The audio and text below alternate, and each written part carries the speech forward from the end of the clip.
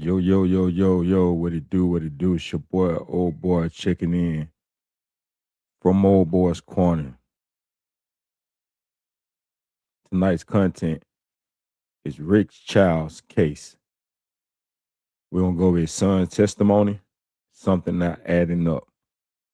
The biggest question in the community now is, did Chow actually, did Rick Shaw actually fire that gun, or was it Andy Chow? And we're not just going to throw it out there. We're actually going to break it down. We're actually going to play Andy's Child's testimony to see how many lies he got caught up in, and it's plenty. His story just doesn't add up. So one who has to ask themselves, if it's not adding up, why isn't it adding up? And we're gonna show you over here. We're gonna show you how it's not adding up. Please make sure you like, share, comment, subscribe to the channel if you hadn't already. Please and thank you. That type of support is free and it'll be greatly appreciated. What you have here on the thumbnail in the background is the defense lawyer. Well, you can't take nothing from him. Done an awesome job. He did his job.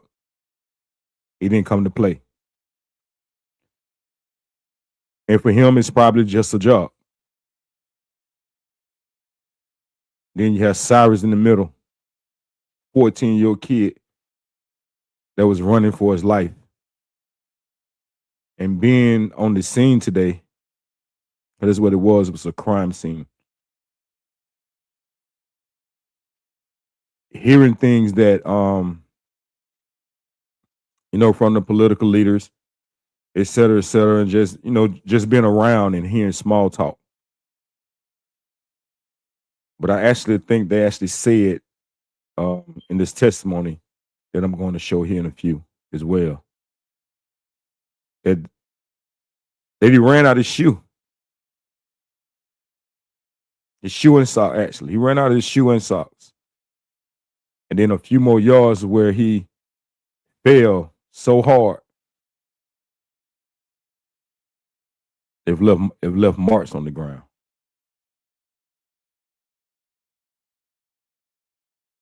So, and then you have Rick Chow. Once again, it was his choice. He didn't have to take the stand. He chose not to.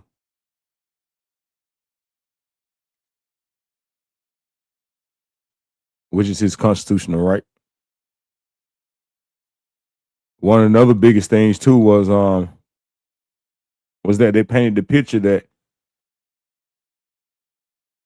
they was rightfully able and legally not responsible for not only walking out the store behind him, but running him down over 130 yards. Which one, in this situation, who was really scared for their life? How could Andy Chow and Rick, Andy Chow, because they're saying Rick shot because Cyrus pointed the gun at Andy. So how was the person that was running scared over 130 yards be the aggressor?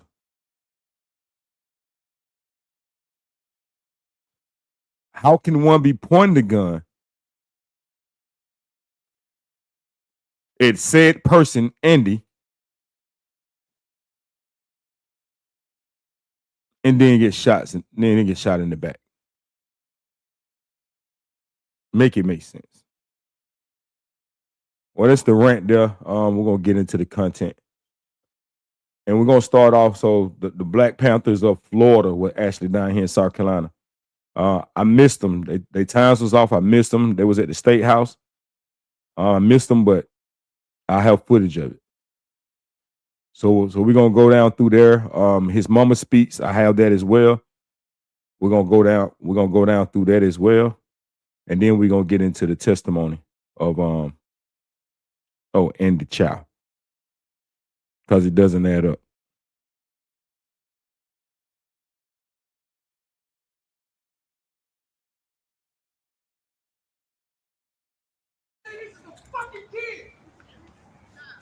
This is a child that won't get a chance to live his life. This is at the store location. If they don't want to do it, I do it. I'm not here to play. I don't feel much to play. I'm fighting. I don't see damn motherfucker that won't get something to be like me. And when you violate a principle, I will correct your ass. In that order. We're not here to play. We want resolution. We want a solution to the problem. We want a fucking answer, and we ain't getting it by y'all just standing around looking at us. So we the people gonna stand up and force the hand. That's right. There's no way in hell an old ass Chinese man made one shot. Run 130 yards. All the way. There's no way. I'm trained, and I can't do it. I'm trained. I do this. Ain't nobody gonna look me in my face and tell me that one single shot with a child running a 4-0 in the 40, because he was running for his life. Right. Even though, let's say he did have a gun, but he was scared. He ran out of his shoe right here. Ran out. Let's go. He bent a corner. He ran for cover. I'm from Tampa, Florida, and this is what I come up with. He ran for cover. This was a child, thinking as a child. Scared, terrified. He ran for cover. You know what? My personal opinion, I feel like the sun has something to do with it. Right. Let's go. Right. Right. I feel like there's a major cover-up. Right. There's no way in hell that old man ran his tired ass out that store. All the way over there. Way over there. All the way down there. None of us. We train, y'all. Listen to what I'm telling you. We train. I am pinpoint accurate at 100 yards. That's stationary. That's not mobile. That's not me moving. It's no way that young man ran out of there with much more speed. Called him collectively. 1, 2, third car took a shot. Let's pay attention. They fumbled the ball a little bit. Now it's on the federal government to pick these charges up and indict his pussy ass. That's right. So I said that earlier. It's not too late. I ain't coming to talk respect, because where's the respect? That's right. Respect is going out the door. So we the people must stand in solidarity. We the people must stand up, because it's all power to the people, for the people, because of the people, and by the people. Every person that's put in position is because we the people put them in there. Right. Stop worrying about presidential votes. Worry about your local votes. Y'all votes do matter. Stop letting them telling you don't matter. Your voice matters. Your presence right now today matters. Cyrus is looking down, and he's happy because we're speaking for him. Right. And we're not just speaking for just him. We're speaking for the countless others. So if y'all can hear me and y'all feel me, this flame that y'all got right now, brother, I'm talking to you. Don't let this flame go out. You are a king and a god. Stop giving yourself a servant and savage rewards. Respect who you are. Know who you are. We got to stop acting like we not this, but this is who we are. We have to come together. I speak to all the YNs out there. Get rid of that acronym and say YM, young men. Right. Let's go.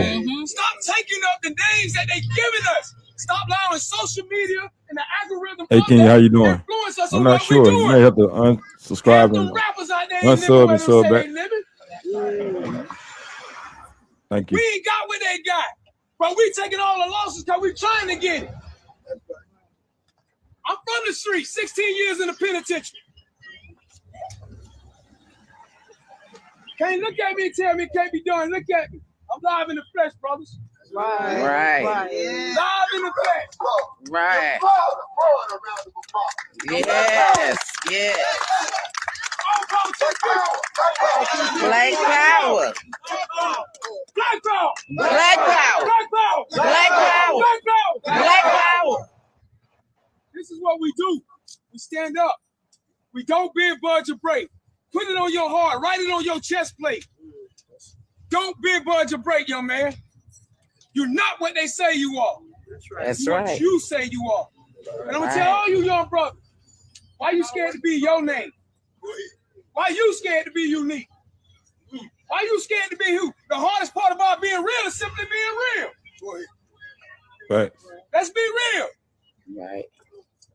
I ain't finna let my homeboy, I got my brother comrades back. I'm not gonna allow my comrades to do nothing that's gonna jeopardize them. Stop allowing your homeboys to do stupid stuff. Because y'all wanna know the truth? We killing ourselves faster than the white man. Now where's my soldiers at right now? Number facts. Right. Right. I gotta go to the penitentiary. I need a shovel to go get my soldiers. I need it. If it was 1950 right now with slavery, what would y'all be doing right then? Huh? Huh? Why you ain't doing it now? Why you ain't doing it now? We're allowing it. Listen to what I'm telling you, King. We're allowing it. Your fury with your brother is not your fury. Your fury is with those that are opposing you, holding you down, making you feel like you're not the man that you say you are. You are a king and a god. That's right. Right. Right.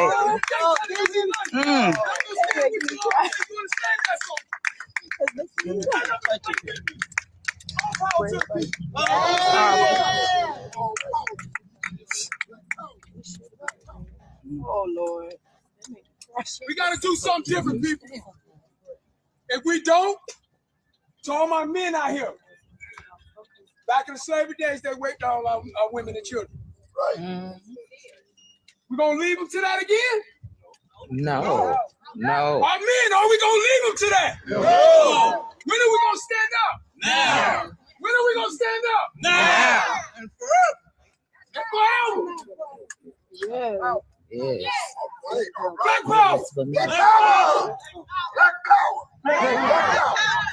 Strong black ministry you heard from the men of the black revolution and the black people, the black panthers, the black activists, the blacktivists. And we want to hear from our sisters who is part of the military. Our sisters from Georgia and Florida and represent that region. Dr. Nusayba has come to bring a message in the name of Spirit of Amjad Khaled Abdul Muhammad, as well as Brother Cyrus Bell. Assalamu alaikum. Black power. Black power. Black power. Black power. All right, brothers, you got the message. What about sisters? Right? I got a son. I got a 19-year-old son. And I'll be damned if I let him come out here and get gunned down in these streets like this. Right. All right? Right. You can't tell me black women aren't strong enough. Right. We held it down and we hold it down for black men all the time. Yes. Right? Yes. Who stands next to the brothers? We do. We do. That's why I stand next to the Panther Party. That's why I do what I do. I'm from Fred Hampton Gun Club. We came here in solidarity to help one another, right? Because that's what black folk do. That's what we lost. That's what we don't have anymore, right? So I need sisters to understand it's all right to bear arms. It's all right to stand by your brother. It don't make you hard. You're still a woman. You're still soft, just not in the street, right? When it comes to the cause, you're serious out here. Hey, we need to look at our children, stand up, and say, how long? How long? How long are we going to keep allowing this to happen? It's not going to be me, and it's not going to be today. Peace and power. Peace and power. Let's go. That's all right. In the name of Allah, the most beneficent, the most merciful, praise be to Allah. like I'm the ambassador, Sheikh Alabama Akbar, a black activist and a black revolutionary. Say it together. I am a black revolutionary. A black revolutionary. I am a black revolutionary. A black revolutionary. I am a black revolutionary. a black revolutionary. I am a black revolutionary. I am a black revolutionary. Kill a black revolutionary. Can't kill the revolution. We can't kill black revolution. We can't kill the black revolution. Say it again. We can't kill the black revolution. I am a black revolutionary. A black revolutionary. And they can't kill me. And they can't kill me. I am a black revolutionary. A black revolutionary. And they can't kill me. They can't kill me. Black power. Black power. Black power. Black power. Black power. Black power. Military to black the goddamn call today. We come in the spirit. Honorable Dr. Khalid Abdul Muhammad, our chief minister and guide, and one of my advisors, Honorable Dr. and Attorney Malik Zuma Shabazz, who is black to call, and black to call for the family, and for Cyrus Belton, and all of those who have been slain. All right, shout out to the Black Panthers, man. Shout out to the Black Panthers of Florida. All right, our next one we're going to go to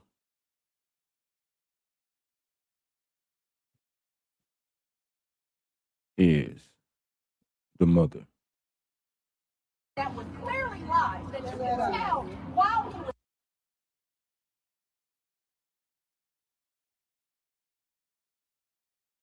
This is at the State House today in Columbia, South Carolina. This is his mother speaking, Cyrus' mother. That's heard the same testimony from 4 different eyewitnesses from 4 different vantage points who saw my son did not have a gun in his hand. At all. South Carolina and the jurors believe the lies that was clearly lies that you can tell while he was speaking that he could not get his lies straight. That's right. He was believed. Investigate the judge. So Andy and Rick Chow, along with Alice Chow, got away with murder. That's right. Yes, I agree. Charging with a hate crime. My son was afraid. My son died. He bled out. Yes. On the side of the road with strangers. The last person's face that my son saw was his murderer. In the state of South Carolina, based off of those jurors, let my son's murderer go free. That's right. And I am angry. I am outraged. We angry. Yo, we angry for We you. angry. Turn on the news, something else is happening to us. And Yes. I mean, come on. Come on now. Yes. When is enough going to be enough? We do need to support people that support us. That's So right. if we go into a store and they're following us around, That's do right. not spend your dollar. That's right. That's right. That's right. Shut it down. That's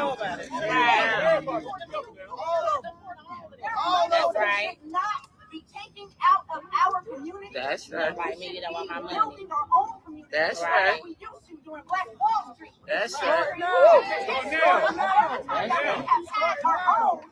Here come Americans, some people coming and destroying what we have built. Yes. And we need to turn around and say no. No. Stop today. No. Cyrus Yes. is the last child That's that right. died That's in right. a senseless murder based off of racial profiling That's and right. being killed by racist people. Yes. That's right. Yes. Right. This is the Yes. last child. That's right. Father also. You can hear from the Father. Yes. Yes, sir. Yes, sir.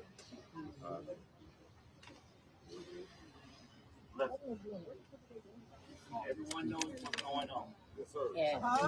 This has been a long history for years on black kids, men, women, all around the world. Like Cyrus' mother said, this should be the last. We all need to come together. It makes no sense for that jury to vote the way they did. Come on now. You all seen the same thing we seen. Yes. I mean, if it was different, Crystal clear. what was different? I don't know. It was crystal Come clear. in and profile as soon as you walk in the door. Right. Right. You know the facts. You see the facts. But who don't see the facts? All of us.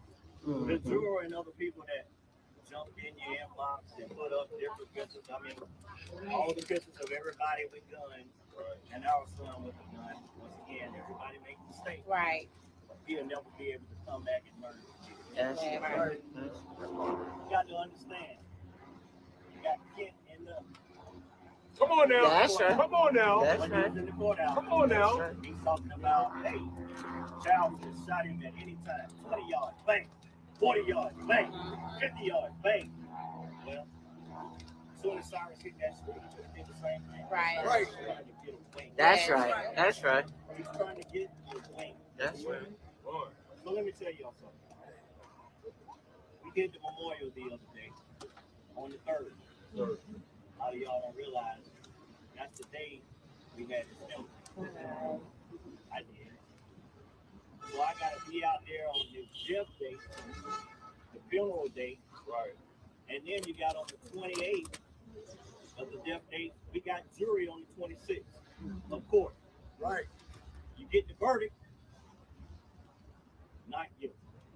Wow. So how you think we all felt about it? That's right. We all. But take it from the family first, and you all, we really appreciate you all support. Hey, we love you, man. Yes. We love you, man. Yes. Brother. We love you, man. Yes. Yes, sir. You just started. I don't understand what they see. That's right. That's right. Hey, don't. I don't either. You all didn't. And we're gonna go over it. I'm out there. We're all out there, and we're giving you all what we're saying. But y'all didn't pay attention to the markings out there on the street, did you? A, B, A, and everything. That's all everything from the crime scene. Didn't want to tell Nicole when everybody was out there putting up all the ornaments and all the lights. Right. There's an orange spot out there. Right now where that white cross is. You know what that is? Man. Wow. Jesus. My The God. last one. So, let me tell you, I hear, oh man, you did good, but you seem like you wasn't too emotional. After all that, I had to go to the truck. I got lost.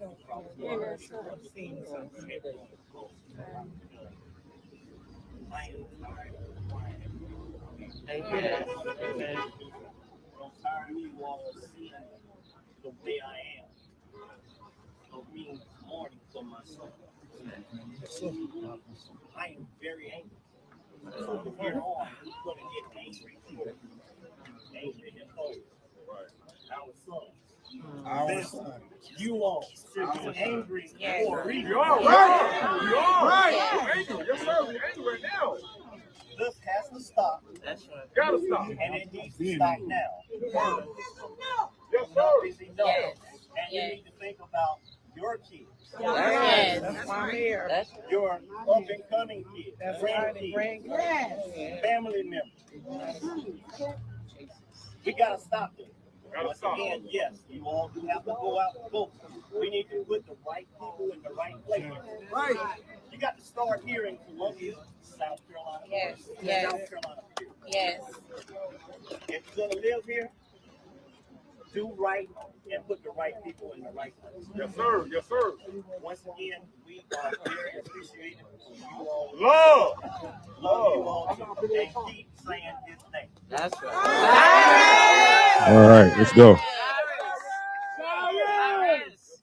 That's right.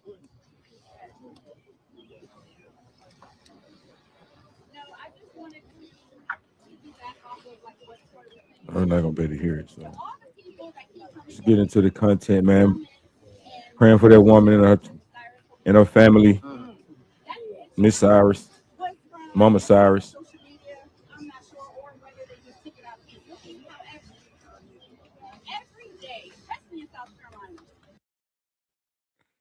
So let's go here.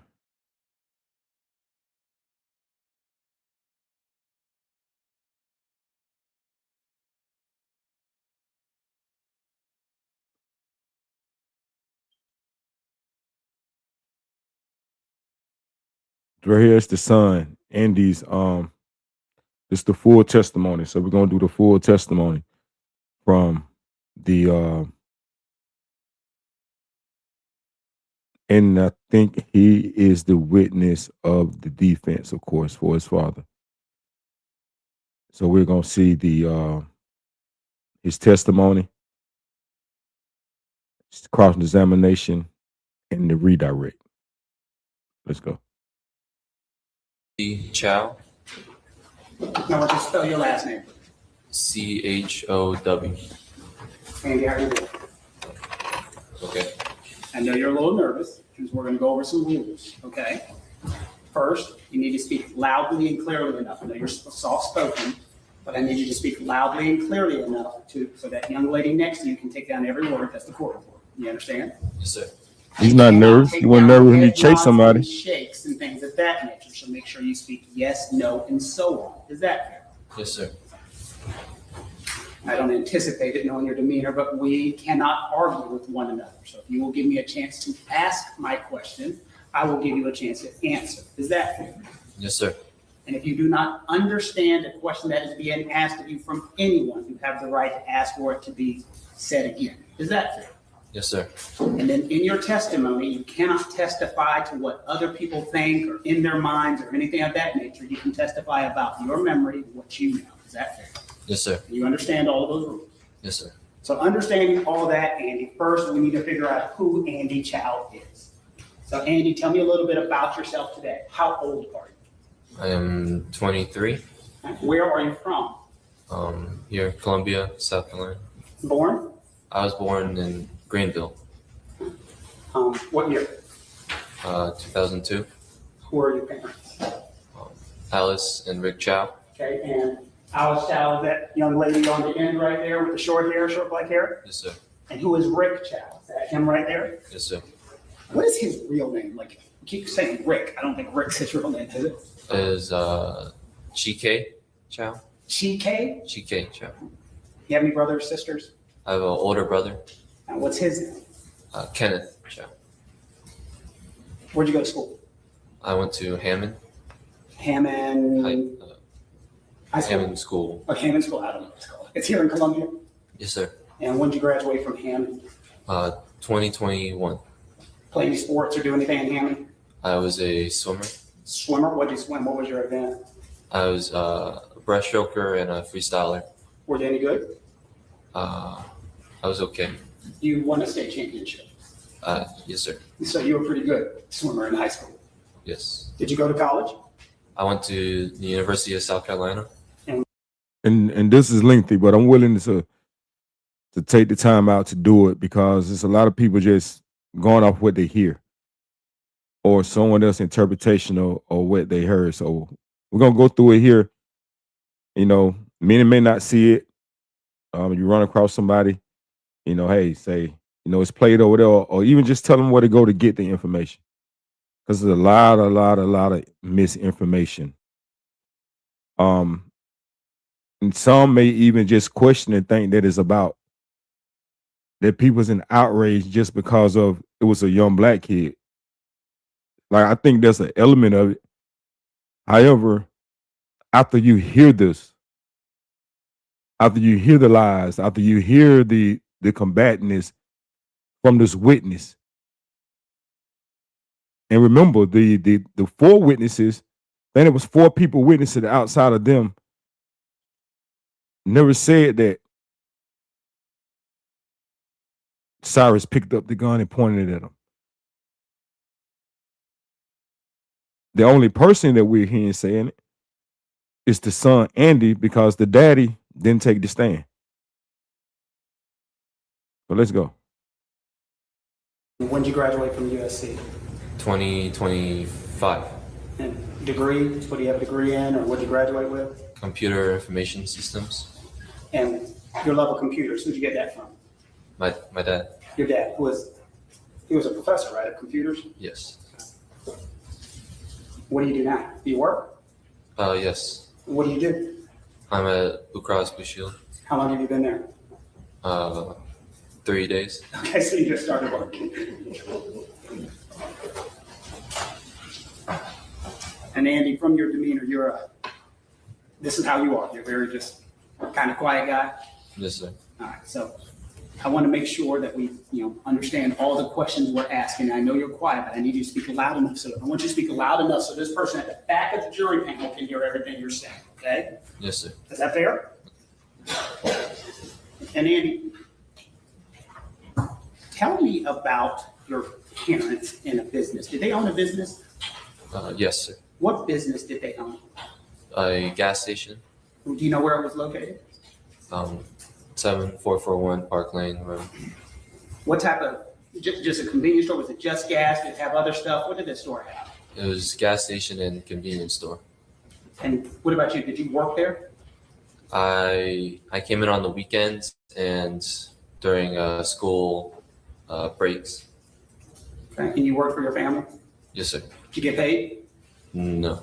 We'll discuss that later. But you did not get paid working for your family, it sounds like. We'll talk to Alice and Rick about that at a later point in time. Now I want to take you to a more serious event. I want to talk about what we're here for. Okay? You remember the date? You remember when it happened? Yes, sir. So I'm not going to interrupt you. I want you to tell the jury what happened that day from your point of view. Can you tell them what happened? Okay. So I watched a young man come in to the store, and it's not a young man, it's a young kid. I was stocking things onto the shelf, and so I went to the register, and I hear my mom ask him to leave his backpack at the front of the store. Which he did. And so he does, and he starts to go around the store, and then I see he goes to the water cooler, and that's when I think he pockets a water.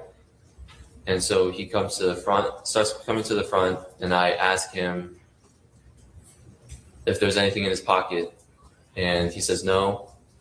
My mom, she also asked him, and then I see he turns to both of us, and he tries to show there's nothing in his pocket, but he keeps his hands in the pocket and still like trying to hide something. And so after that, he turns around, he grabs his backpack and walks out the door.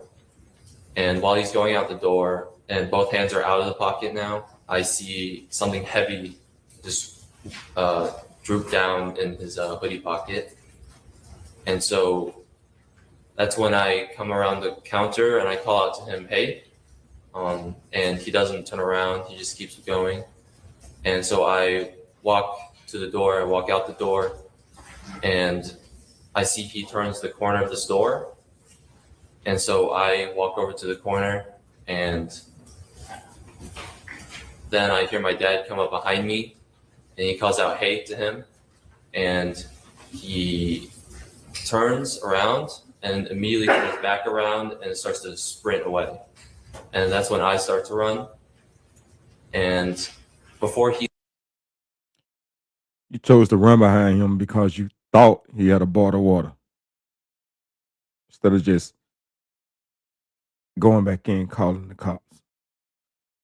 With y'all great security system of facial recognition. But let's go. he leaves the parking lot, I see he throws something out to the right. And so I slow down. I slow down for like a second, and I glance back, and I don't see what he threw. I only see trash and litter. So it was his cell phone. Turn back around and continue following him. And so I see he crosses the street, and I go to cross the street, and then I see he trips and falls flat on the grass. And so I was running full speed, so I end up catching up to him. And when I catch up to him, I see something is in his hand. I'm not sure what it is yet. But as he starts to get up, I see that it's a gun. He fell. He sees something in his hand. He don't know what it is yet. And he points it at me. So I immediately put my hands up I start to back away from him quickly, and then I yell, "He has a gun!" And then I turn to my dad, who's coming up behind us, and I yell at him again, "He has a gun!" And I'm still backing up, and I watch my dad, and I watch him yell, "Drop it, drop it," and he yells no, and then pulls his gun and fires one shot. And so he, as after the shot, I turn and I look at him, and I see he takes 1 or 2 steps, drops his gun in front of him, and then ducks to the ground and stays on the ground. And so This dude's lying. He got shot in the back, people. How was he facing him? Pointing a gun at him. If he was going forward with the gun behind him, pointing at him, when the gun would have fell behind him and not in front of him. But let's go. I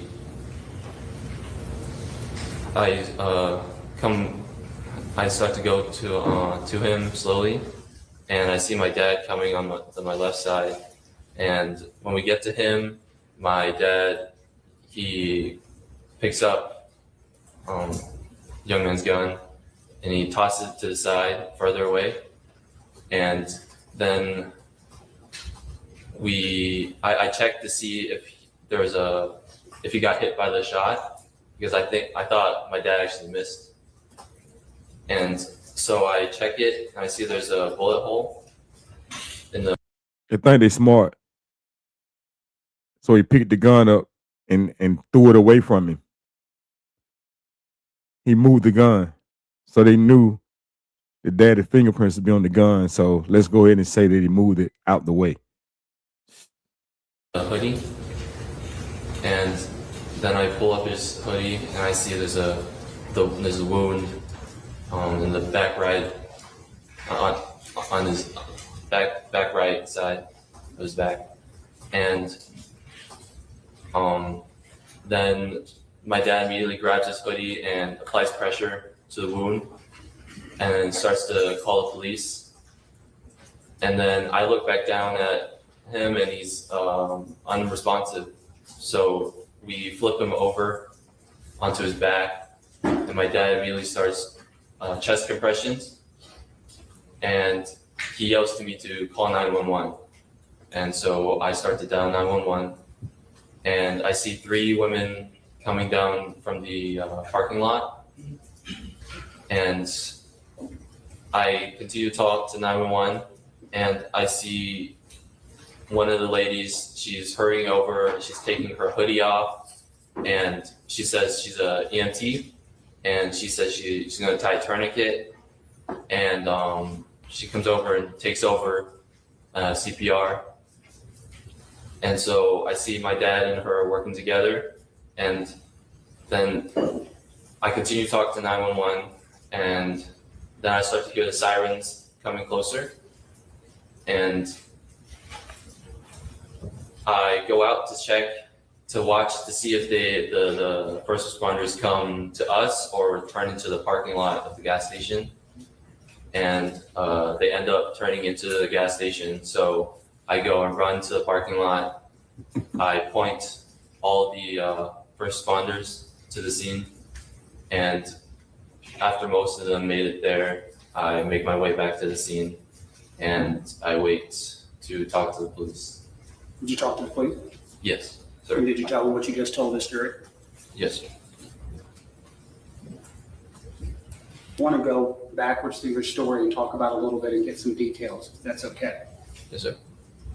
It has been suggested that you didn't tell anyone you saw a gun pointed at your father, or pointed at you, I'm sorry, not your father, a gun pointed at you. Did you tell anyone on scene that a gun was pointed at you? I did not say the exact words it was pointed at me. What did you say? I said that he had pulled a gun on me. And you called 911? Yes. as he running away. Come on, man. Talk to officers. Yes, sir. After the young man was shot, did you and your father have time to huddle up, sit down, and talk about anything that happened? No, sir. You called, and who told you to call 911? My dad. Immediately. Yes, sir. And the 911 call, that was the first time you had mentioned about the gun? Is that what you remember? Yes, sir. At this point in time, we'd like to play Mr. Chow's 911 tape to rebut a claim of fabrication. Yeah, 911, very slow.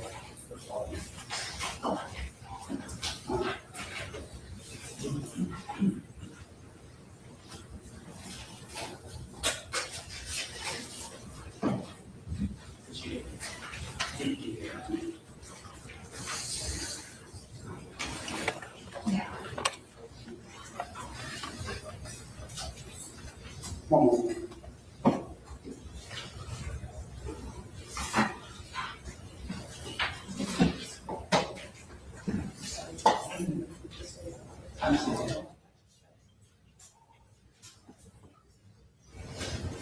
Andy, you have listened to the 911 call, correct? Yes, sir. And you'll be able to recognize your voice on the 911 call? Yes, sir. And you don't believe the 911 call has been altered or anything of that nature? No, sir. Now, at this point in time, we would enter Mr. Child's 911 call, Andy Child's 911 call, and I think this would be defense for 3.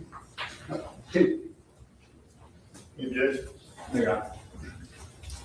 be admitted without objection as defense 2. Can we play the 911 call, please? You just call in and have to pause.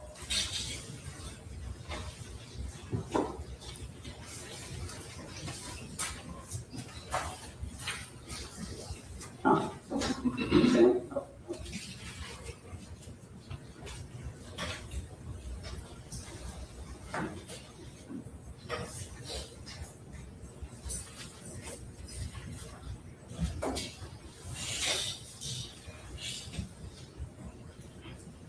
May 28, 2023, 20:06 and 25 seconds.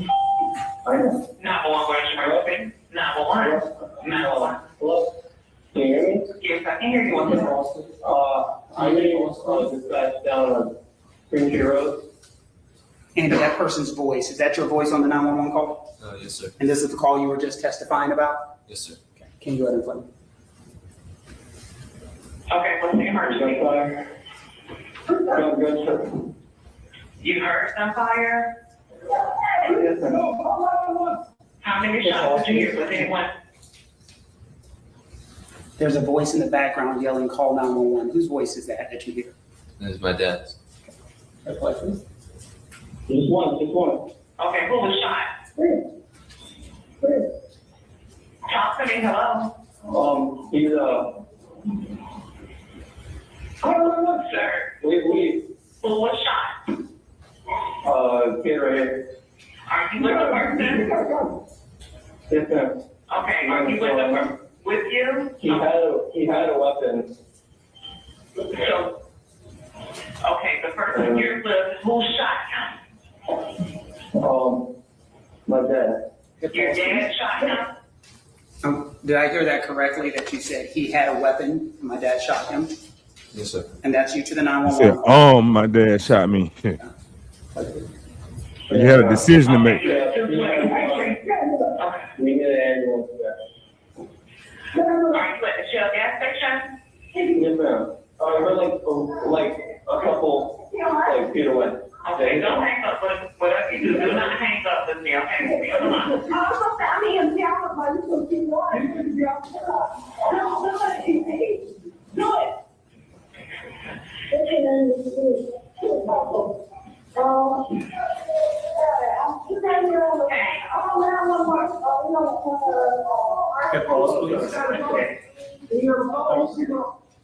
And you're still on the phone with 911 at this time? Yes, sir. And there's other conversations, other people calling 911, and your father saying call 911. You don't know if you notice it, and the mother and the dad is back there speaking in Chinese. What is this happening, but you're still on the phone? Yes, sir. And this is not giving you an opportunity to talk to your father. Would you agree? Yes, sir. Okay. Okay, you said your dad shot him?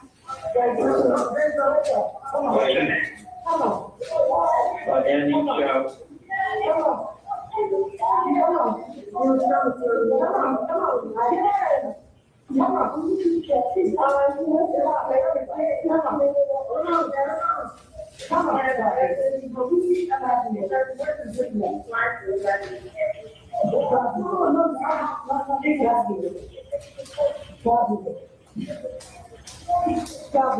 Okay, pause, please. And this is, you're still on the phone with 911. You have not hung up the phone. Oh, yes, sir. And no one is telling you what to say. No, sir. Not during this time. No one is telling you what to say or what to do or anything of that nature. No, sir. Not during this time. Someone doing CPR? Yes, ma'am. She's like,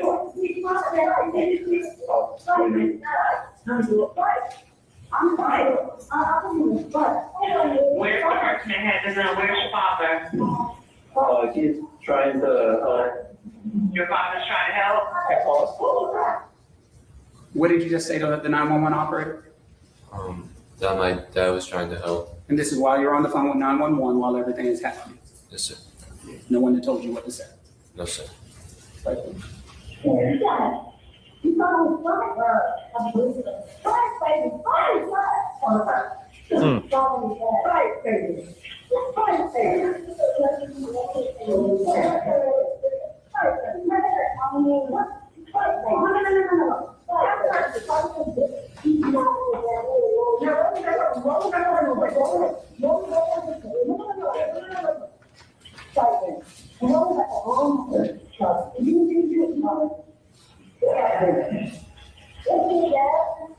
Why did your father shoot him?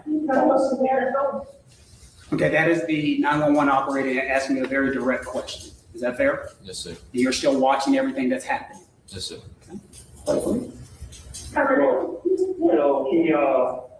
he's leaving feeling something, I think, I'm not sure, because we're over here.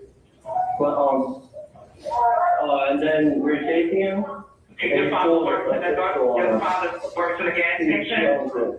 Yeah. Okay. He didn't answer the question.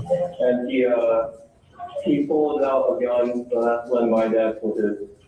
Good pause. What did you say right there?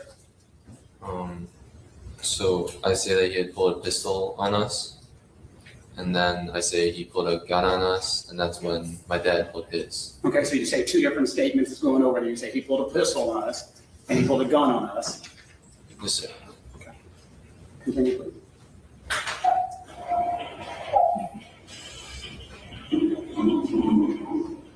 They coached him well. So they thought.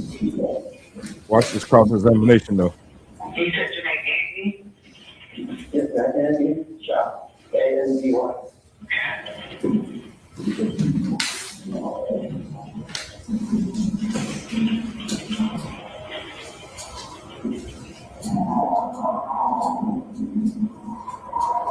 Okay, help this on the west part. Sorry.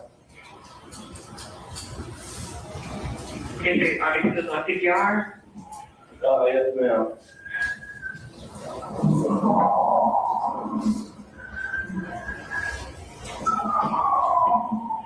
He sounded more scared giving the testimony than he did on their phone. All right, thank you. So what we just heard was you calling 911. Yes, sir. And again, who did you say told you to call 911? My dad. And it was immediately afterwards? Yes, sir. And we heard your dad on the 911 call? Yes, sir. No. See, this the lie. After you got off the 911 call, what happened next? And maybe the dad did say it before he called, but he was already on the phone with 911. You also can hear a lady in the back saying it as well. But let's go.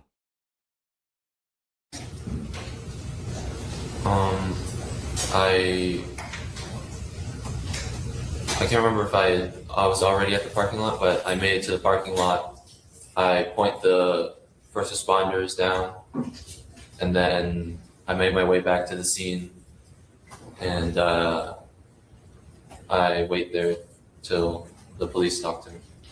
It wasn't that long after the 911 call, or was it?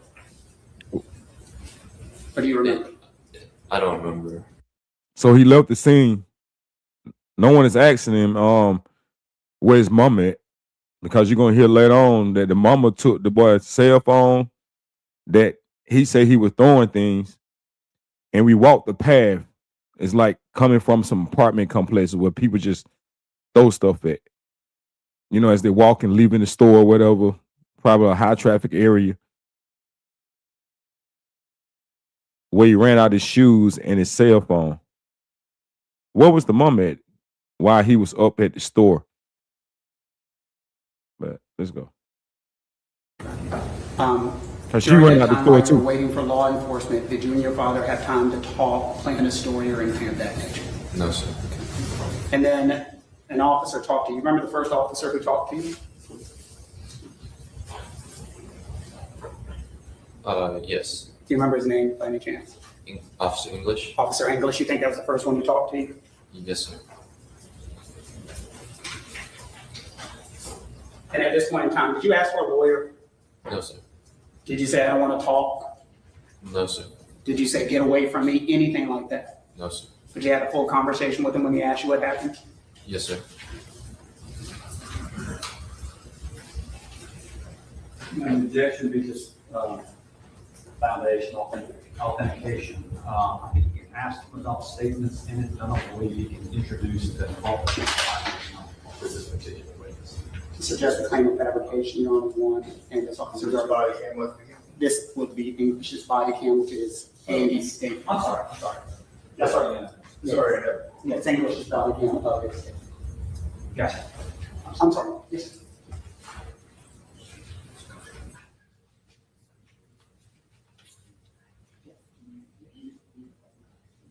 Okay, so that objection, Your Honor. Okay. And so you were familiar with having a conversation with English on scene? Yes, sir. We had a conversation with him without a lawyer or anybody else present? Yes, sir. You know, at this point in time, you know, sure. I will offer this as defense 5. Defense 3, this has already been looked at, but this is the unmuted copy of what Mr. Chow said that day. If that makes sense. The state has already offered a muted copy because under the rules of what they're required, now we're just offering the unmuted copy. Okay. It'd be admitted as phase 3 without, Defense. sorry, defense 3 without objection. Sorry. Can we go ahead and play that? Okay, pause. Who is that in the video? That is me. Okay, and this is the conversation you were talking about that you were having with the officer? Yes, sir. Okay, can we go ahead and play that? please? So I was at the register and we were watching it because I think my mom said, you know. Yeah, pause for me.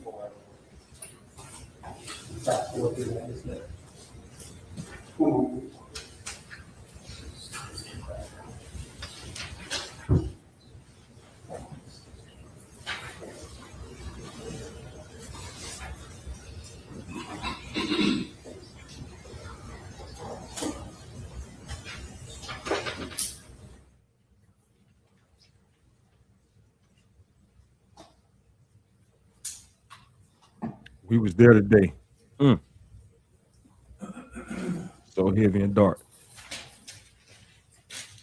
And look how big he is, chasing out the sirens.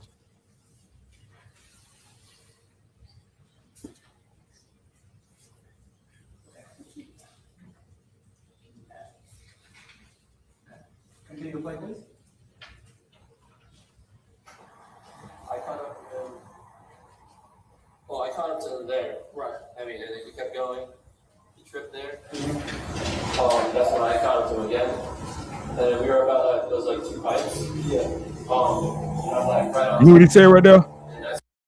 He tripped there, and I caught up with him again. Did you catch that?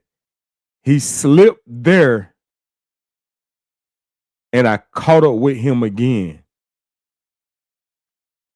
Now his testimony been that when he originally fell, he turned around and pointed the gun at him. Let's hear this again. Yeah, we're on your top, man.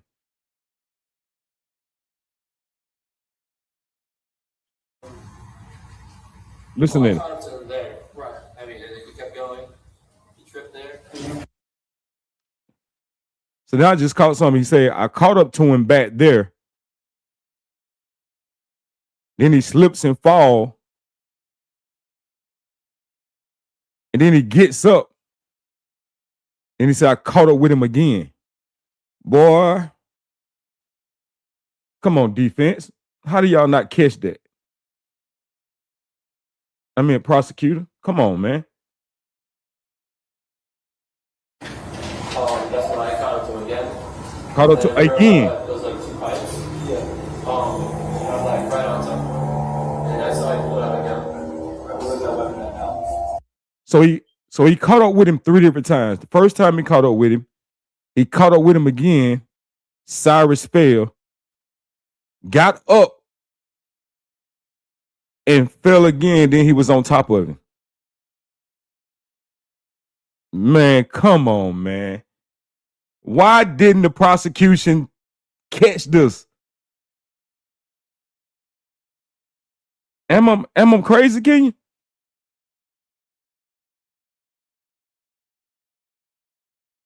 Wow.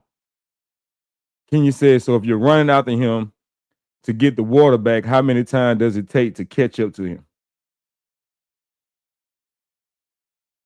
But even deeper than that, you're exactly right. So I caught up to him the first time. Second time he fell, he caught up with him. He got up again. Then the third time when he was on top of him.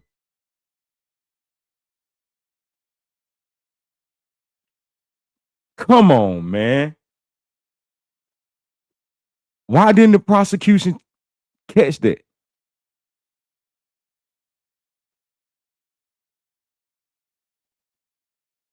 Oh, man. All right, let's go. Wow. It was right there. Next to that second tree. Where the other 2 people are. Okay, where's your dad's weapon? It might be on him right now. Okay. Take it. Stop. So you're telling the officer what happened at this point in time? Yes, sir. And you had mentioned pulling out a firearm right then and there. Yes, sir. And you That's did crazy. a little finger gesture. Yes, sir. Why didn't you continue telling this officer what had happened on that scene?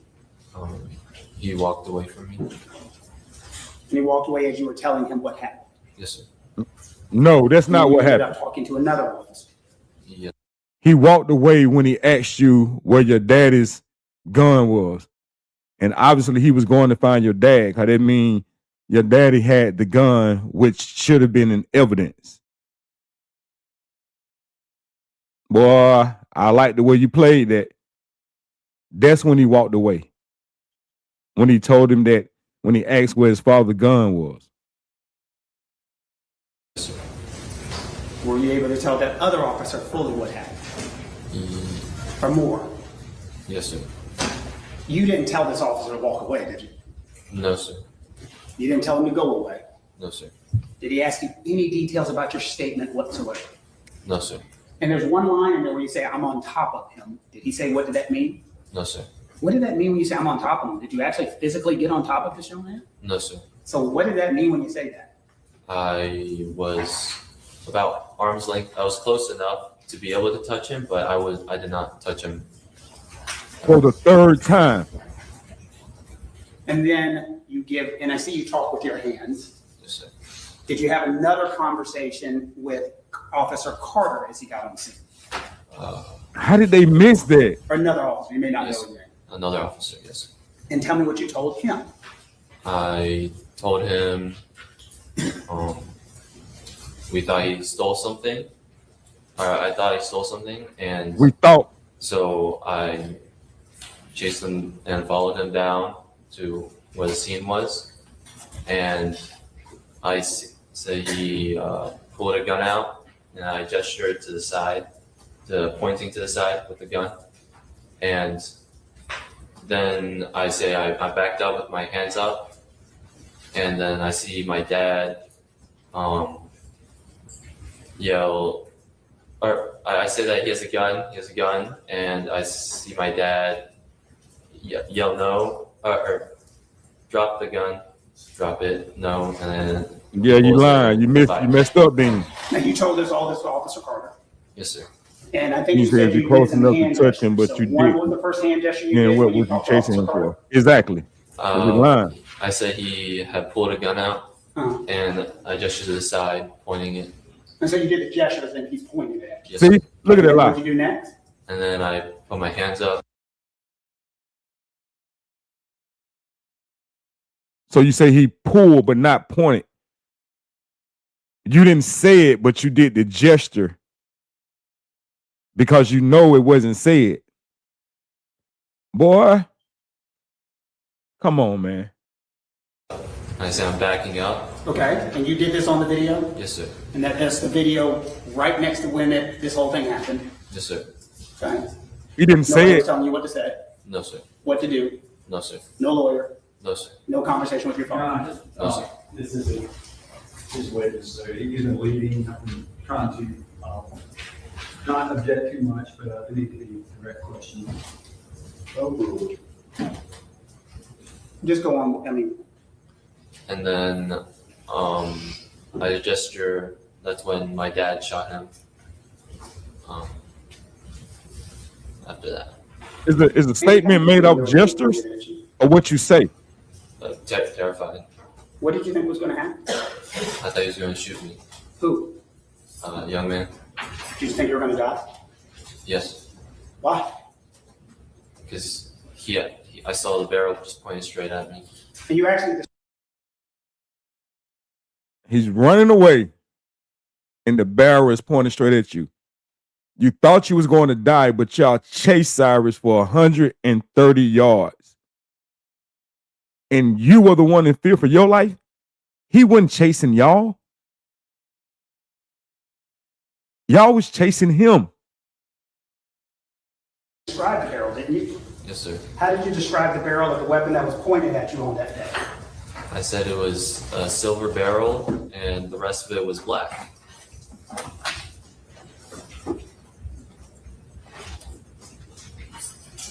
Showing you what's been marked. Well, before you described the firearm, had you seen it again since it was pointed directly at you? No, sir. Had anyone showed it to you on scene? No, sir. Did you go up and look at it and examine it? No, sir.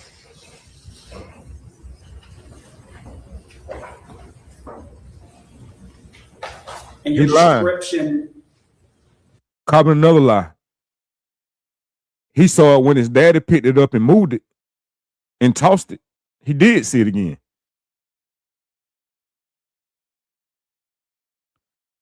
He absolutely did see it again after it was allegedly pointed at him.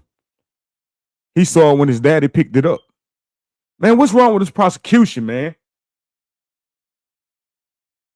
Come on. what was the barrel? A silver barrel. A silver barrel. Yes, sir. You ever had a gun pointed at you before? No, sir.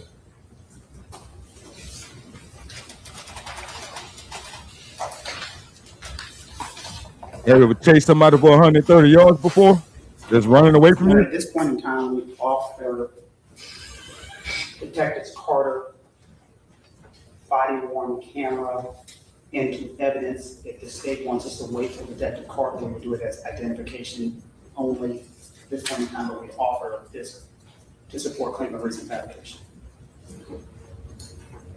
At this point, just identification, we don't have any objection. And he's already, I guess, recited what he believes he said in the video. All right, I'll allow you to have a mark for identification. And I know I cannot publish at this point in time until Officer Carter testifies. Right. Come on, trying to be slick. Look at it. Y'all are agreeing, actually. Yeah, this one. Oh, I'm sorry. I heard publish, I'm sorry. No. I said I will not until the Officer Carter Collins just. Like you absolutely did say publish.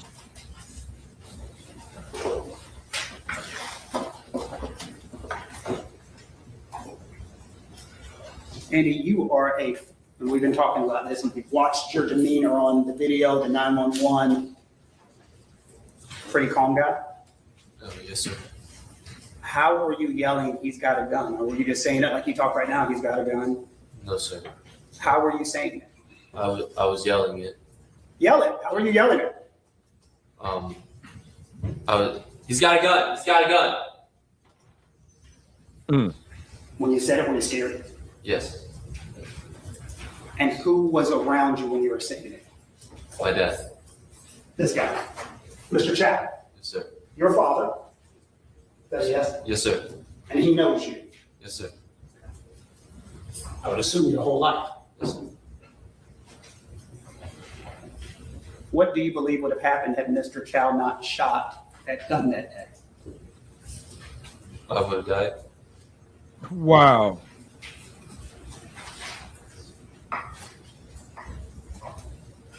Did you actually see the barrel pointed at you?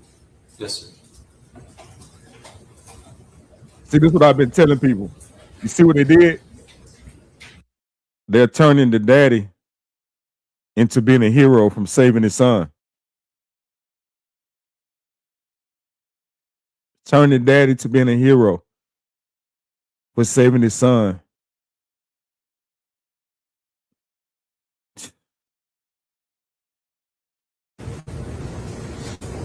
And I want to go back and talk about the things that have happened in the store, because there's been a lot of comments on things that happened in the store that day, Andy.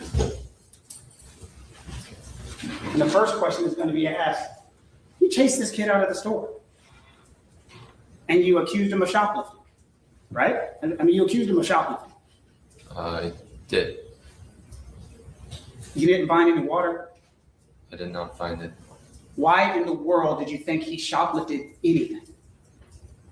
Because of what happened in the store. But tell the jury again, because, I mean, that's the whole question. Why did you think he had done something wrong?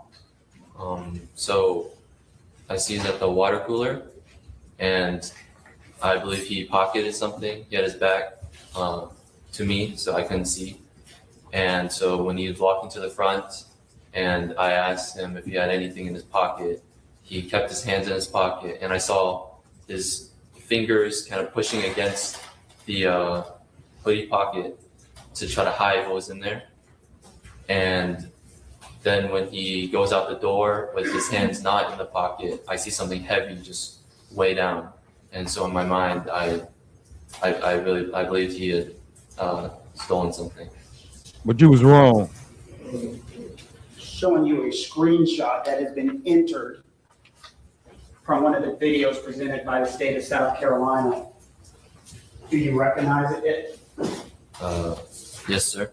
What are we looking at? He's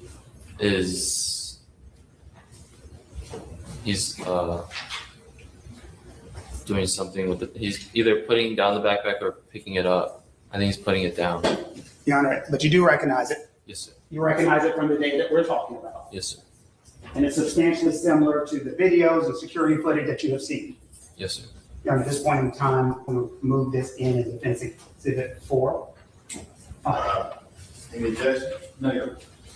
Photograph be admitted as Exhibit 5. Exhibit 5. He can't even keep up with his exhibit.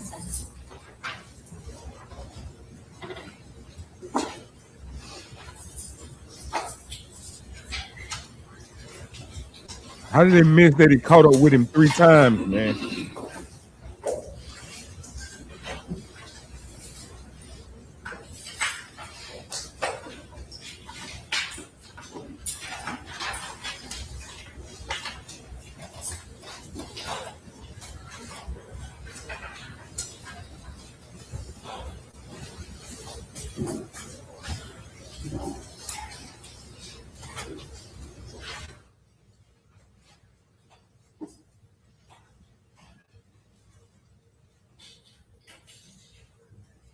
While they're doing that, I'm going to show you a second screen clip from a video entered by the state of South Carolina.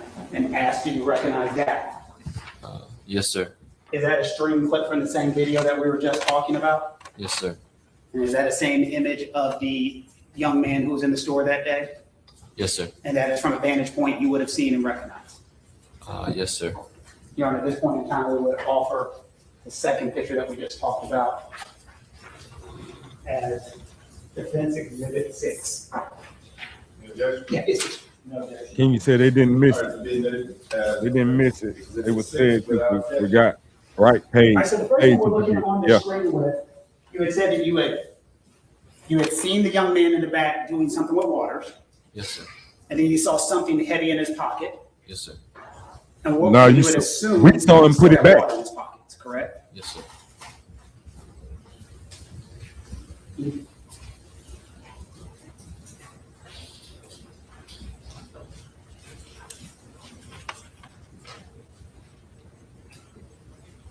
And now showing you,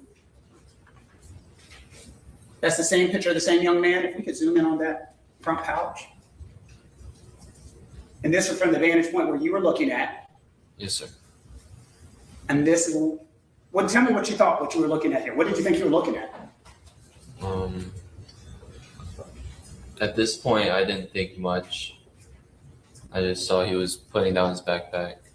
But you see something bulge in his front, correct? Yes, sir. Didn't know what it was. No, sir. So he just admitted. So again, these key points, he admitted. So this is when he first coming in the store.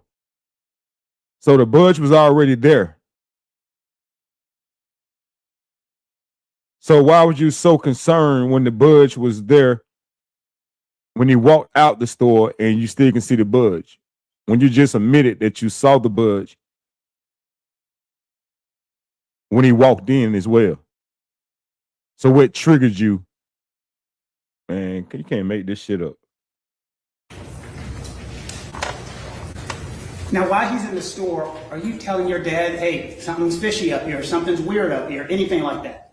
No, sir. Having any conversations with him? No, sir. Any discussions with him? No, sir. With anybody other than your mother? I didn't say anything. Anything at all? No, sir. So the decisions you were making that day, whose decisions were they? Just mine. Now I know they play it here. When he first walk in the store, when the wife tell him, because the son is not there at first, I don't believe. It looks like as he's walking in, the wife picks up her phone. And that's when the husband comes from the back. And Andy, you realize, I mean, they're asking the question. You didn't have to go outside that store, did you? I don't know. I didn't have to. I mean, were you thinking about that at that point in time? No, sir. Were you trying to hurt this kid? Did you know him? No, sir. Were you chasing him to hurt him? No, sir. What in the world were you going to do if you actually caught up to him? I didn't plan to catch up to him. What? What do you mean you didn't plan to catch up with him? We've seen the video. You go. I didn't. So what you chasing him for then? Oh, y'all were just playing Tom and Jerry. You were just seeing who could run the fastest, huh? What was the point of chasing him?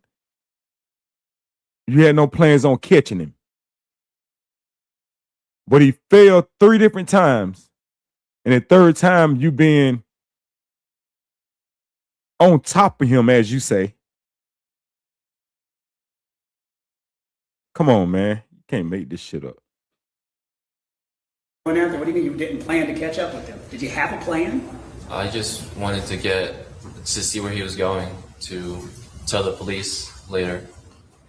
And there's been questions that this case is about 4 bottles of water. You've heard that. Yes, sir. When the gun was pulled on you, were you thinking about water? No, sir. Man, this jury need their ass whooped. Did you say, never mind, forget the water?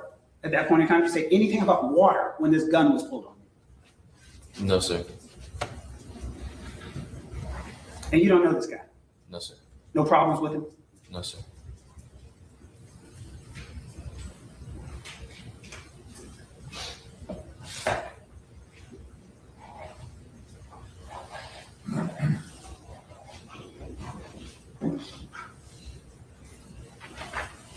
Jury needed to add what?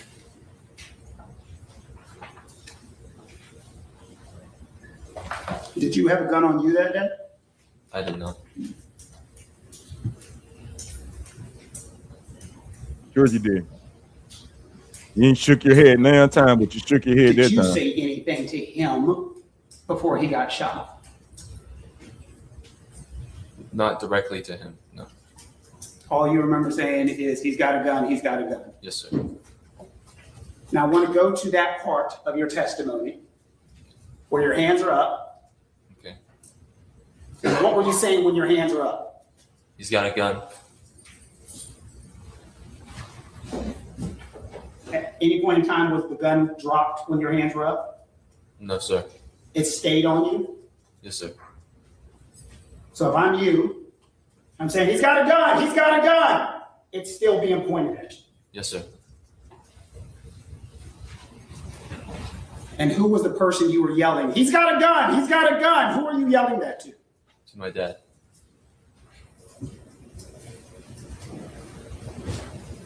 And as you were yelling that with your hands up and a gun pointed at you, at some point in time you had testified your dad said something also. What was it? He said, drop it, and no. Was it dropped or was it still pointed at you? Still pointed at me. The barrel? Yes, sir. And what were you looking at? I was looking at my dad at that time. Were you scared? Yes, sir. And again, what did you think was going to happen had your dad not fired? I would have gone shot.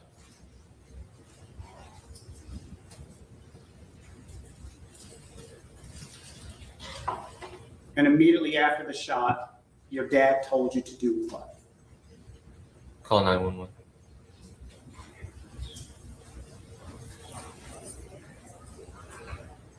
And immediately after calling 911, we hear your dad trying to perform life-saving measures on you.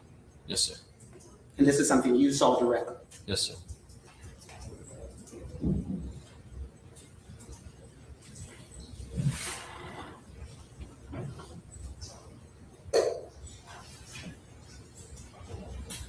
You beg the court's indulgence for one moment. Yes.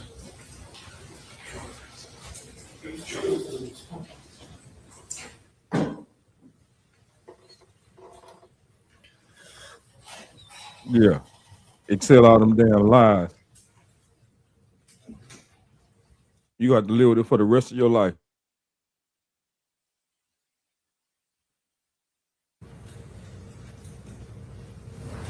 Andy, thank you so much. I'd like you to answer any questions that the state of South Carolina has for you, okay?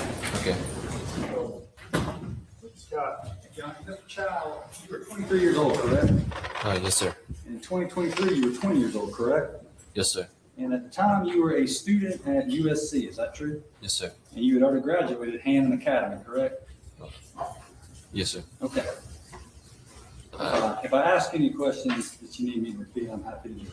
Okay, yes, You sir. had graduated Hammond at the time? Yes, sir. And that is a private school here in Columbia, correct? Yes, sir. And you swam on the swim team, correct? Yes, sir. Did you get any college scholarships? No, sir. You were 5'11", 200 pounds at the time, correct? Around that. Yeah. Have you mentioned before under oath that at the time you were 5'11", 200 pounds? Yes, sir. Okay. How much do you weigh now? 185. Okay, so you were significantly bigger at the time. Significant. 15 pounds bigger. Yes. Okay. At the time you were working at your parents' Shell gas station at 7441 Park Lane Road, correct? Yes, sir. And they had owned that store about 10 to 12 years at that time? Yes, sir. Okay, how long had you worked there? Well, I came to help for, I guess, since we opened. You were familiar with the store, is that true? Yes, sir. Okay, and had you become aware of the crime of shoplifting in your time working in the store and being around the store? Yes, sir. All right, what is shoplifting? Someone stole something. Okay, and had that happened more than once in the 10 to 12 years your parents had owned the store as of 2023? Yes, sir. Okay, had you developed a policy or had your parents developed a policy in dealing with shoplifters? Yes, sir. Okay. In 2023, you were studying computer Information systems, isn't that true? Yes, sir. And your father was familiar with computers and computer technology as well, isn't that true? Yes, sir. He had actually taught a small college as far as lessons in computers, correct? Yes, sir. Isn't it true? Computers can do amazing things. Yes, sir. Okay, they can help with DNA extraction and going through millions of propositions. Isn't that correct? Yes, sir. Okay, they're able to synthesize surveillance systems and produce high quality videos. Isn't that correct? They can. Okay, and you yourself and your parents at the Shell gas station at 7441 Park Lane Road had a very sophisticated surveillance system. Isn't that true? Yes, sir. Okay, and you were able to identify shoplifters with that system, were you not? Yes, sir. Okay, and you had a wall of shame above the cash register. Isn't that true? Yes, sir. What is the wall of shame? There's pictures and descriptions of past shoplifters. Okay. And that's States 44, Stephanie. Do you recognize the wall of shame in States 44? Yes, sir. Okay.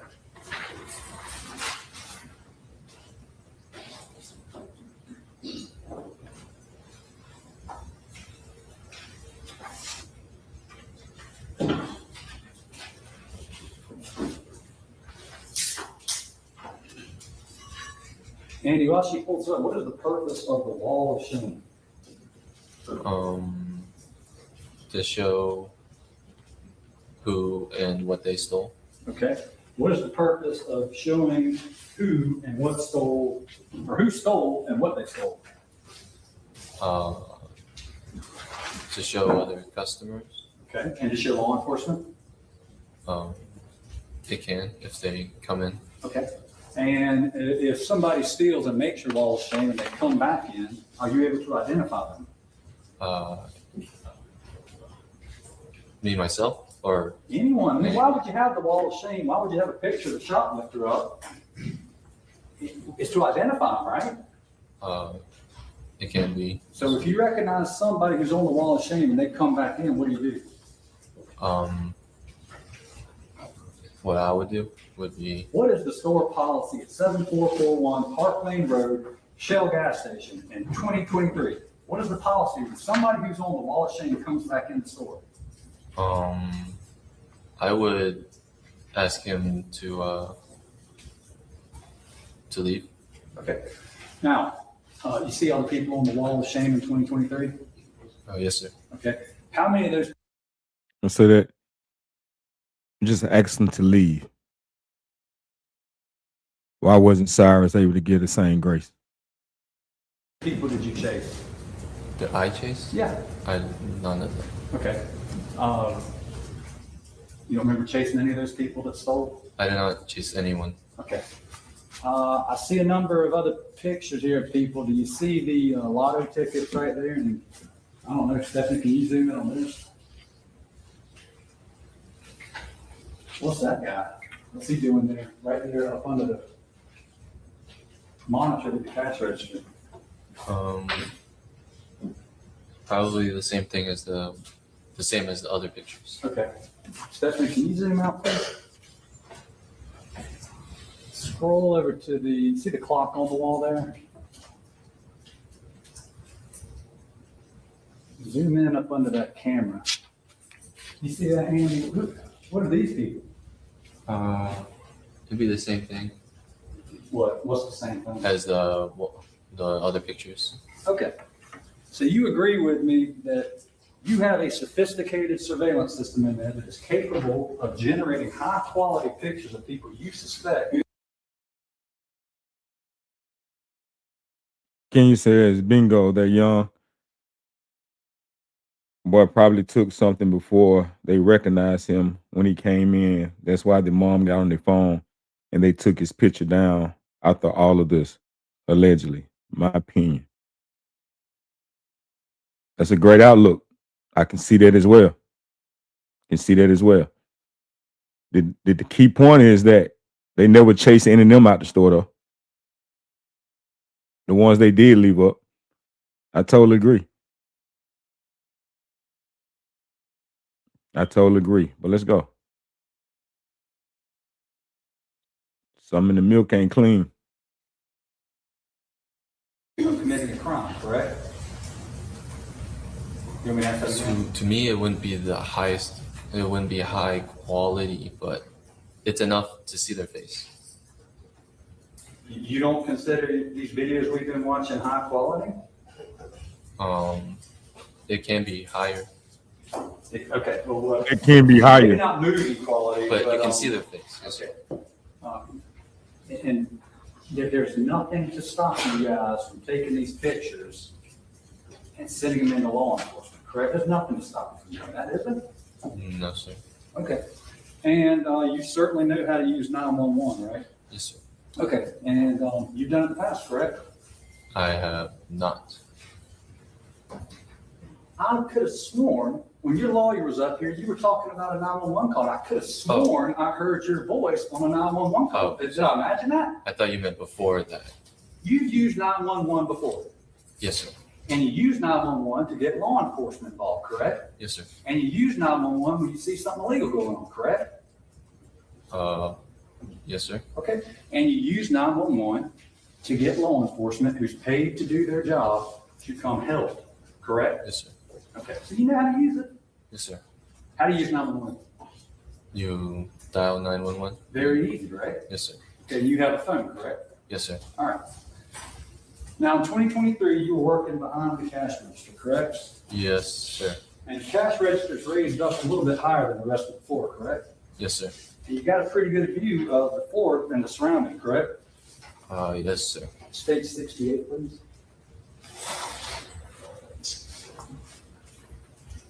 Who is that fellow right there with the hat on backwards and the North Face pullover? It's me, Okay. And what are you looking at? the young man. Okay. Staring at it. I'm just looking to, you see right over there to your left, there's another picture of some other people on the, isn't that some more people right there that you got pictures of? Right? You didn't catch him. I wonder if they're gonna play the video. You can see him at the back. See these people here? And Look at the mama. Or did they shout? Just like in that movie with that Menace to Society. Hurry up and buy. Hurry up and buy. Look at her. She's staring at him. She sees what he's doing. Granted, the back's turned toward us, but she sees him. Son's in there at a higher level. There's nothing distracting him from being able to see Cyrus put the waters back. Come on, man. It's no excuse for this. Why would you have pictures of people back here? I'm not sure. Okay, but you have pictures of customers behind the counter too? We did. Okay. And Andy, look right here. There's some more people right here that you got pictures of. Right? Yes, sir. Tell me about this guy right here. This tablet to your right. What is that? It shows if a person who is in the system. What? Tell me about a person in the system. So there you go, they King. need to be entered into it. Explain what you're talking about. Use your words. Okay. So that must be what the wife picked up when Cyrus walked in. That tablet. Good job with that. Just don't think they like went in hard enough on it. That must have been what the wife picked up when Cyrus first walked in. So all I know is that their picture needs to be entered into it. Whose picture? Anyone. It can be. If I just went and pumped gas there, you put my face in the system? No, sir. So it's not anyone there. There are employees. My face is in there. Who else? There are shoplifters. Okay. Tell me more about that. Tell me more about the shoplifters that you enter into your system and then you have access to them from that tablet. Tell me how that works. So if they're in the system, they come into the store, right? Then they will pop up on that tablet. Really? Yes, sir. Okay. So you Actually, Cyrus pop up. technology at 7441 Park Lane Road, the Shell station your family is, correct? Yes, sir. And that is rather sophisticated equipment, correct? Oh, yes, sir. Okay. So any of these people who've shoplifted in the past committed the crime of shoplifting. If you review your camera, go back and you realize the Snicker bar is gone because it's missing from inventory, right? You can go back and review the camera and you can say, aha, this person stole the Snickers, right? You could, yes, sir. You could do that. How many different camera angles you got in that store? Do you even know? I would not. When you would agree with me, that's a lot. Yes, sir. Over 20, correct? Yes, sir. Okay. So you can get multiple different angles of the person's face, correct? Yes, sir. Most likely you can see what kind of shoes they're wearing. Yes, sir. You could probably identify what kind of shorts or pants or dress they had on, correct? Yes, sir. You could identify the top they had on, correct? Yes, sir. And then you can even zoom in to like look at different graphics on the shirt or whatever they had, correct? Yes, sir. You could look for different identifying characteristics of the clothing they're wearing. Yes, sir. You can zoom in on their face, correct? Yes, sir. And then you can put it into facial recognition technology, correct? Yes, sir. And then if they ever came back in, you would get an alert, correct? Yes, sir. Okay. You could do all these things with the technology they had at 7441 Park Lane Road, could you not? You could. Now, you have been trained, you have gone to school. Most definitely, and been King. trained, Moving and too your much. father has to Getting identify nervous. shoplifters, have you not? Trained to identify them? I was not trained. You weren't? No, sir. But you know how to identify one, correct? If they're acting weird to me, that's What is acting weird? So acting weird means you stealing. if they keep looking up at me. Okay. They keep walking around the store, wandering around, and if they keep, checking the pocket or something. All of those combined. I'm even thinking about times I've gone into a store and left my wallet in the car, walk around for a minute, and Most then I definitely, walk King. out. King. Would you put me in your Mouth slightly open, trying to breathe the words out. database if I did that? I would not. Would you consider me weird? No, sir. Why not? Is If he I had white? my hands in my pockets, I'm dressed like I am now. And I walked around and looked around and I couldn't find what I was looking for, so then I just walked out. Would you tell me that in my pockets? No, sir. So why did you want Cyrus to do it? So if you wouldn't do it to him, feeling in his pocket, going in and out the store, you wouldn't ask him to empty his pocket, but you asked Cyrus to? Man, what the fuck was this jury thinking, man? I guess they fell for the smoking guns of the defense lawyer. Wow. You didn't touch anything. Okay, but I had my hands in my pockets. I'm looking up at you. I'm looking down. Let's say I did. Let's say I took some waters out and I put them back. Would you chase me? It would depend if I could see what you were doing. If I couldn't see, then I wouldn't know what you were doing. You could see what Cyrus was doing, could you not? Not completely, no, sir. So you weren't Why you sure. couldn't? You weren't sure. I believed he had pocketed something. You believed he had. Yes, sir. Okay. Why did you believe that? Because of the things that happened in the store. Okay. So he had his hands in his pockets. Yes, sir. Okay.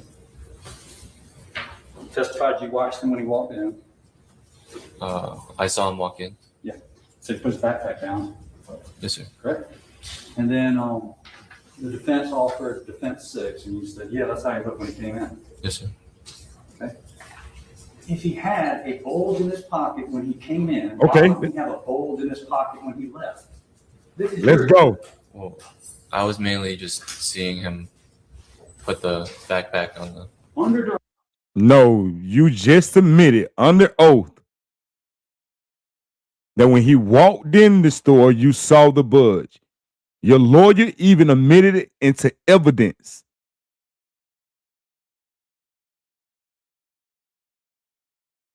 I called it out when I heard it. Let's go, prosecution. All right, you on it. Let's go. Correct. You told the lawyer that this is how he looked, and this is what you saw when he came in the store. Exactly. Yes, He clearly has a bulge in his pocket when he comes in the store. Why wouldn't he have a bulge in his pocket when he left the store? Come on. I was not focused on the bulge when he came in. What? You just testified that this is what he looked like, and this is what his pocket looked like when he came in. Come on, Kenny. I remember what he said. I called it when he said it. This is being him, how he looked when he came in. Yes, sir. Okay. So how you didn't notice it then? I ask you again, if he had a bulge in his pocket when he came in, why would you harass him and say he's got a bulge in his pocket when he left? Exactly. You know what I'm saying?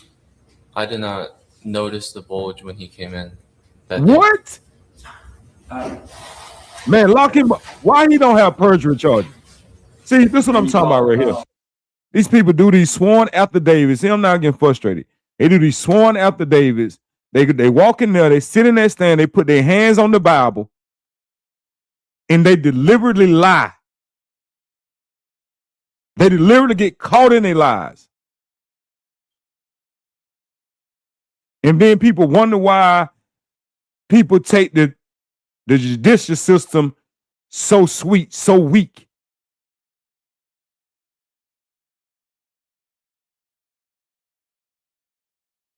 Like, come on, man. And the jury sitting here listen to the same thing. How is Andy a credible witness?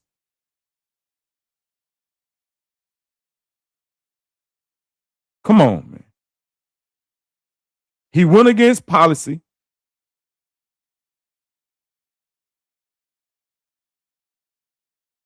He done went away from his original statement. But it's okay because he agreed to talk to the officers and didn't have a lawyer. Let me start ranting. Let me go. Come on, let's go. Well, play too much, the boy. bulge I saw that he had in his pocket. This is your exhibit that you just. Hey, Bridget, how you doing? Thank you for coming through. This is In the picture, I see the bulge. Okay. You see water bottles in his pocket? I cannot see in the pocket. No, sir. Well, why? You identified something black and a bulge in his pocket. See that? I did. The reason this is an evidence is because you identified it through your lawyer. Okay. You don't recognize this from 10 minutes ago. I mean, I see like the shadow of the pocket, yes, sir. Do you see a water bottle in his pocket? I cannot see into his pocket. What do you see in his pocket? I All right. Sorry. Can we? I guess do it online. How is this guy even credible, man? There's clearly something black in his pocket in the picture, states number 5. I'm going to just point it to you. Do you not see something black in his pocket? To me, I just thought that was just the shadow of the pocket. Does it look like a water bottle to you? It does not. Okay.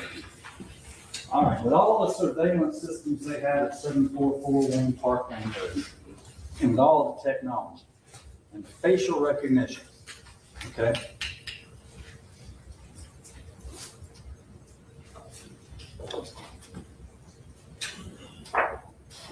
Couldn't we have hung this 14-year-old boy's picture up on the wall of shame?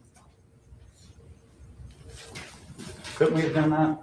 We could have put his picture. Yeah, on the wall of shame with all those other people, right? Couldn't we have done that? You could have. What would have stopped you from doing it? Nothing. Nothing. Okay. Is there anything that would have stopped us from going back and printing all these pictures up of the boy with the white Air Force Ones, the black Nike joggers, the red Child's Play hoodie? He never covered his face, did he? He did not. He never put the hoodie on, did he? He did not. We got hundreds of still shots we could provide. Get their money. Could we not? Could you? You could. You could. Is there anything that stopped you guys from doing that? No, sir. Okay.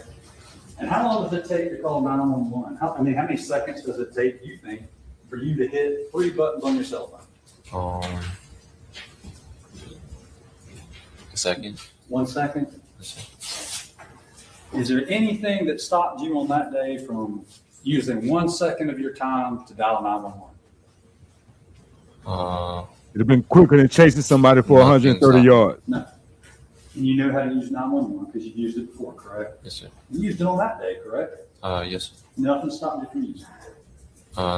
No, sir. And you certainly have a cell phone that's capable of connecting to 911, correct?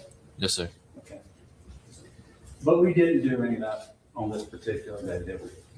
Not until after. Yeah, it's a little late after that, right? Very late. 130 yards late. Andy, think about it. I'm asking you. You got a touchdown and almost ready to get another one. If we suspect this 14-year-old, how many would did you think he took? I'm not sure. How many do you think he took? Maybe just one. One. How much in the year 2023 does a bottle of water cost at 7441 Park Lane Road in Richland County at the Shell gas station operated by the Chow family? How much does one bottle of water cost? I'm not sure. You don't remember how much they cost? You No. work the cash register, right? I did. Okay, 98 cents sound about right? Yes, Let's sir. just round it up to $1. Dollar sound right? Yes, sir.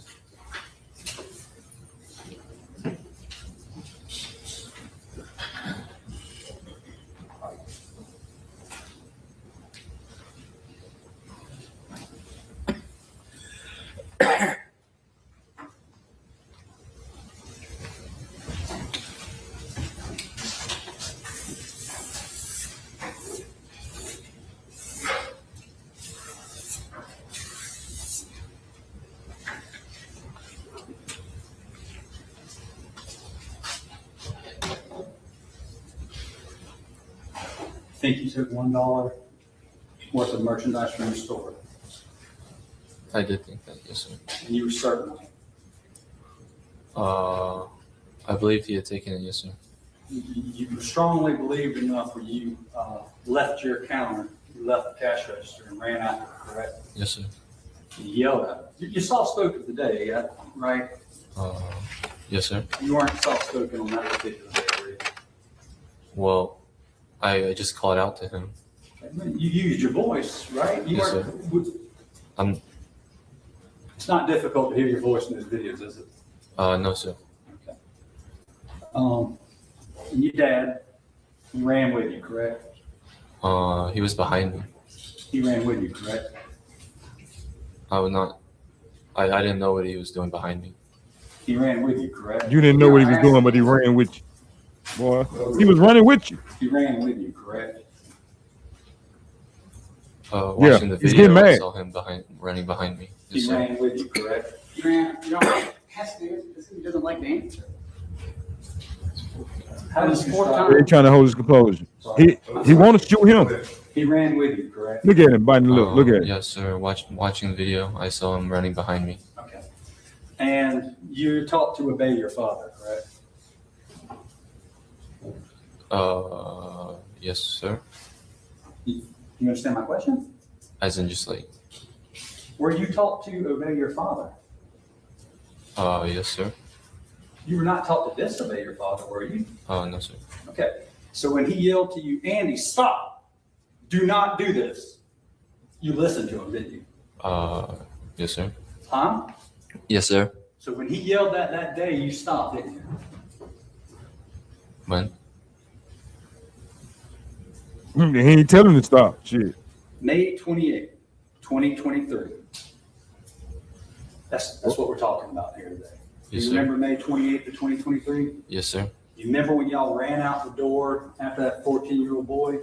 I walked out the door. Okay, we'll watch a video here in a second. Okay. But you remember when you exited the store with your father after the 14-year-old boy? Yes, sir. Okay. Okay, you remember right then when your dad said, stop, Andy, let's stop right here. You remember when he said that? No, sir. Because he didn't, right? No, he didn't. He didn't say that. No, sir. And if he had, you would have obeyed him because you obey your father, right? I would have stopped. But you guys continued running along up Spring Street, correct? Well, so I saw him. Wait. Okay, but if you need to explain the question, I'm just asking you continue to run up Spring Street towards. After he started running, yes, I ran after. When did he start running? So I had gone to the corner of the store, and I hear my dad come up behind me and call out, "Hey!" Right. And then I see him, the young man. He turned, and then turned back around immediately and started sprinting down. Okay. And so that's when I started to run. Okay, so that was after y'all went around the corner. Let's see. I kind of slowed down at the corner. Just. Let's see.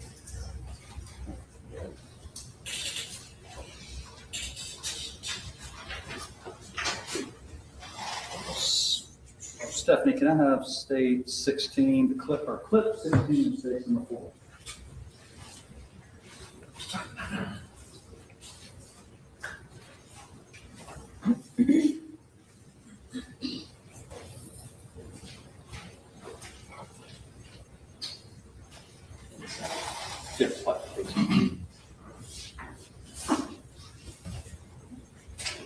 This is the young man that you were talking about, correct? The red shirt? Yes, sir. Okay.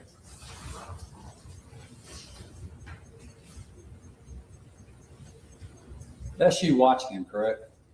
Yes, sir. There's your father already making his way towards the front door. Look at him. Look how they hovering in on him.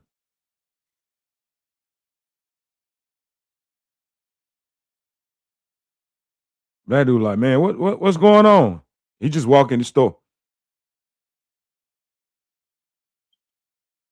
Correct? Yes, Smell sir. blood. Look at him. Did you see him look back? The mama come up around there. He looks at his daddy to get the okay. The daddy don't say, nah, let's just call the police. The mama watching him the whole time. He admitted that he saw the same budge that was in there when he walked in as he walked out. Watch this. Watch how he look at his daddy. Watch this. Remember, the mama's back there watching him behind his back. Watch this. Door, correct? There's the mama. Cyrus is already out the door now. Look at it. Watch how he look back at his daddy. Like, what are we gonna do, daddy? Watch. Yes, sir. There you go. You behind me? Crazy old man, you behind me? The one that like to beat up on little black girls? The one that then shot 2 people already and got away with it? Are you behind me? Come on, man. And what did he grab? What does the daddy grab?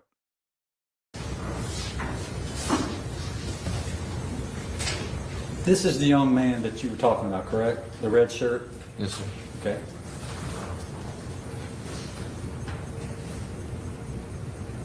Tell him, no, I ain't got nothing. That's you watching him, correct? Yes, sir. There's your father already making his way towards the front door, correct? Yes, sir.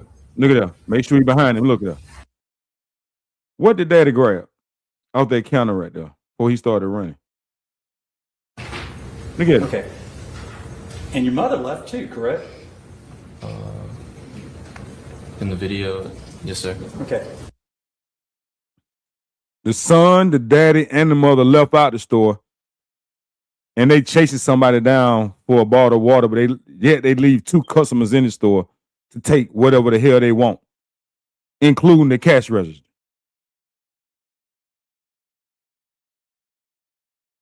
Make it make sense.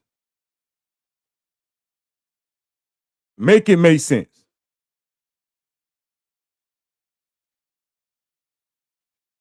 Yeah, it's crazy. I'm just shaking my head.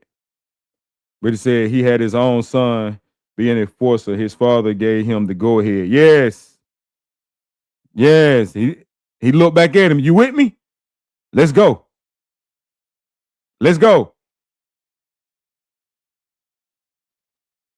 How easily he could have been shot just because of his own father. Exactly. And it almost like maybe when they ran after him, I'm not promote violence, but what would have happened? Because once again, they were being the threat.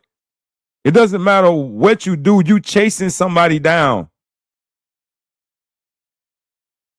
You can't chase somebody down, then turn around and claim self-defense. That is not what self-defense is. And they knew that. That's why they painted it as that he pointed the gun at the son and the daddy protected the son.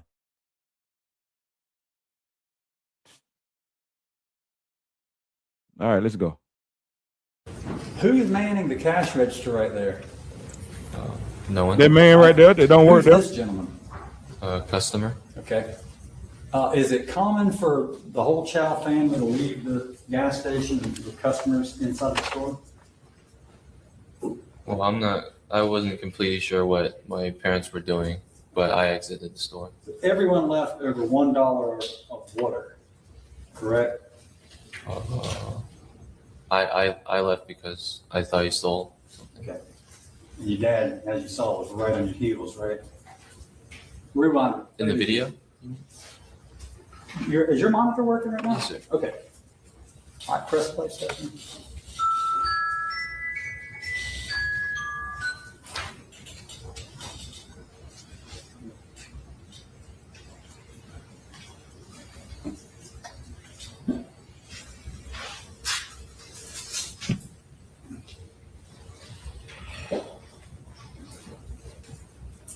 Yes, he got off.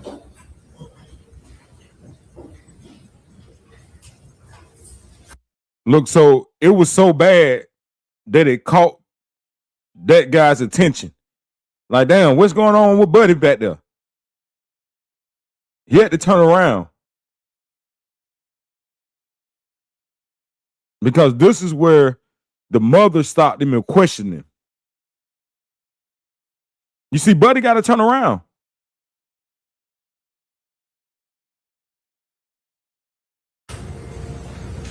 There she go. There he go. She was already right there. Look at it. Look. Get the okay from daddy. Look at it. What does he grab?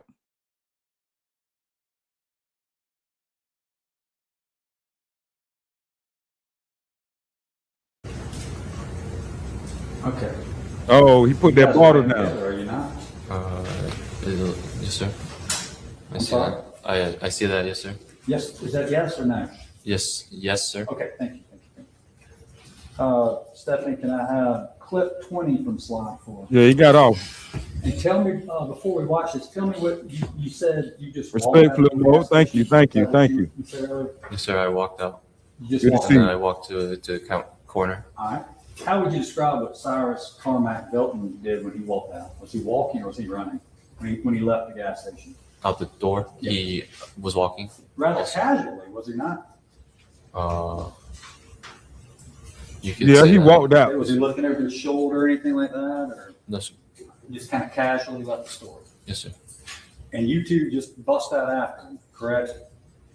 I was just walking out. You were walking out? Yes, sir. Okay, press play, Stephanie, please.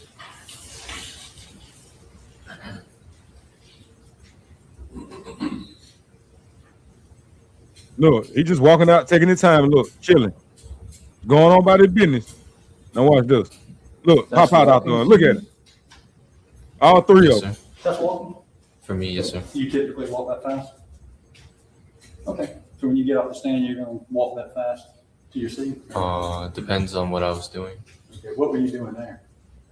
I guess it would be a brisker walk, but I wasn't running out the store. A brisker walk. When did you start running? after he ran. Why? Is there anything wrong with him running? Well, I ran because I thought he had stolen something, and I wanted to see where he was going. Okay. That's the police job. Chase him, do you think? I'm not sure. Just going to see where he was going. a mile? What if he didn't run a mile? Would you have kept chasing him with your dad? I'm not sure. I'm not sure what I was doing. You don't know at what point you stopped chasing a 14-year-old? I don't know when I would stop. Let me see clip 21, state sport, please. You remember when his shoe fell off as he was running? Remember that? I did not see that. Ran him out of You didn't shoes. see him running with one sock and one shoe? How you didn't you chase I did him? not notice that.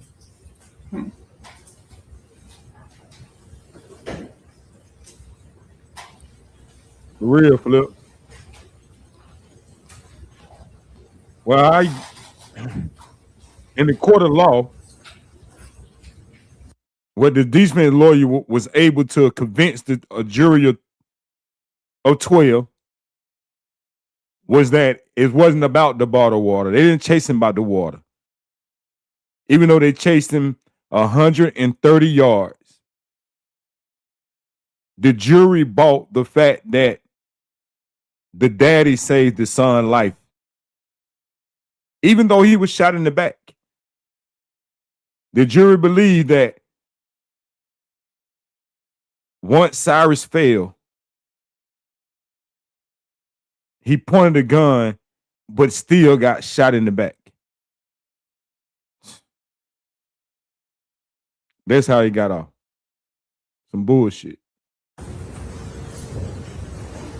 Look at it. Look, I just saw his shoe come off. His shoe came off. Right there, he had to run past that boy's shoe.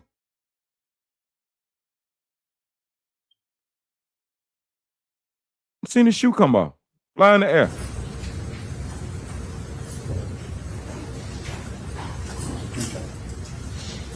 Right there. Wow.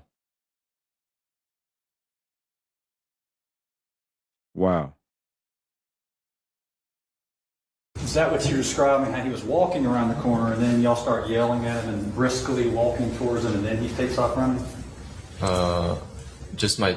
I just hear my dad call out, "Hey," to him. That's what made him. He was way around the corner. Briskly walking towards him. And if y'all go on my page, I was actually there earlier today. And I got a lot of footage of the store, of the route that he took. Like this right here is not the front of the store. This right here is the side of the store. And as you see, he didn't start running until they came out from around the corner and obviously yelled at him. And that's when he took off.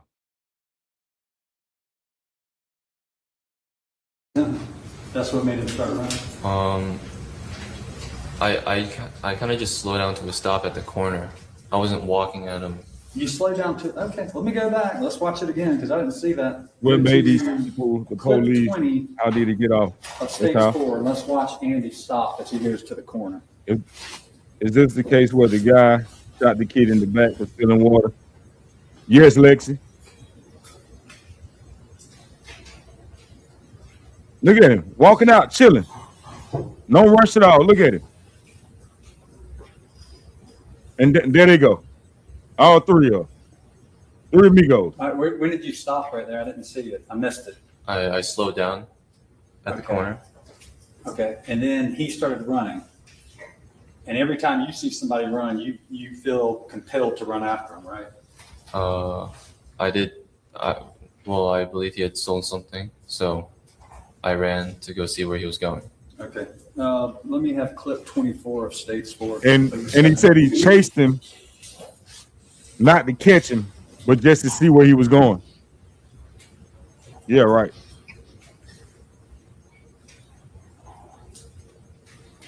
And now, look what at do you call it? Y'all are really briskly walking there, are you not? He's. I wonder if the person that's driving that white car is actually one of the witnesses. That white car there, they had to have seen it.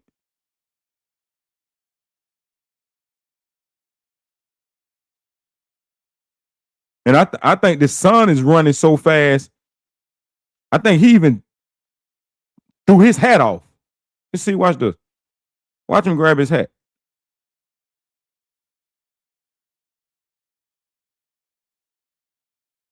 Watch this. And now he take his hat off. Look at him. They gun right there on his right hip. He's way back there.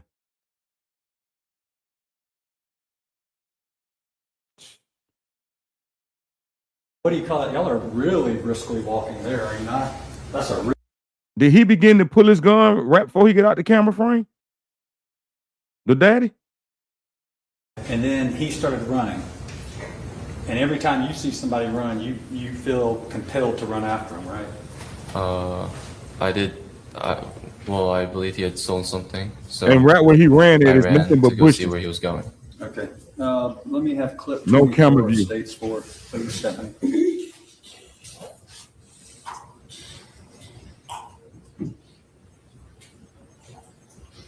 He cannot stop it. It looked like he pulls his weapon out right before he go out of camera frame. Now, what do you call it?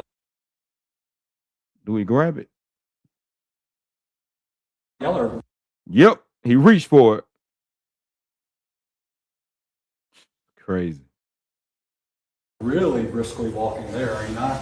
That's a really brisk walk, isn't it? Well, he's running off screen, so that's when I started running after he started. Okay, you're running now. Yes, sir. That's running. Here. You're no longer briskly walking, you're running now, right? I thought so. Yes, sir. And what's your dad doing in that video? In the video, he's also running. Okay. No, we're gonna break it down over here. He most definitely right out the frame, and he probably knew exactly when to grab it. Probably got some kind of secret mark on the ground out there. Leslie said, my thing is, even if he did steal something, the store's insured for it. That's why they tell you don't stop shoplifters. Call 911 and report what's stolen. They not God to be taking people's lives. I totally agree. And that's what the problem, and that's what the issue is. Like it's not that serious. And if you're afraid of your life, who chases someone 130 yards and you're the one scared? No, he was scared. You're right, whether he stole anything or not. Come on. Story inconsistent. I still don't understand why the prosecution didn't catch the fact that he say Cyrus failed 3 times. British said his hand is lowered to the gun right before he goes out of frame. Big facts. Yeah, I caught that shit. I seen that. And he probably knew exactly what he was doing too. British said they do the same shit at nail salons. It's like they feel if YTs can treat blacks a certain way, they can too. I can believe that. He most definitely, that hand will definitely go down as soon as he's coming out of frame. And if y'all go to my page, like I said, I was actually there today. And I actually walked that path. So once they went out of camera's view, there's a corner right there. Then maybe about 50 or 60 more yards where Cyrus obviously crossed the street, probably trying to get to them apartments, or it's a set of apartments right there to the left. And they got a nice little site out there. It was very heavy. Not so much as walking towards the store, but just knowing that was Cyrus' last path. It was very, very, very, very heavy. Very heavy. But let's go. And is he saying, Andy, let's stop. Let's do not leave the parking lot. Let's stop right here. I did not hear that. Okay, he didn't say that? No, sir. Okay. Please hit that like Now the button boy for me, please, and lost thank his you. shoe. You know your mother went and picked it up from the scene, right? I learned that afterwards. Yes, sir. And he's running so hard, he comes out of his shoe. You know that now, right? Yes, sir. Okay, you don't dispute that, do you? So the mama's down there picking up stuff from the scene. Who say she didn't pick up something else? And once again, and how we know that they didn't conjunction up this plan. Like, this shit don't make no sense, man. No, sir. We saw the video, right? Yes, sir. And he's running so hard, his cell phones fall out of his pockets, correct? He throws them out. Okay. He's not You throwing his said cell before phone. they fell out. Did you not? I know you're saying he threw them out today. Have you ever thrown cell phones on the side of the road? I never. Okay. And he didn't either, did he? No, he threw them. If I showed you a video Come on, from your man. store the day of where you said they fell out of his pockets, would you still deny that? Yes, sir. Okay, Your Honor. Oh, he said he's still denied. Refresh his memory of the video. Let me ask. Yeah, he said there's a difference between throwing, and we all know you running from somebody no matter who it is. The last thing you're doing is throwing your cell phone. He ran out his shoe and sock. And not only that, he was running so hard, his cell phones fell out his pocket. First, this will help refresh your memory. Read this and tell me if you deny that you said any of those things. Don't say it out loud, just read it, see if you refresh your memory.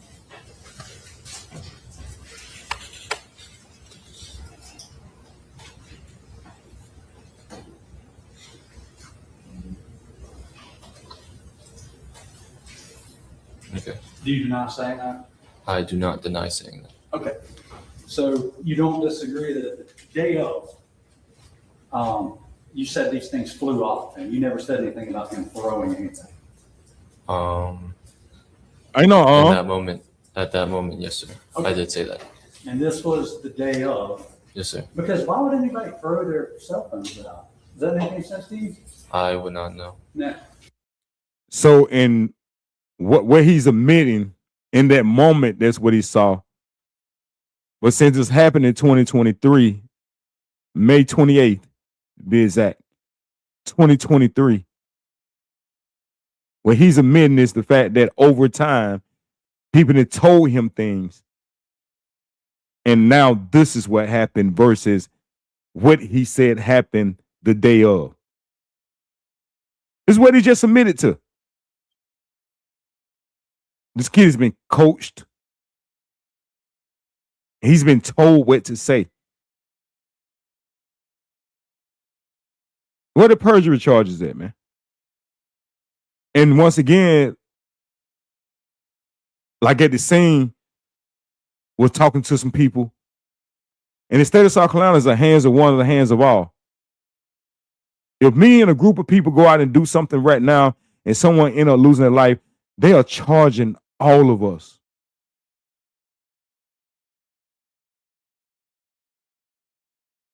Why the son not charged as well? Because they didn't. He didn't throw them. They flew off of him because he was running so hard. No, sir. I saw him throw it to the side. What did you want me to read what you said? Would that help? Well, Or would you want me to play the video for you? Would that help? I'm just telling you what I saw. Okay. I'm asking you what you said on the day it happened. Okay. You never said that he threw them. You said he dropped them. I did say Two that. things flew off of him, correct? Just that when flew, like he threw it. That is what I meant. That's what you meant. That's what you meant. Yes, What else did you Threw mean? his shoe off too, didn't he? I did not see that myself. Okay. So at the time, you're saying It's okay, Bridget. Pop it. he dropped his phone. Two things flew off. You don't disagree with that? I did say that. Okay. All right. And as a matter of fact, you chased him, you stopped and looked at him. Right? At what point? Oh, at what he threw, you mean? Right, all right, listen, I'm only going to be talking to you about May 28th of 2023. So if you ask when, I'm talking about this date when 14-year-old Cyrus Felton died. So is that clear? Yes, sir. Okay. When you're chasing him, his shoe comes off. 2 cell phones come off of him. You stop and look at him, do you not? So I slow down for like a second, and I glance back. I don't see a phone, a water bottle. All I see is trash, and so I turn back around and continue to follow him. All right.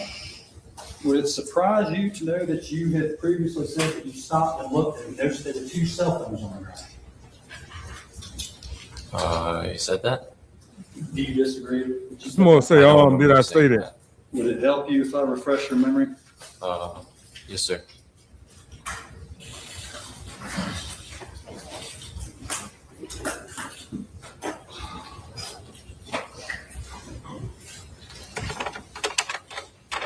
You stopped to look at what he had dropped, correct? Try to see what he had thrown, yes, sir. Okay, you do agree with me then that you stopped to look. Well, it wasn't like a full stop. What was it? I slowed down. So in the video you see me full sprinting, and so I slowed down to see, and I don't see anything, so I turn back around and keep You going. didn't see the white shoe right there? No, sir. Or the cell phone? No, sir. One was white though, right? The phone? Yeah. I'm not sure. You remember your mother collecting him and bringing him into the gas station that night? So I'm saying the mama picking up evidence. Why would she take his shoe and his cell phone and take it to the store?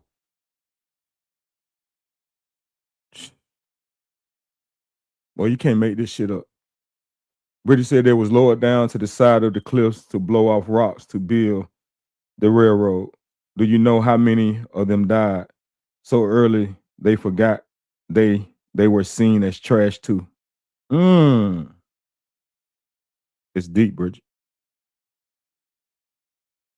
I remember her saying that, yes, sir.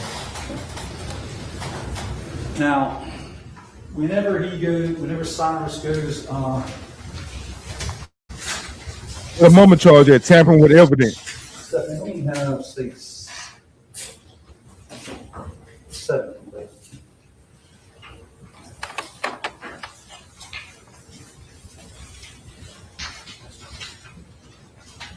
This is the view.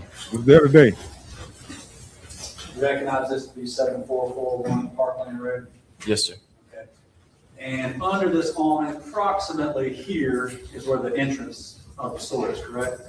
Yes, sir. Okay. And correct me if I'm wrong, but when Cyrus leaves, he rounds this corner and goes this direction in sidewalk, correct? Yes, sir. Okay.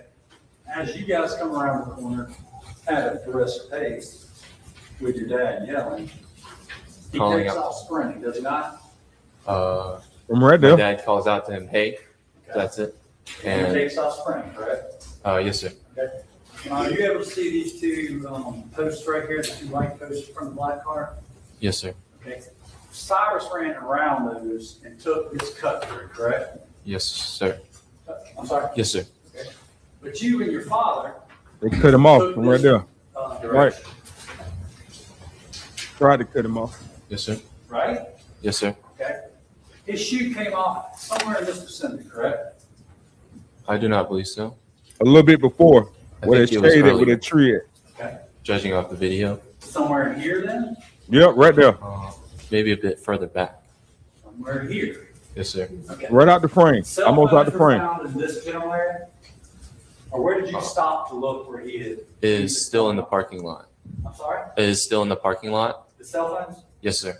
Okay. When I saw him throw them, is like before. He's still saying throw. Your original statement was they fail. That sand path there. All right. Somewhere here. Yes, sir. Cyrus takes the path, correct? Yes, sir. And does he immediately cross over Springtree? He's kind of running a diagonal. All right, how about this? Straight to the scene. Is that it? Straight to where the scene was. So he's running in the middle of the road? Yes, sir. Okay. And that is a fairly heavily traveled road, correct? Yes, sir. Cars go pretty fast up and down that road. This is that white car. That white car would have been right behind him. You've He never outran the seen car. speeding up and down that road? No, sir. No? All right, but it is heavily traveled, correct? Yes, sir. Cyrus, you and your father run directly across with no disregard for cars coming or going, did you not? I did not see any cars. You didn't. You didn't see that white car? White Honda that had to slam on its There you go. Didn't you guys? Exactly. I did not know this. No, sir. You did? No, sir. Okay. Oh, he was locked in on his You were prey. focused on chasing the 14-year-old, is that correct? Yes. I was focused on seeing where he was going. Okay. Spring Tree Road is a very straight road, correct?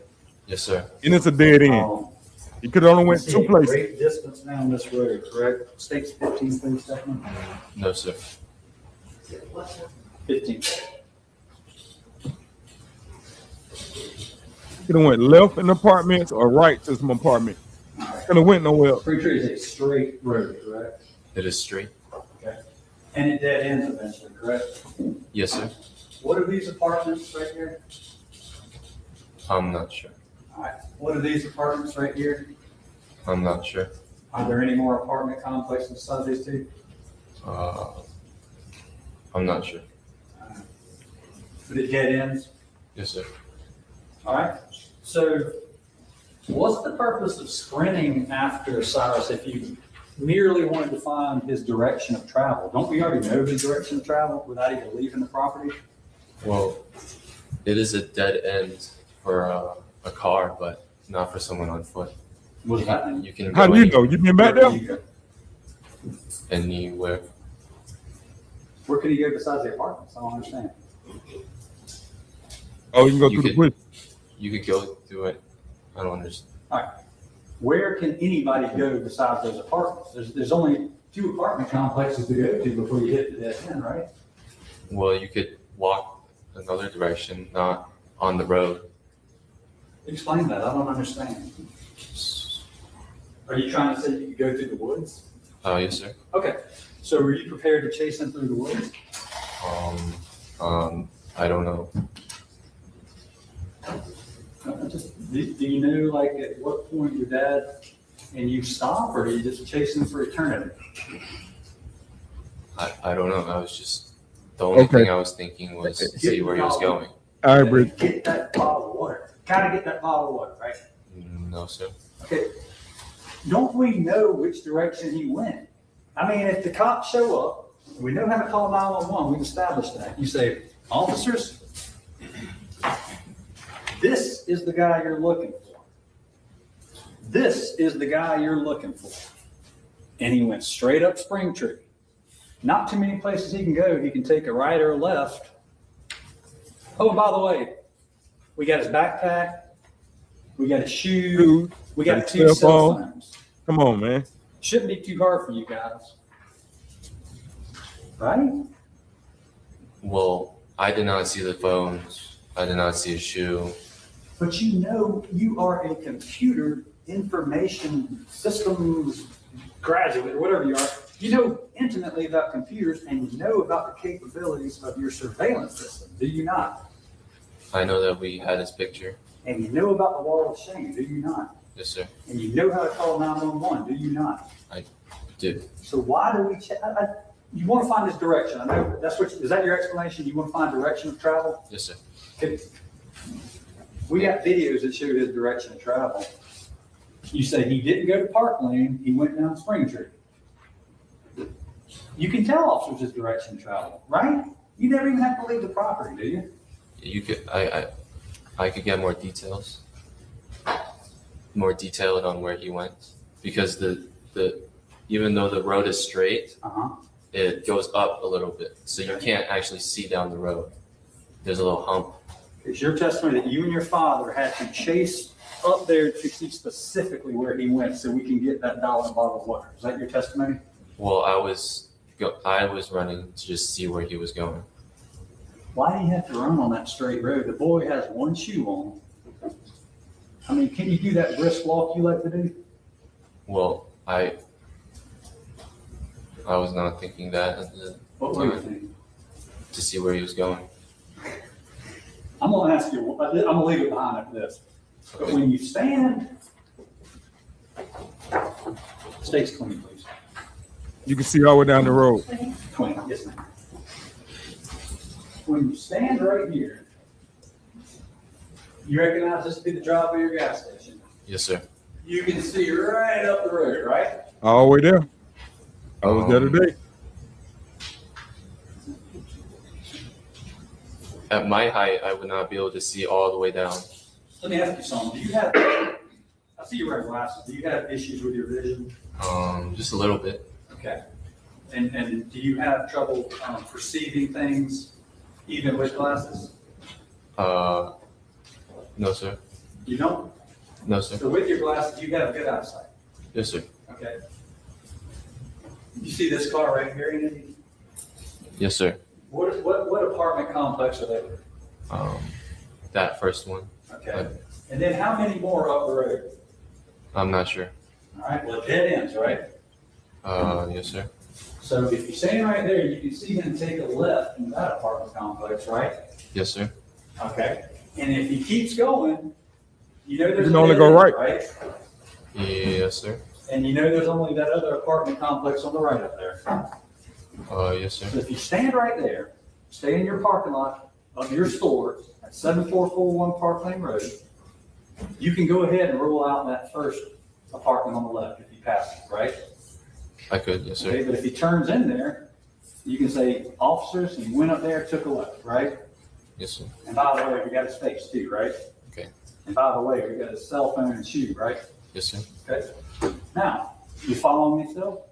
If you kept running past that driveway, then you could narrow it down too. You could say, Mr. Police Officer, he kept running past that first complex, and the next one is up there on the right, right? I could have. Okay. Are you tracking my question? So my question is, why do you need to be right up on him, jogging beside him the whole time? I did not plan to be right on them But you were. because he tripped. So you watched a 14-year-old boy with one shoe. You suspected of stealing $1 of water, trip and fall, and you didn't just turn around and say, Dad, let's call it a day. Let's just go back. We've done too much already. You didn't do it I did not do that. because you're right up on. And you even said that in your statement, right? I got was right up on. I was arm's length away. You still didn't notice he was only wearing one shoe? No, sir. You busted his butt pretty bad there, didn't you? His butt. No. He busted his shins up, right? I mean, he was down like on his stomach, right? I'm You not said sure. that. He was flat, and I saw something in his hand. Okay. Y'all hear that? This is state. He was flat, but he saw something in his hand. So he was flat. You saw something in his hand. Then he turned around and pointed the gun at you. And I keep saying this, but yet and still he was shot in his back. 78. Okay. And he hit pretty hard. Okay. And are you familiar with a tack light? This is state's number 6. Are you familiar with the tack light? Yes, sir.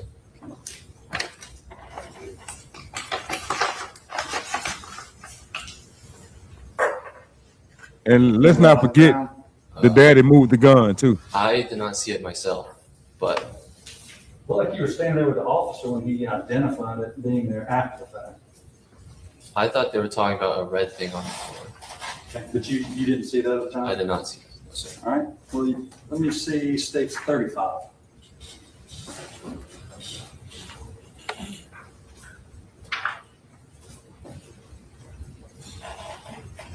You saw his shins just now, what he did to himself after that fall.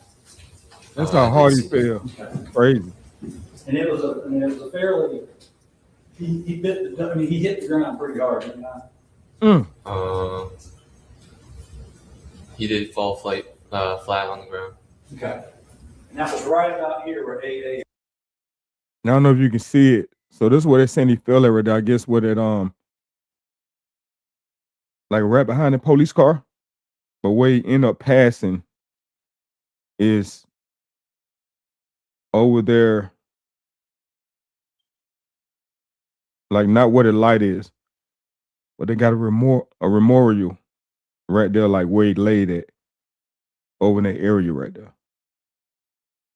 Yes, correct. I believe it was a bit further out. Okay. Do you see AA? Yes, sir. You realize that's an attachment to the pistol he had on him? Yes, sir.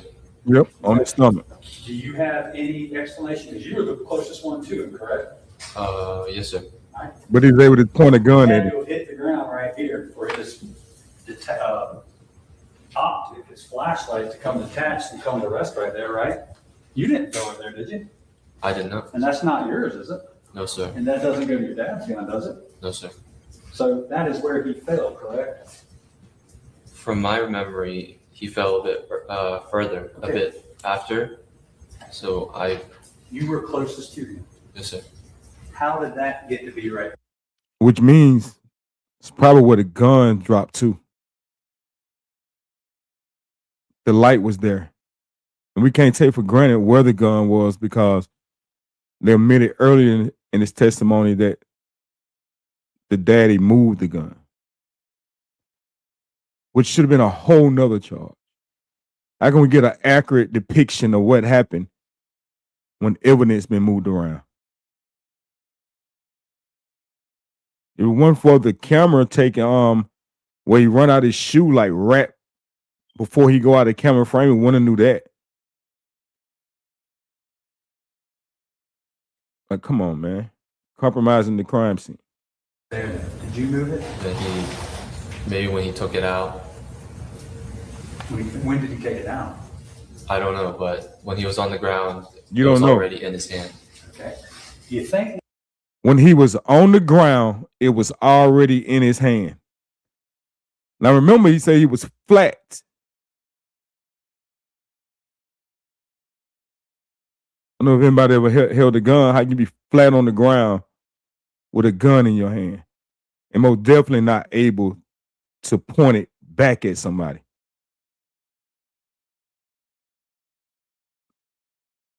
Maybe when he hit the ground, it came out of his pocket. You think that's possible? Yep, that's what I just I'm not said. sure. Okay. He hit the ground pretty hard, did he not? He did. You were right there up on it. He hit the ground hard, did he not? He did. Okay. And he's already lost his shoe. You understand that? Okay. Yes, sir. Do you understand that? You may play the video again for you. No, sir. Okay. We know he lost his shoe because your mom brought it in your store, Yes, right? You were there. He said so. He had already been That's the shot question and you kept asked. running. They kept chasing him. I didn't know he didn't have That's what he's saying. I didn't ask you that. Okay. We understand now. But he said it was only 2 steps. Okay. We understand now that 2 cell phones had flown off of him in his haste to get away from you two, correct? I saw him throw it, yes, sir. But at the day, you said it flew off of him. You didn't say throw, correct? That day, yes, sir. Okay. I know you want to say the day that he threw him, but I'm talking about May 28, 2023. You said 2 things flew off of him. Yes, sir. All right. So we now know that in his haste to get away from you, he ran out of the sneaker, and now he's running up the road with 1 shoe on. In his haste to get away from you two, he has dropped 2 cell phones. Because who do you know that throws cell phones away? You never know anybody like that? I do not. Okay. So 2, he's running away from you so hastily, he comes out of his shoe, drops 2 cell phones, but you two continue to chase him, correct? Yes, sir. Okay. I And then continue to follow. follow him. All right. Why did you use Chase. that term? Chase and follow. Chase. Are you comfortable when I say chase? Yes, then? sir. Okay. You continue to chase He's him. been told to say follow. And then the boy, a 14-year-old, 114-pound boy, hits the ground so hard and you're hovering over him. And the light he hit so hard that light has come off of his gun. That's what they Why going not for just too. run back to the Shell station at that point and say, this is enough. We've gone way too far. Over $1 bottle of water. Why didn't you and your dad do that then? So everything was happening fast. Yeah. So I caught up to him, Wow. and I see the gun, Okay. and then it's pointed at me. So Now, how many times did you then I say back he? up. Okay, well, I want to get to that. I caught up with him. He's running away now. I caught up with him. I see the gun, and then he pointed at me. How can you see the gun before he point if you're running behind him? Make it make sense, man. Like jury. Like y'all 12 people that sat there that held the justice in y'all hand. The duty. And his main witness, who was a part of the crime. Y'all bought this? Not even one of y'all said, no, this just don't, what he's saying don't add up. Not even one of y'all.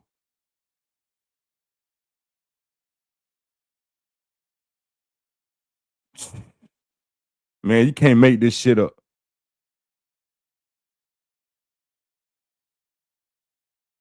Did he even have a gun, or did they find a gun on the body? No, they didn't find it on his body. It's believed that he did have one. They got social media pictures that they posted of him sharing one, being a kid. If they hadn't chased him them 130 yards, they would have never knew he had one. For saying he stole something that he didn't even steal.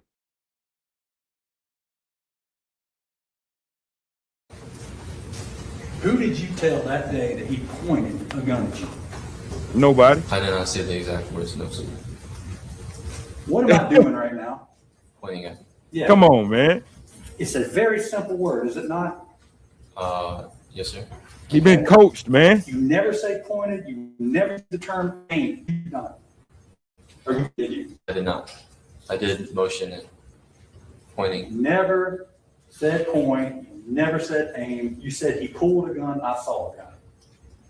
Yes, sir. I said those. Exactly. No, he saw that gun fall, and his daddy shot him anyway, or he English shot is it. your first language, correct? Yes, sir. Do you even stern point? You use it all the time. Do you not? Yes, sir. You understand the word aim, correct? Yes, sir. Did anybody stop you from using those words that day? No, sir. They also did not ask me. They didn't ask you. Did He's you telling them have what. volunteering that very important piece of information? Come on, man. The first thing that came to my mind was he pulled it, and then I pointed with my hand. He pulled. Could it have come out of his pocket when he took that violent fall to the ground? There you go. Let's go, prosecutor. I believe he took it out. Could it have come out of his pocket when he took that violent hit on the ground? That's what happened. Dislodged the flashlight from his gun. I'm not sure. Could it have fallen out of his pocket after you chased him 130 yards and he hit the ground, wounding his shin, dislodging that light from his gun? Could it have come out of his pocket at that point? It could have. Okay. You Come never on, saw it man. before he fell, correct? The gun. You never saw that gun before he fell, correct? No, sir. All right. The first time you're even aware of it is when you're right on top of him and he's hurt himself and he's lying on the ground face down, correct? Yes, sir. And where's your dad? I'm not sure. He's behind me. Now he don't know his 30 feet daddy. behind you, maybe? I'm not sure. Would it surprise you? You said before that he was 2 to 3 feet behind you. I don't remember. Would it surprise you? Do you deny saying that? I don't remember saying it. Do you deny saying that?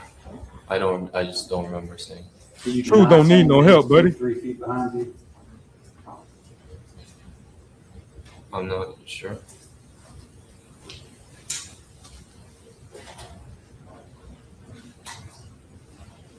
Come on, man.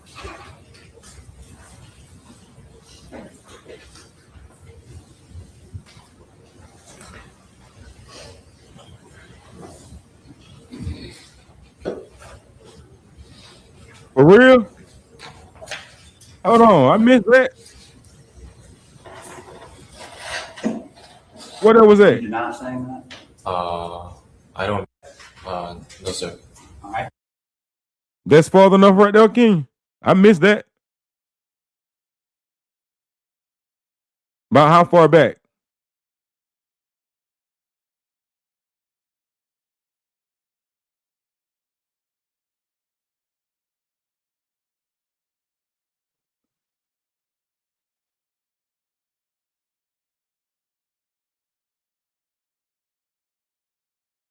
Is that back enough?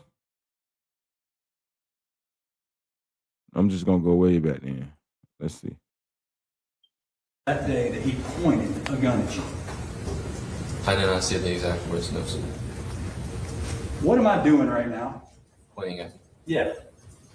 It's a very simple word, is it not? Yes, sir. Okay. You never say pointed. You never use the term aimed, did you not? Or you didn't, did you? I did not. I did motion it. Pointing. You never said point. You never said aim. You said he pulled a gun. I saw a gun. Yes, sir. I said those things. Okay. English is your first language, correct? Yes, sir. Do you even turn point? You use it all the time. Do you not? Yes, sir. You understand the word aim, correct? Yes, sir. Did anybody stop you from using those words that day? No, sir. They also did not ask me. Did you have trouble volunteering that very important piece of information? The first thing that came to my mind was he pulled it and then I pointed with my hand. He pulled. Could it have come out of his pocket when he took that violent fall to the ground? I believe he took it out. Could it have come out of his pocket when he took that violent hit on the ground that dislodged the flashlight from his gun? I'm not sure. Could it have fallen out of his pocket after you chased him 130 yards and he hit the ground, wounding his shin, dislodging that light from his gun? Could it have come out of his pocket at that point? It could have. Okay. You never saw it before he fell, correct? The gun. You never saw that gun before he fell, correct? No, sir. All right. The first time you're even aware of it is when you're right on top of him and he's hurt himself and he's lying on the ground face down, correct? Yes, sir. And where's your dad? I'm not sure. He's behind me. That's 2 to all I 3 know. feet behind you, maybe? I'm not sure. Would it surprise you? You said before that he was 2 to 3 feet behind you. Come out of his pocket I when didn't he hear took you. that violent fall to. Give me a key word to pay attention to. I missed it again. Right when he said he pulled it. Okay.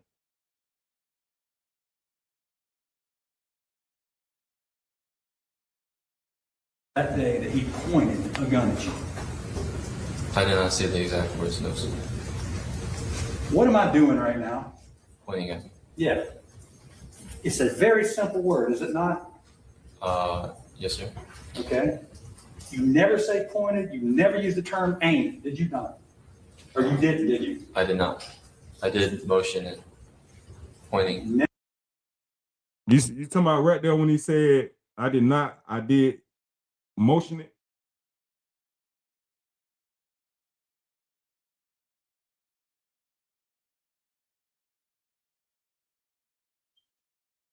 You talking about right here?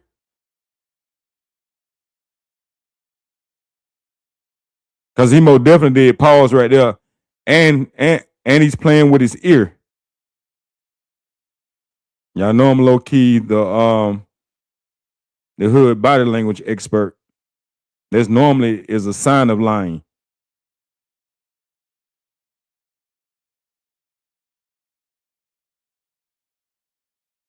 You talking about right here, Kenya?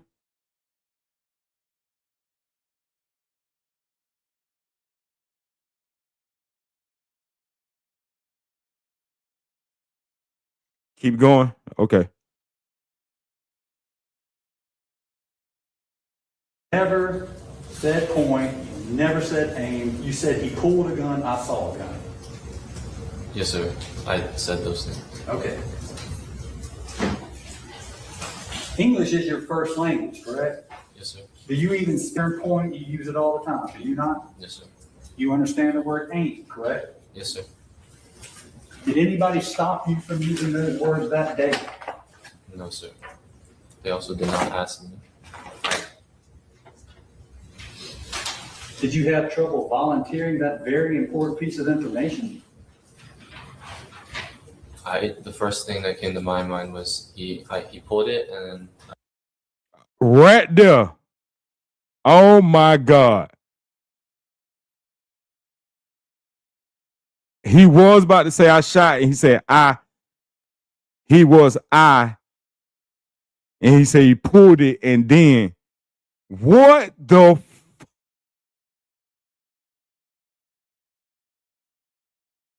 how did you catch that?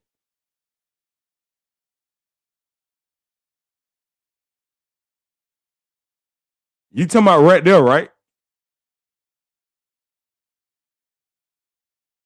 Damn, you caught that. The mind is something that is not to be manipulated. And look at his hand as he's saying it. What the fuck?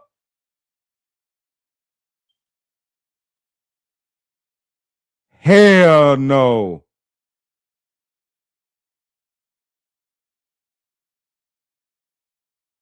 The first thing came to my mind was I pulled it, and then what the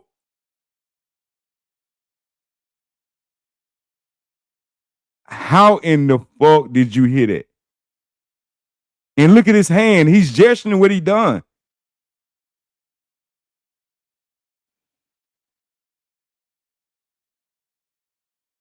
Wow.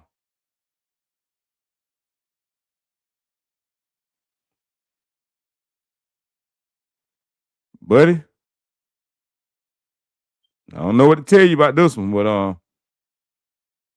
know you done fucked up, right?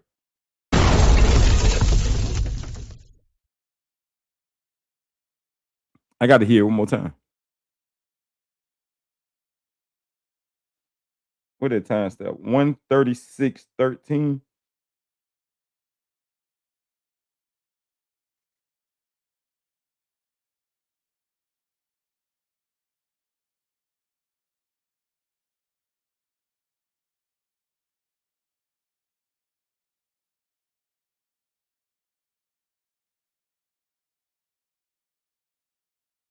Wow. Don't be buffering on me now. You have trouble volunteering that very important piece of information? the first thing that came to my mind was he pulled it and First thing that came to my mind when what the fuck?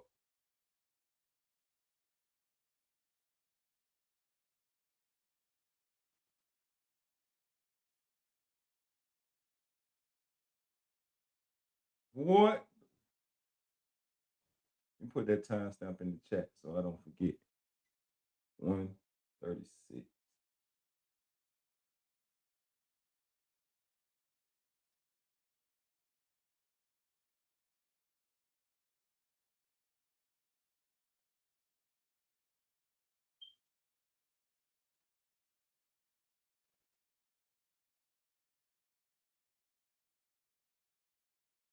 You have trouble volunteering that very important piece of information?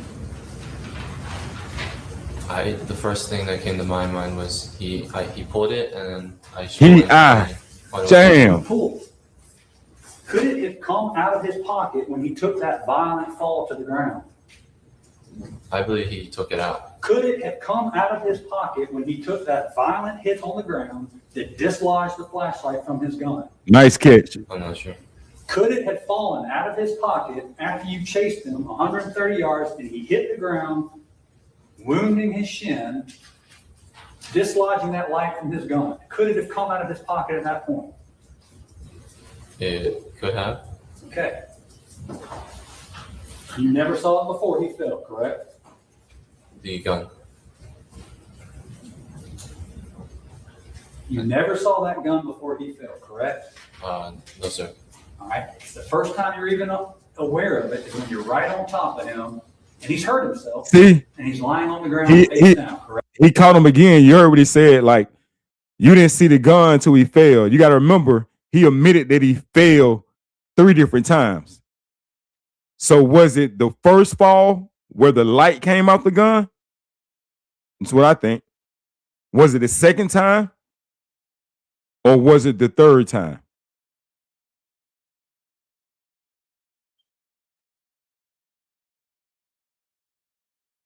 Free body. They saw that gun. Let's shoot him. And that gun was moved. And the reason why they come up with the fact that because that man know he didn't supposed to move that gun. But they had to come up with a reason of why the daddy fingerprints was on the gun.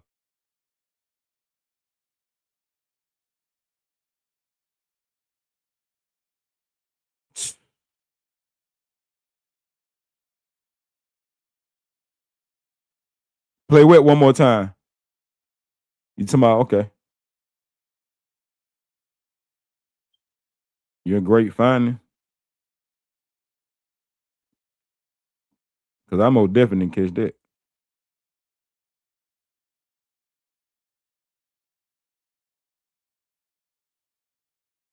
You understand the word aim, correct? Yes, sir. Did anybody stop you from using those words that day? No, sir. They also did not ask me. Did you have trouble volunteering that very important piece of information? The first thing that came to my mind was he pulled it. There you go right there. The first thing came to my mind was boy, that was a twist of words. It was the wrong timing.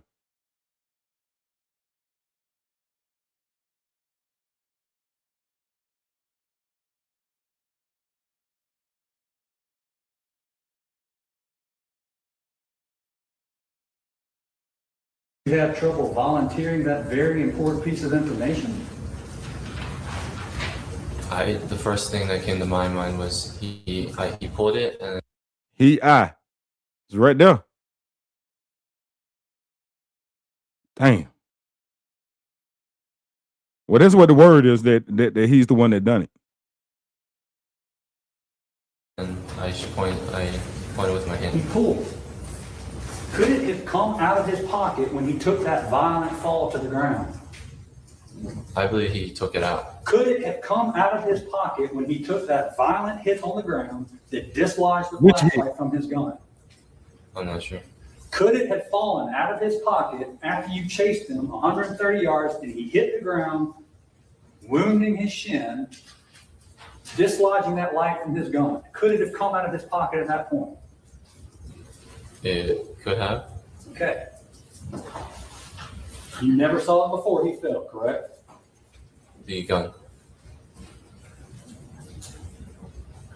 You never saw that gun before he fell, correct? No, sir. All right. The first time you're even aware of it is when you're right on top of him and he's hurt himself and he's lying on the ground face down, correct? Yes, sir. And where's your dad? I'm not sure. He's behind me. 2 to 3 feet behind you, maybe? I'm not sure. Would it surprise you? You said before that he was 2 to 3 feet behind you. I don't remember. Would it surprise you? Do you deny saying that? I don't remember saying it. Do you deny saying that? I just don't remember saying it. Do you deny saying that he was 2 to 3 feet behind you? I'm not sure.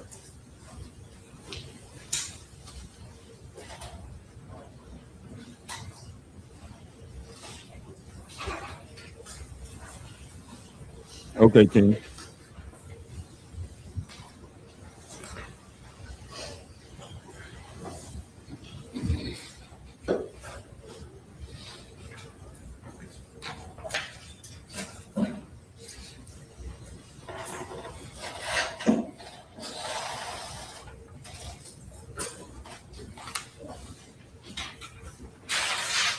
I just don't remember saying. No, sir. All right. You have trouble volunteering that very important piece of information?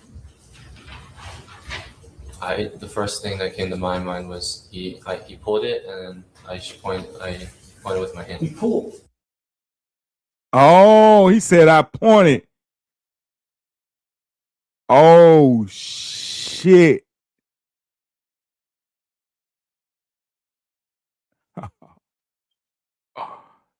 Goddamn King.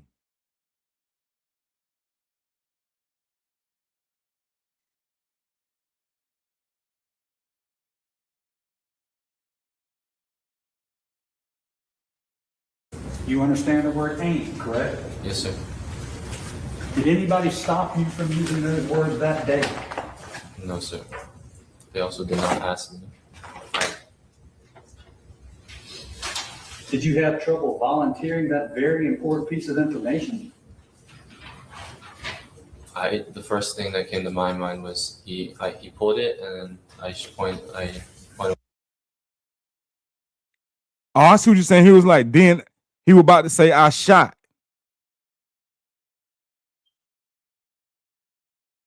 King, you hell. What kind of earpiece of them you got? I need some of them. Yes, he did, Bridget. He said it. Oh my, what?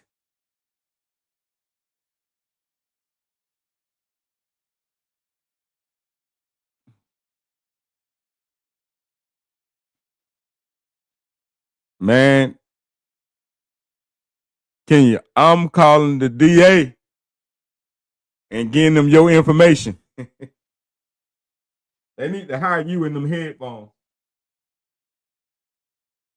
Wow. That is crazy. He did say that, Bridget. It's up there on the screen. And they still got off. This gotta go back up for appeal. The feds need to pick this up. And they need to charge the right person. And charge all of them for lying.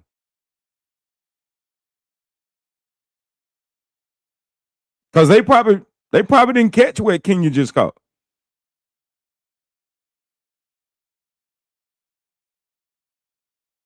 Wow.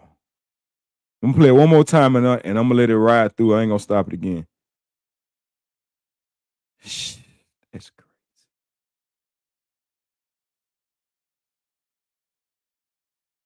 You have trouble volunteering that very important piece of information? The first thing that came to my mind was he pulled it, and I pointed with my hand. He pulled. Right before he say point, he said point. He's about to say I shot. Could it have come out of his pocket when he took that violent fall to the ground? I believe he took it out. Could it have come out of his pocket when he took that violent hit on the ground that dislodged the flashlight from his gun? I'm not sure. Could it have fallen you out of getting his docked. pocket I'm after gonna you peep on chased him 130 yards and he hit the ground, wounding his shin, dislodging that light from his gun? Could it have come out of his pocket at that point? You just saw the case, King. You just saw the case. I swear to God, I ain't hear that. I did not hear that. It could have. Okay. You never saw it before he fell, correct? The gun. You never saw that gun before he fell, correct? No, sir. All right. The first time you're even aware of it is when you're right on top of him and he's hurt himself and he's lying on the ground face down, correct? Yes, sir. And where's your dad? I'm not sure. He's behind me. 2 to 3 feet behind you, maybe? I'm not sure. Would it surprise you? You said before that he was 2 to 3 feet behind you. I don't remember. Would it surprise you? Do you deny saying that? I don't remember saying it. Do you deny saying that? I just don't remember saying it. Do you deny saying that he was 2 to 3 feet behind you? I'm not sure.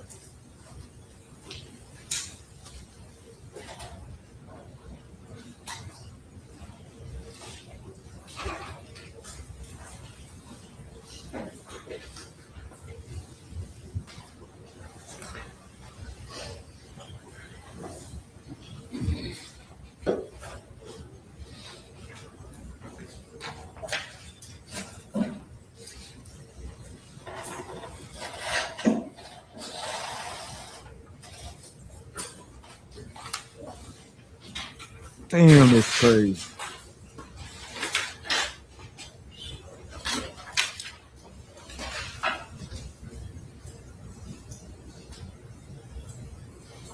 He's still here thinking. He said, I think we got the wrong one on trial right now. What are you thinking at this moment?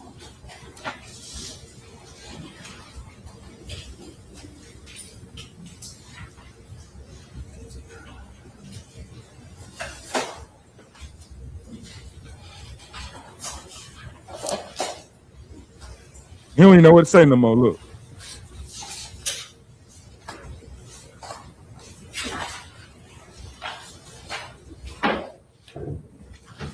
He was about to say, I shot, I pulled, I pointed. How far away do you think you were from him when he fell to the ground, when you first saw the gun? From young man? Yes, sir.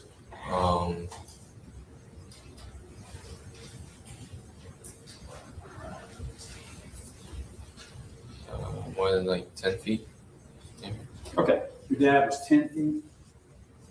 Wait, 10 feet from where Cyrus? I was from him, or You were 10 feet from Cyrus when he fell? when he tripped? Yeah. Yes, sir. He was ahead of me. Okay. But then you got right up on him, is what you testified to. Yes, sir. And then I caught up to him. Yes, sir. Okay. You were right up on him, is I think what you Yeah. Arm length. Yes, sir. Arm length? How far was your dad from you at that point? I'm not sure. I did not look back. Okay. Would you say, do you remember saying that he was maybe 5 to 10 feet from Cyrus? At what point? You remember giving an interview saying that? At what point was he at 5 to 10? When Mr. Cyrus Carmack Belton was lying on the ground, and you see the gun. Your arm's length, how far is that? Look, he tricked me. I'm not Look. completely sure. Right, let me see if you recognize making these statements. Stop here.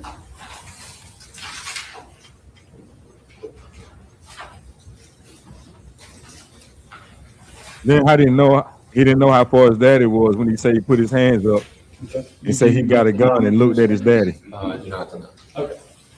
So you previously told or indicated that your dad was 5 to 10 feet away from him, and you were maybe 2 feet from him when you first saw the gun. That is what I said. I'm asking you. I mean, do you remember giving an interview with Mr. Jordan, Investigator Jordan? So I was told by Mr. Kent that I can only say what I saw. And now you want to talk about what the lawyer said. I did not know. My dad was behind me. I did not know what he was Wow. Okay, well, remember when Investigator Jordan, how many feet do you think your dad was from Cyrus, if you had to guess? You know, I'm going to get, even get the last word guess, and we told him not to speculate.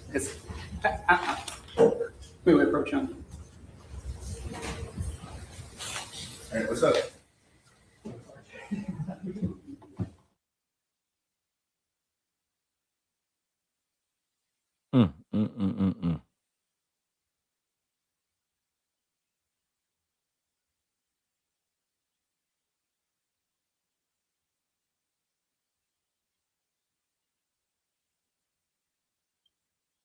Crazy motherfucker. Jordan asked you, how far, if you had to guess, from Cyrus was your father?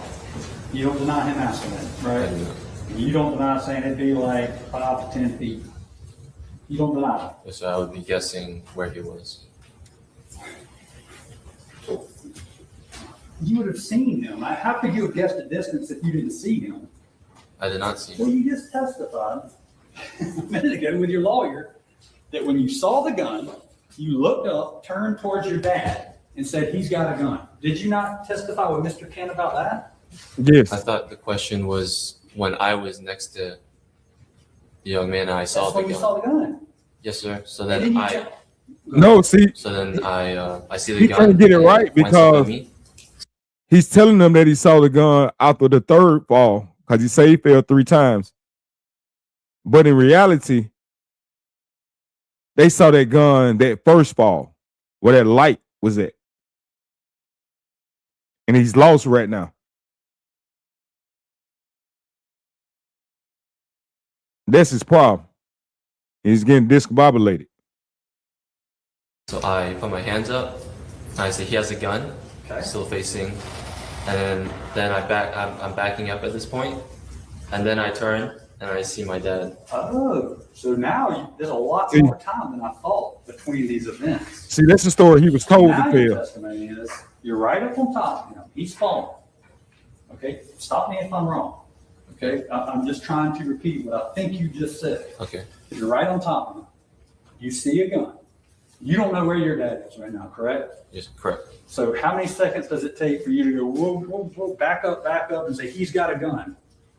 Well, it'd be he has got a gun, and then I turn to where you are now and tell my dad he has a gun. He's got a gun. And When you're looking at your dad, how far away is he from Cyrus who's still on the ground? 5 to 10 feet? I'd see closer to 10 feet. 10 feet or more. Okay. When do I? See from that location where they at now. He's saying where the lawyer at was where he was at. So wouldn't it have been that Cyrus was pointing the gun at the daddy and he shot Cyrus? I don't believe there's never no point anyway. The only person who was pointing was the gun was this little motherfucker right here on the stand. You said 5 to 10 when Investigator Jordan asked you that. I learned that my perception of feet, how far long foot was wrong. Okay, so over 3 years, you've learned about 12 inches and what it means to be 5 or 10 feet.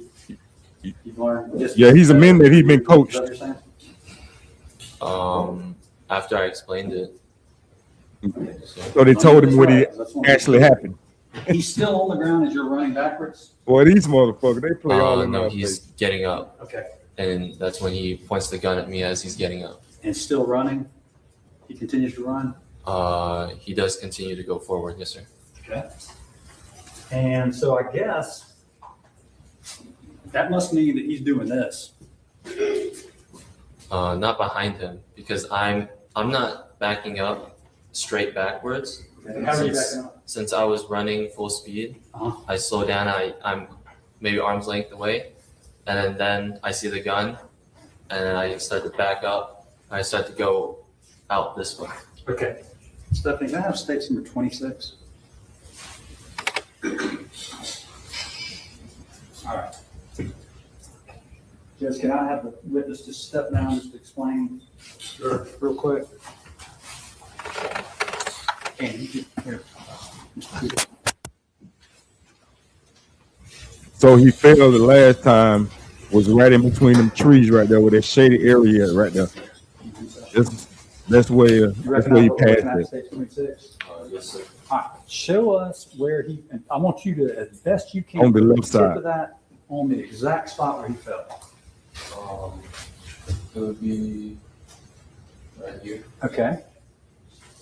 Right there. And that's about where that tack light was found, correct? Exactly. All right, now show me where he fell. Right there. Okay. And you're right up on top of him. Oh, sorry. Go ahead. You're right up on top of him when you see the gun right there. Yes, sir. Show us the direction you backed up in. So I come in and I back out this way. Why would you back up further towards the road instead of back to safety where the park lane road is? Where your daddy Because is. my momentum's taking me out this way. Well, your momentum, you said you stopped right over him. You're right on top of him. How'd you have momentum if you were in stopping position? Well, I didn't come to a full stop. I came in, slowed down, and I see the gun, and then I started to come out this way. And then so I turn around here, and I see my dad, and then. Wait. Slow down. Slow down. He hits the ground. How long was he down on the ground? Maybe 1 or 2 seconds. 1 or 2 seconds. And you're right on top of him, is what you testified to, correct? Yes, sir. Yes, sir. Okay. Right on top of him while you're moving past him, or I don't understand, because I understood that you stopped right beside him. You're an arm's length away from him, is what you said prior. Yes, sir. Okay, you stopped. So I came in, and then, I didn't come to a full stop right here, and then started to go. Well, if he's on the ground, okay, so you're explaining he hits the ground, you just kind of keep running past him. I keep coming up here, and then he starts to get up. Okay. And then he points the gun at me, and so I continue that. Andy, if he's pointing the gun at you, he's trying to move this way, why are you backing up in the same direction he's moving? I don't understand. Why not go back this way? If you just approach the man with a gun, why are you backing up in the same direction and travel as he's going? I don't understand. Well, my momentum's just taking me that way. But you already said you stopped right beside him when he hit the ground. Well, no, I didn't come to a full stop. I don't. All right, so let me get this straight. You're running forward here, correct? Full sprint. Okay. And then you slow down and suddenly you're backpedaling. How do you do that? How do you go from sprinting forward to backpedaling without stopping? Can you demonstrate that? Sure. You can go from a dead sprint to a backpedal without stopping? Well, no, I slowed down. Okay, so you can go from a sprint to slow down to backpedal. Yes, sir. Can you? Do we have enough room for you to do that? I've never seen that done. No. Is that something you practice? Yeah, he tried. No. I know he's fucking lying too. Sprint, slow down, and then suddenly you're backpedaling up the road. Is that your testimony? Yes, sir. Okay. Cyrus is trying to get up, but he's continuing this way, correct? Which also means that if Cyrus was on the ground and he was trotting, like can you say, he's trotting back towards Cyrus, how can Cyrus point a gun at him? Which means that either he was shooting with his left arm, but it'd been impossible for the daddy to take the shot to shoot him in the back. If the testimony he giving right now is actually true. Like I don't see how any juror in the right mind, unless they already had their mind made up, but they listened to the most important witness in this and still found that man not guilty. That's crazy. And do you remember, all right, so when you back up here, you don't deny that you said you turned to look at your dad and said he has a gun. Yes, sir. Now, put the pointer where your dad was standing when you first saw it, when you turn around with your dad. That's around here, and I see he comes up around this spot. Okay, did you write about that? And that's about where that case is found. Yes, sir. Okay. And then Cyrus was up already on his feet and out this way. Okay, Cyrus is continuing trying to get it back. Yes, sir. And it's your testimony that as he's running, he's doing that to you. Yes, sir. Okay. And you're running with him, kind of. I mean, he's running that way, and you're backing up with him. Yes, sir. But kind of like going away from him. Okay, well, you just said when you're backpedaling, you're going up Springtree, away Towards from him, not away from him. It would be this way.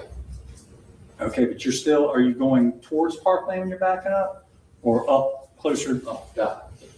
Just I'll be going up Springtree. Okay, well that's what I'm asking. Okay. Cyrus is going up Springtree too, right? Exactly. Yes, sir. Okay, and you're going up Springtree, correct? That's what you just said. Yes, sir. All right. So he's running, and you're backpedaling beside him, and he's running with a gun the whole time. That's what your testimony is, right? Yes, sir. Okay. You can have a seat. So, your dad is standing back there going, what the hell is going on? Why is my son backpedaling with this guy aiming a gun at him, right? I'm not sure what he was doing. Have you ever seen anything like that before? One man running down the road aiming a gun at somebody, another guy jogging beside him? I mean, there would be about, like, there's a good distance between us. I'm not like right next to him. Okay, all right, so how far had you backed off of him at that point? About maybe 20 feet away now. 20 feet Since away? we're going No, it's away 20 from each feet. other.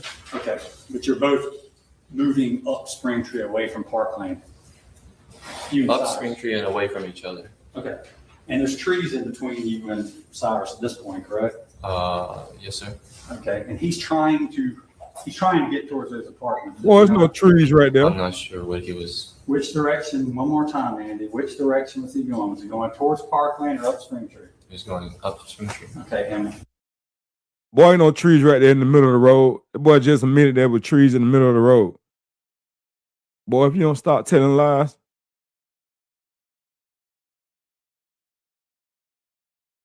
Bridget says that they can get them in civil court for a wrongful death suit. They at least can sue, but still. Yeah, I agree. And they already have one going as well, so that's already in the works. Remember, this happened May 28th, 2023.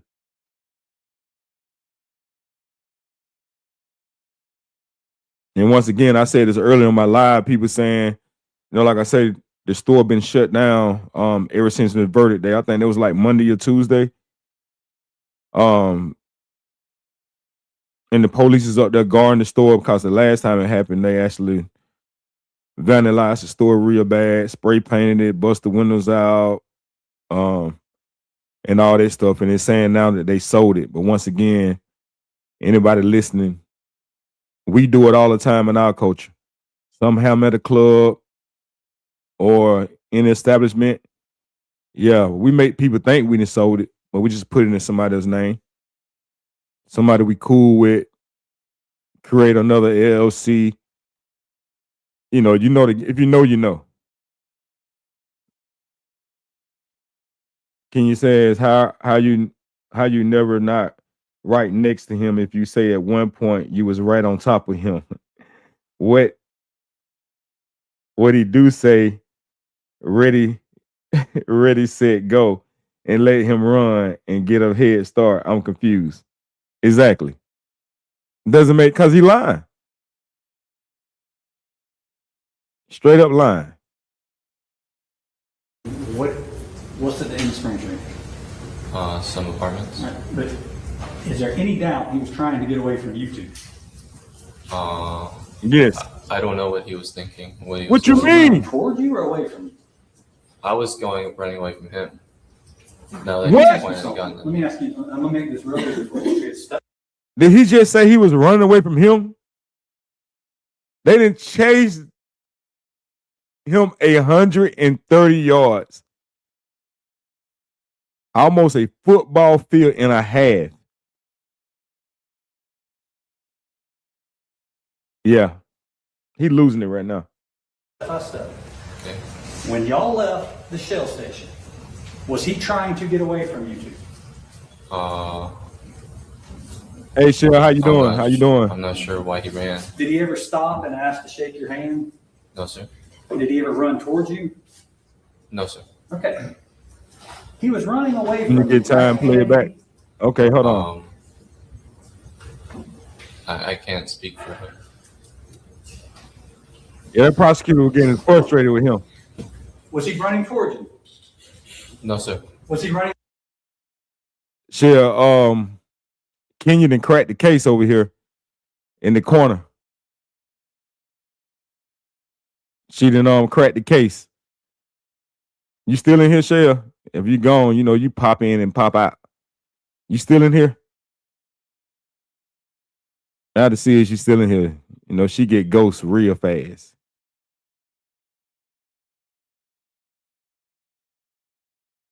At what point did he run away from him if he say he had his hands up backing away? Exactly. He lying, King.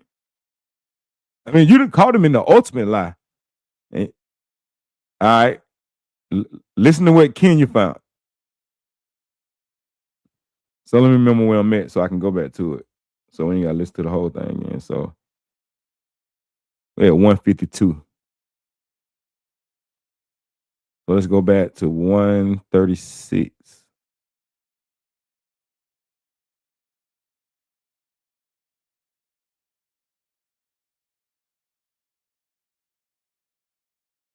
All right, listen closer, Shell.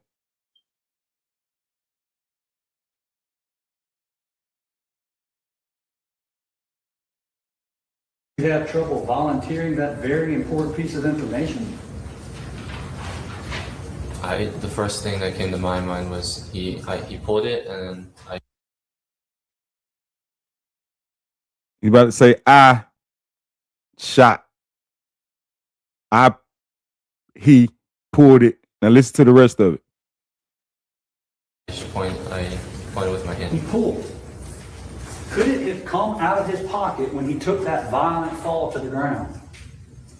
I believe he took it out. Could it have come out of his pocket when he took that violent hit on the ground that dislodged the flashlight from his gun? I'm not sure. Could it have fallen out of his pocket after you chased him 130 yards and he hit the ground, wounding his shin, dislodging that light from his gun? Could it have come out of his pocket at that point? It could have. Okay. You never saw it before he fell, correct? The gun.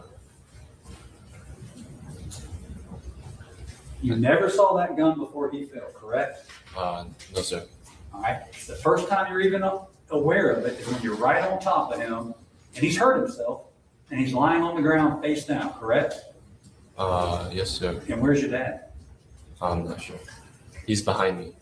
2 to 3 feet behind you, maybe? I'm not sure. Would it surprise you? You said before that he was 2 to 3 feet behind you. I don't remember. Would it surprise you? Do you deny saying that? I don't remember saying it. Do you deny saying that? I just don't remember saying it. Do you deny saying that he was 2 to 3 feet behind you? I'm not sure. Yeah, Kenya found it. He heard it.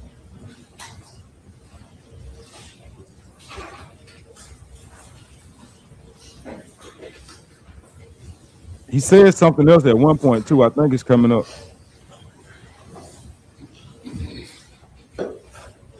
I forgot the timestamp on it though.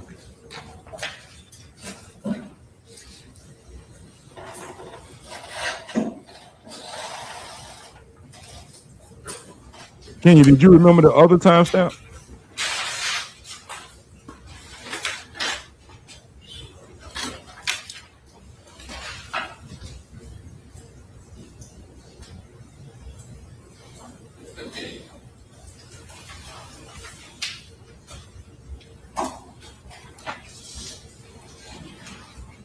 I'm gonna listen back to it and do an upload with it. Yeah, he slipped up again too.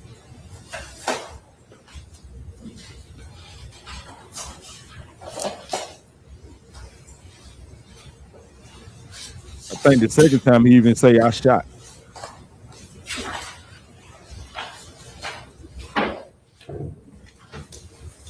Oh, I ain't go back far enough. Okay. How far away do you think you were from him when he fell to the ground, when you first saw the gun? From young man? Yes, sir.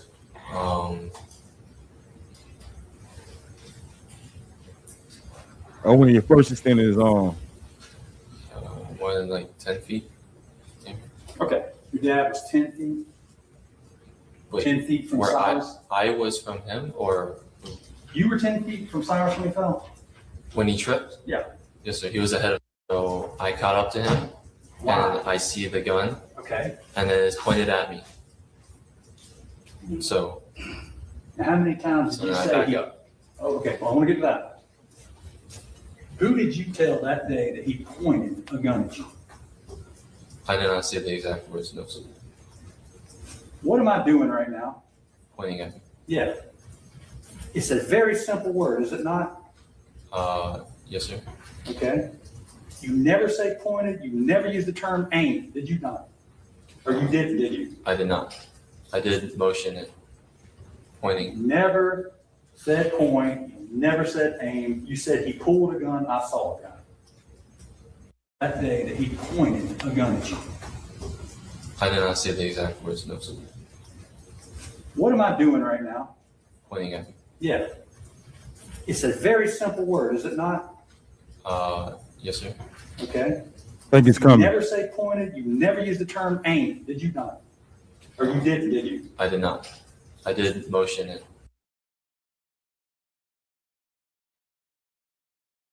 I did motion it. I don't know if this is the one. Pointing. Never said point. Never said aim. You said he pulled a gun. I saw a gun. Yes, sir. I said those things. Okay. English is your first language, correct? Yes, sir. Do you even stern point? You use it all the time, do you not? Yes, sir. You understand the word aim, correct? Yes, sir. Did anybody stop you from using those words that day? No, sir. They also did not ask me. Did you have trouble volunteering that very important piece of information? The first thing that came to my mind was he pulled it and I pointed with my He hand. pulled. Could it have come out of his pocket when he took that violent fall to the ground? I believe he took it out. Could it have come out of his pocket when he took that violent hit on the ground that dislodged the flashlight from his gun? I'm not sure. Could it have fallen out of his pocket after you chased him 130 yards? I got missed hit the again ground, that time. I couldn't find it wounding this his shin, dislodging that light from his gun? Could it have come out of his pocket at that point? It could have. Okay. You never saw it before he fell, correct? The gun. You never saw that gun before he fell, correct? No, sir. All right. The first time you're even aware of it is when you're right on top of him and he's hurt himself and the light he hit so hard that light has come off of his gun. Why not just run back to the Shell station at that point and say, this is enough. We've gone way too far. Over $1 bottle of water. Why didn't you and your dad do that then? So everything was happening fast. Yeah. So I caught up to him. Wow. And I see the gun. Okay. And then it's pointed at me. So. How many times did you say? I back up. Okay, well, I want to get to that. Who did you tell that day that he pointed a gun at you? I think it's coming up. I won't be able to catch it this time. Words, no, sir. What am I doing right now? Pointing at me. Yeah. It's a very Here you simple go. word, is it not? Yes, sir. Okay. You never say pointed. You never use the term aim, did you not? Or you did you? I did not. I did motion it. I did. Look at his hand like a gun.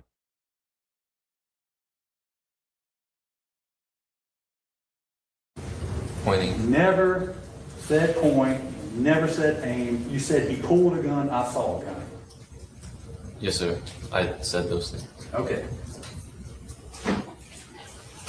English is your first language, correct? Yes, sir. Do you even stern point? You use it all the time, do you not? Yes, sir. You understand the word aim, correct? Yes, sir. Did anybody stop you from using those words that day? No, sir. They also did not ask me. Did you have trouble volunteering that very important piece of information?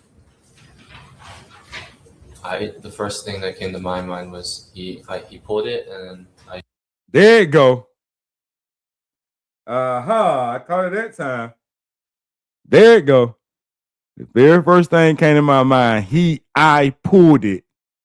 And then listen to what he about to say. He about to say shot and he changed it. Everyone pay attention. Kenya found us, y'all. It wasn't me. It was Kenya. She's the one gonna be called in for questioning, not me. All right, here it goes. I pointed with my hand. He pulled. Could it have come out of his pocket when he took that violent fall to the ground? I believe he took it out. Could it have come out of his pocket when he took that violent hit on the ground that dislodged the flashlight from his gun? I'm not sure. Could it have fallen out of his pocket? English is using his shin. English is your first language, correct? Yes, sir. Do you even stern point? You use it all the time, do you not? Yes, sir. You understand the word ain't, correct? Yes, sir. Did anybody stop you from using those words that day? No, sir. They also did not ask me.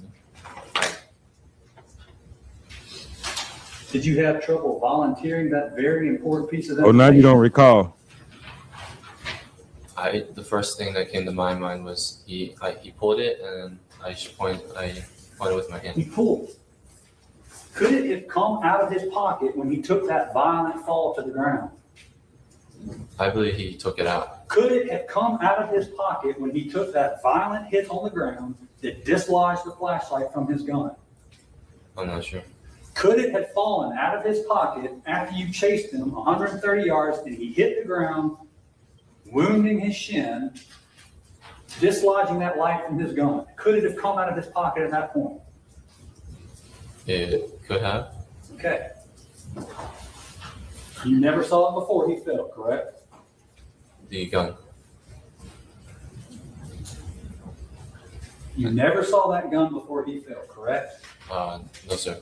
All right. The first time you're even aware of it is when you're right on top of him and he's hurt himself and he's lying on the ground face down, correct? Yes, sir. And where's your dad? I'm not sure. He's behind me. 2 to 3 feet behind you, maybe? I'm not sure. Would it surprise you? You said before that he was 2 to 3 feet behind you. I don't remember. Would it surprise you? Do you deny saying that?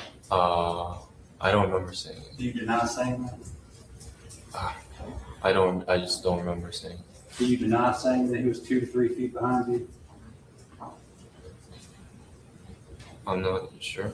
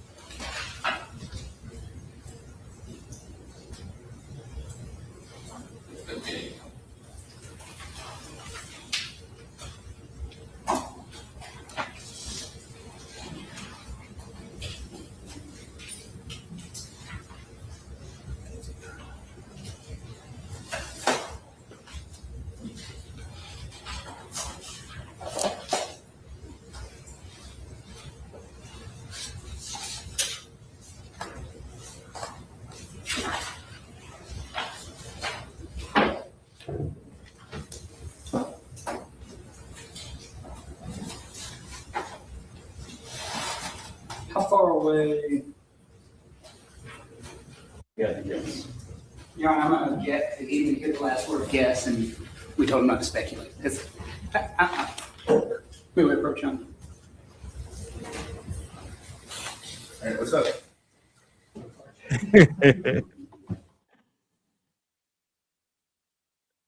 Forget a data scientist. I'm changing my major to law. Nah, you did that. And I listened to this thing like 3 times and I did not catch it. That was a great catch. You might have a calling. We'll ask you, how far, if you had to guess, from Cyrus was your father? You don't deny him asking that, right? You don't deny saying it'd be like 5 to 10 feet. You don't deny that. Yes, sir. I would be guessing where he was. You would have seen him. How could you have guessed the distance if you didn't see him? I did not see him. Well, you just testified a minute ago with your lawyer that when you saw the gun, you looked up, turned towards your dad, and said, he's got a gun. Did you not testify with Mr. Kent about that? They'll be thought the by me. I question don't have was patience when for I was criminals, next right? to the young man and I saw That's the when you gun. saw the gun. Yes, sir. So And then then you I go ahead. so then I see the gun and Yeah. it points up at me. So I put my hands up. I say he has a gun, Okay. still facing, and then I'm backing up at this point, and then I turn and I see my dad. Oh, so now there's a lot more time than I thought between these events. So now your testimony is you're right up on top of him. He's falling. Okay, stop me if I'm wrong. Okay, I'm just trying to repeat what I think you just said. Okay. You're right on top of him. You see a gun. You don't know where your dad is right now, correct? Yes, correct. So how many seconds does it take for you to go, whoa, whoa, whoa, back up, and say, he's got a gun? Well, it'd be he has got a gun, and then I turn to where you are now and tell my dad he has a gun. He's got a gun. And When you're looking at your dad, how far away is he from Cyrus, who's still on the ground? 5 to 10 feet? I'd see closer to 10 feet. 10 feet or more. Okay. Wonder why you said 5 to 10 when Investigator Jordan asked you that. I learned that Everybody my gives perception of feet, all them how are far guilty. long foot was. He lying. The daddy lying. Okay, so The mama lying. learned about 12 The mama and the daddy both tamper with evidence. Like, Learn distances just better throw the whole for you. family Is away. that what you're saying? After I explained it. Okay. So let me get this right, because I just want to be clear. He's still on the ground as you're running backwards? No, he's getting up. Okay. And that's when he points the gun at me as he's getting up. And still running? He continues to run? He does continue to go forward, yes, sir. Okay. Wow. And so I guess Just lying. that must mean that he's doing this. Not behind him, because I'm not backing up straight backwards. Okay. How are you backing up? Since I was running full speed, I slow down. I'm maybe arm's length away, and then I see the gun, and then I start to back up. I start to go out this way. Okay. Stephanie, can I have stakes number 26? Yeah, he tell when the ear when he lying. All right. And he out there tapping with his Yes, ear can I have the witness and step hair. down? And it's pissing me off with his Real tight quick. lip lying ass. Let's go. And you can- here. Yeah, he talking about some trees in between them. What's some trees at between him? When did trees get in between him You and recognize what we're looking at? Stage Cyrus? 26? Yes, sir. All right. Show Telling us damn where- lies. and I want you to, as best you can, put the tip of that on the exact spot where he fell.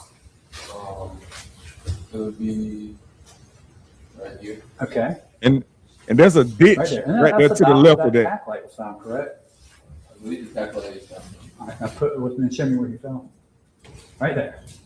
Okay. And you're right up on top of him. Oh, sorry. Go ahead. You're right up on top of him when you see the gun right there. Yes, sir. Show us the direction you backed up in.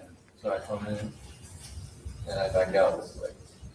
Why would you back up further towards the road instead of back to safety where the Park Lane road is?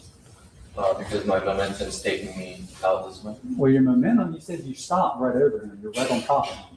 How'd you have momentum if you were in stopping position? Well, I didn't come to a full stop. I came in, slowed down, and I see the And you were gun, jogging in place. and I started to come out this way. And then so I turn around here, and I see my dad, and then Wait. Slow down. Slow down. He hits the ground. How long was he down on the ground?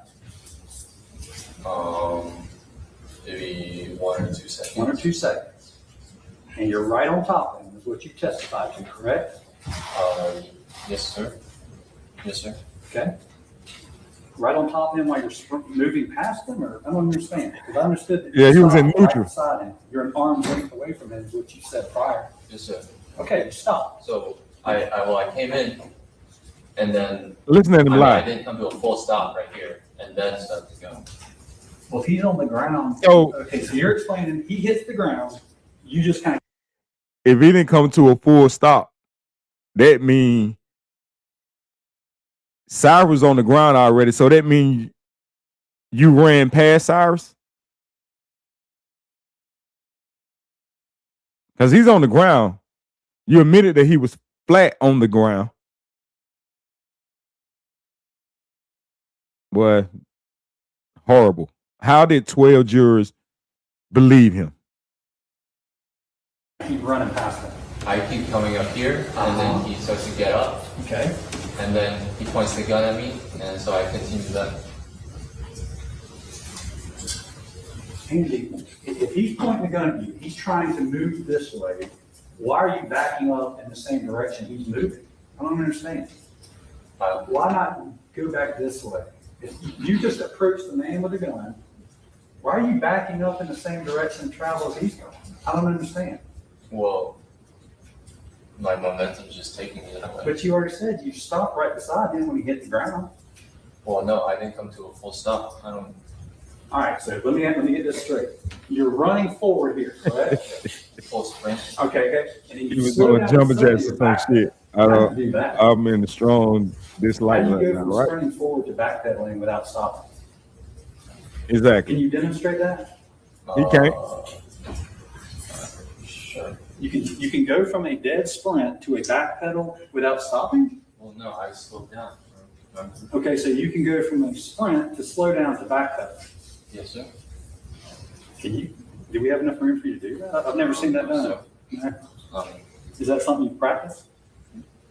No. You're describing as a full. Chevy says, can chasing be illegal through harassment? I researched a case in New York where they charged a person for chasing. And hey, Chevy, how you doing? Coming here dropping bombs. Bomb. In South Carolina, they say that they didn't break a law. I got it queued up. I'm gonna play the closing arguments. I got it queued up. They say it's not in South Carolina.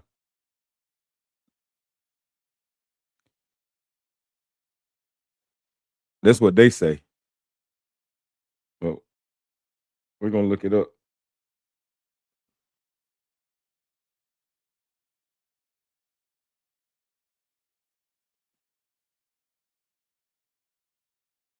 We're gonna look it up. I'm gonna play some more. Why I do this. They say it wasn't. Full sprint, slow down, and then suddenly you're backpedaling up the road. Is that your testimony? Yes, sir. Okay. Cyrus is trying to get up, but he's continuing this way, correct? Yes. And do you remember, all right, so when you back up here, you don't deny that you said you turned to look at your dad and said he has a gun. Yes, sir. Now, put the pointer where your dad was standing when you first saw him, when you turned around with your dad. When I'm up here and I see he comes up around this spot. Okay, did you write about that? And that's about where that case is found. Yes, sir. Okay. And then Cyrus was up already on his feet and out this way. Okay, Cyrus is continuing trying to get it that way. Yes, sir. And it's your testimony that as he's running, he's doing that to you. Yes, sir. Okay. And you're running with him, kind of. I mean, he's running that way, you're backing up with him. Yes, sir. But kind of like going away from him. Okay, well, you just said when you're backpedaling, you're going up Springtree, away from Parkland, right? It would be this way. Okay, but are you going towards Parkland when you're backing up, or up closer? Oh, yeah. Just I'll be going up Springtree. Okay, well, that's what I'm asking. Okay. Cyrus is going up Springtree too, right? Yes, sir. Okay, and you're going up Springtree, correct? That's what you just said. Yes, sir. All right. So he's running and you're backpedaling beside him, and he's running with a gun the whole time. That's what your testimony is, right? Yes, sir. Okay. You can have a seat. So, your dad is standing back there going, what the hell is going on? Why is my son backpedaling with this guy aiming a gun at him, right? I'm not sure what he was doing. Have you ever seen anything like that before? One man running down the road aiming a gun at somebody, another guy jogging beside him? I mean, there would be about like There's a good distance between us. I'm not like right next to him. Okay, all right, so how far had you backed off of him at that point? About maybe 20 feet away now. 20 feet since away we're from him. going away from each other. Okay, but you're both moving up Springtree away from Park Lane. Up Springtree and away from each other. Okay, and there's trees in between you and Cyrus at this point, correct? Harassment, stalking, menacing. Okay, and he's trying to Three charges right there. Is he not? I'm not sure what he was. Which direction? One more time, Andy. Which direction was he going? Again, scratching his head when he get frustrated and when his lies. I'm telling you, you can prep a witness all you want to, but you cannot already know the questions that you're going to be asked when you're on cross-examination. Can you say chasing someone can be a crime such as stalking, reckless endangerment, or assault, depending on the intent and how the chase is carried out? Sheriff says, exactly, Kenya. I'm going to say it. South Carolina dropped the ball in this case. They most definitely did. Well, the jurors did. It wasn't a judge, a bench by trial. The jury did. It was up to them 12 people. They let that defense lawyer convince them, or in my mind, they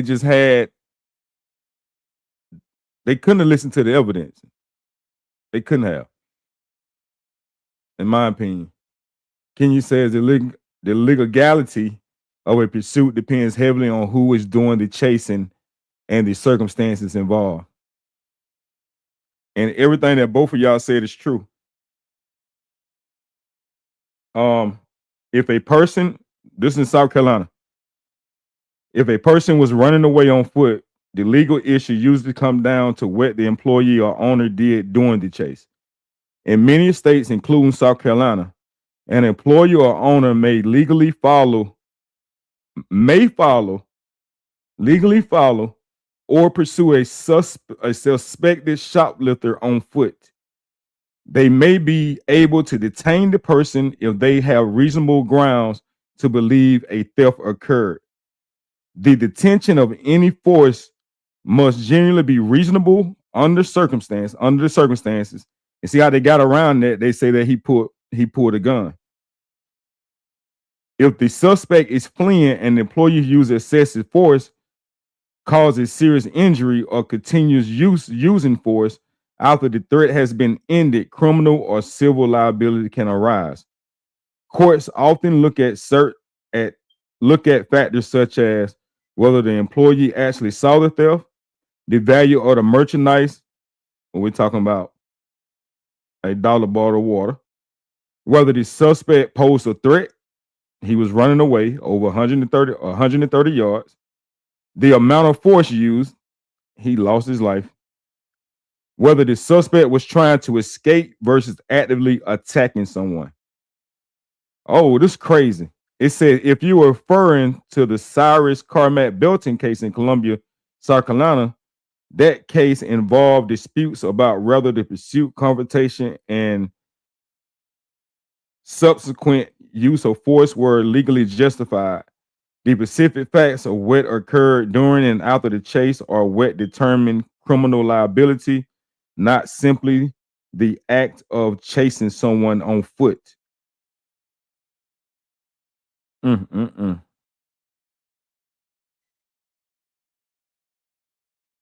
you go.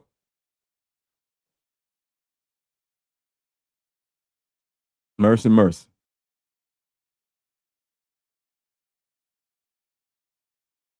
That's why they turned the dad into being the hero. Yeah. Either way, they dropped it. It's on the state for sure.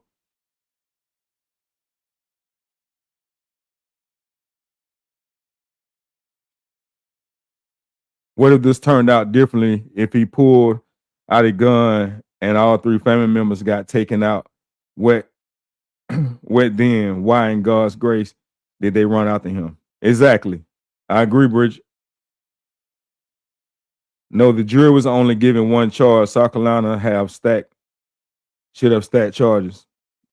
I understand. But chasing someone 130 yards, if that's not intent, I agree with you though. I'm not saying you're wrong. I still think he should have been found guilty. Especially after hearing this testimony right here. Most definitely should have stacked him though. We need to make a chase illegal in South Carolina and call it NDZ. Or call it the Cyrus Law.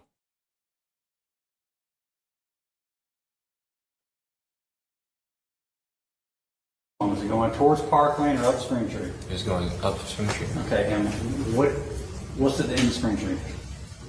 Some apartments. Right. But is there any doubt he was trying to get away from you two?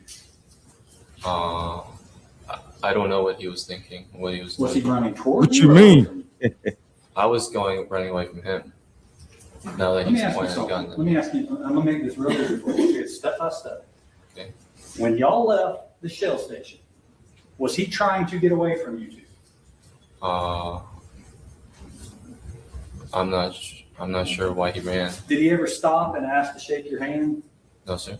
Did he ever run towards you? No, sir. Okay. He was running away from you, right, Andy? I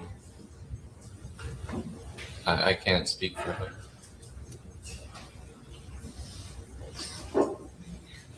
Was he running towards you?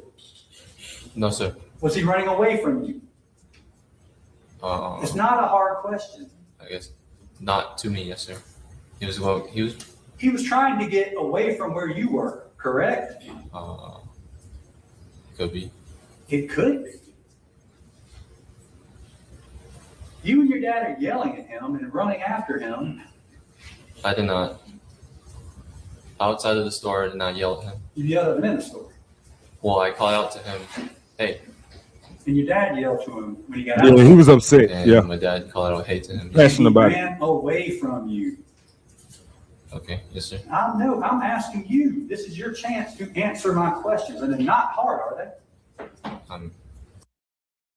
Now, y'all know I told many of y'all before, not sure who else in the bushes, but I was a restaurant manager for a very long time. And that was one of the things that they always told us. People like to dine and dash. You better not go out that door. If you can go to the door, get a tag number. Some stores had cameras on the outside, some didn't.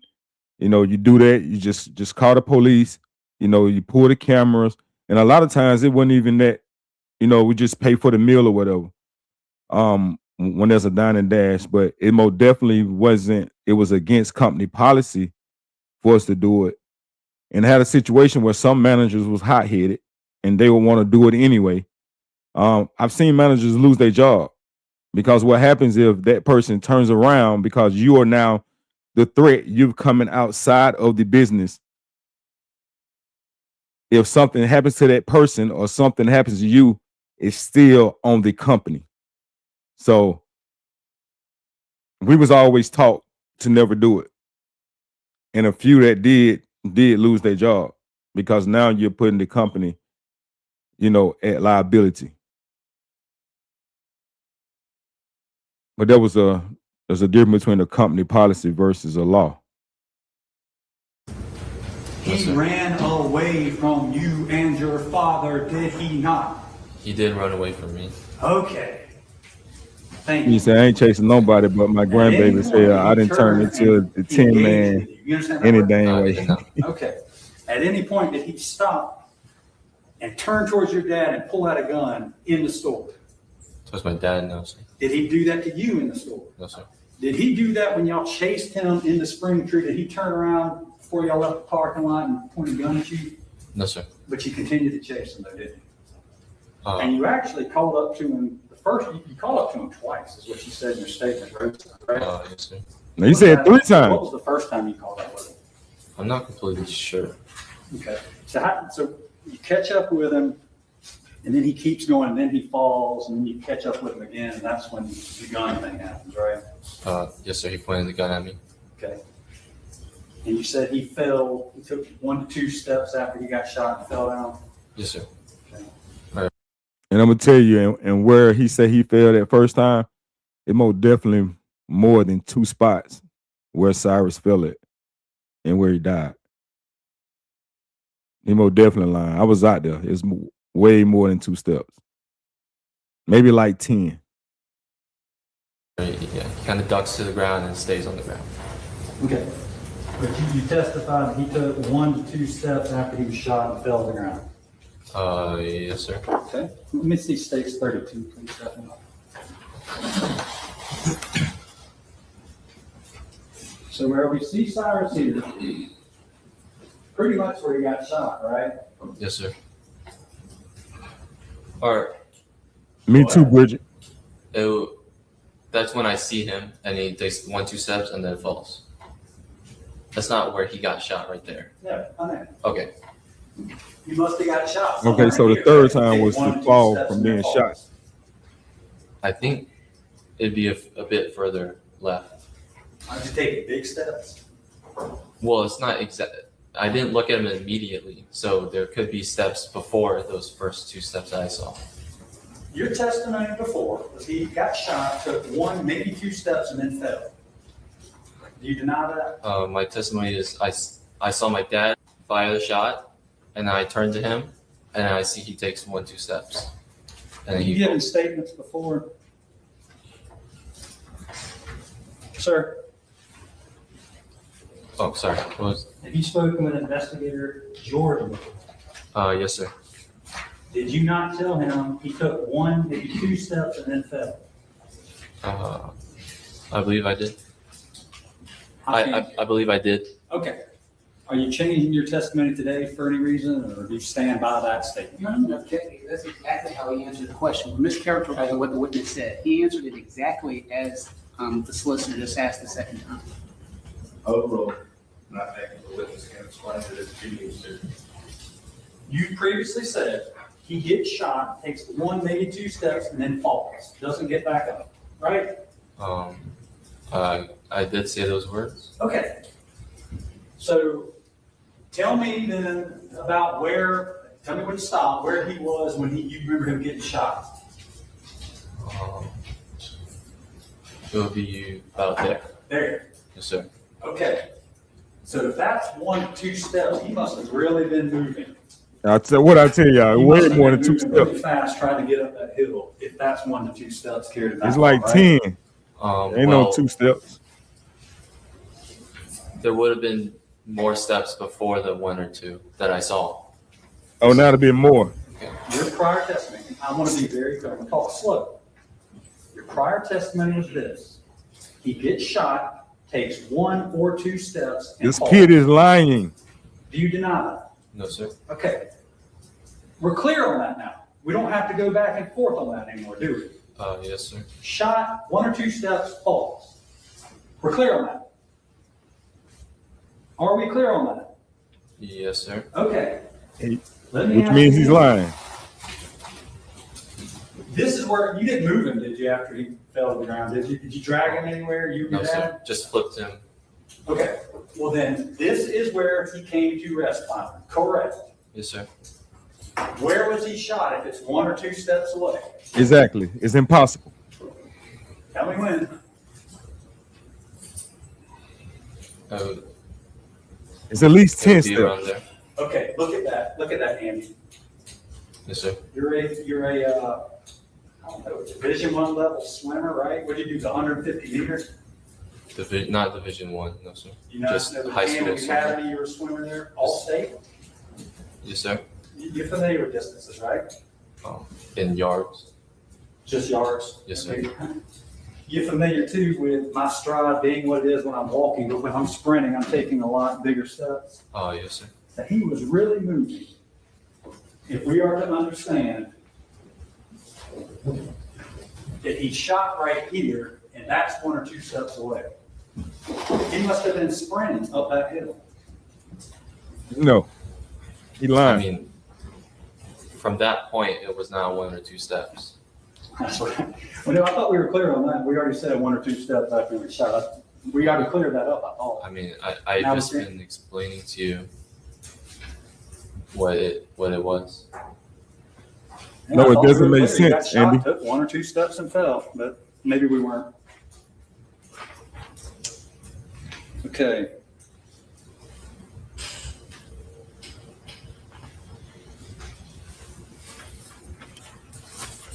He said he didn't went and put himself in a brawler to the microwave. Now he's in the crock pot. He's cooked. Exactly. Like that's what I'm saying. Like I get it. The double stacking the charges. I get it. I get it. From a legal standpoint, I get it. However, the intent is when they chase someone 130 yards that's At this running point, away from them. How far out into the road are you? You've already, it must have, you're backpedaling up Spring Tree. I Just know don't make that. sense to me. How far up in the middle of Spring Tree are you? So the two lines in the middle of the road, I'm about on the right, about past it, just a little bit. Can I see states 26 one more time, Stephanie? You said there was trees in between y'all. Impossible. All right, we talked about this is about where he fell. Your dad was about right there when he fired the shot. We know he comes to rest and passes away somewhere right in this area, correct? Correct, Andy? No, it'd be a bit further down Down to the this way. left. Is that right? And then to the left more. Okay, right there? It would be around there. Okay. And so, he was shot in his back, you know that, right? Exactly. He shot in the back. You know that, right? All right, he down on the ground, turning back with the gun pointed. That's what I'm saying. What they're saying doesn't make sense. None of it adds up. None of it. And he been caught in so many damn lies right here too. It's crazy. And he slips and admit that he shot the gun. Shot the Kenya. He admits it. He stumbled over his words. He admits it. Chevy says, but you are right. If they believe self-defense, all of the charges would have not mattered. Exactly. That and that's all I'm saying. So whether it's man 1, man 2, whether it was reckless endangerment, none of these charges matter because that's why the defense attacked it the way they attacked it. They made it like the daddy was the hero. He pointed the gun at the son, and the daddy saved the son from Cyrus. There's no charge in the world that was self-defense actually protects you from all the charges. That's all I'm saying. I get it. I get the stack and I get that. My thing is that them 12 people got it wrong.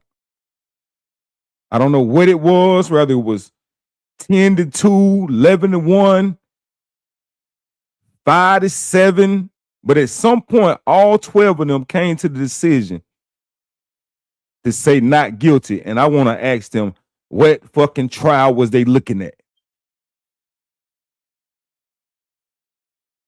You got people moving evidence. You got the son admitting that the daddy moved the gun. Come on, man. Shit crazy. Yes, sir. All right. He's right here, okay, when he's shot. You're aware now? I would be at the double lines. Okay, you've had a chance at this point to somehow get all the way back up here. How long did it take you to backpedal all that way? I'm not sure. Okay. Maybe. How many seconds or how much time do you think passed between when you saw he had a gun, you start backpedaling, you yell to your dad, he's got a gun, you're still backpedaling, and then your dad fires a shot? How much time was that?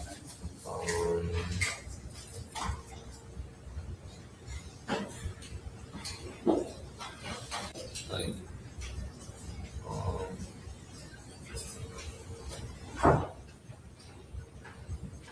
Around 10 seconds. 10 seconds. Okay.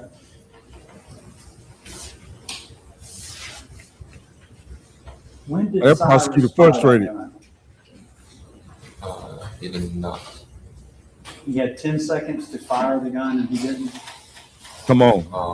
Well, you said from when he fell to the ground to when he was shot. Yeah. 10 seconds. Yes, sir. Okay. So in 10 seconds, he hits the ground. He's getting up. He's aiming at you, but he's continuing to move forward. And you're backpedaling with him up the road.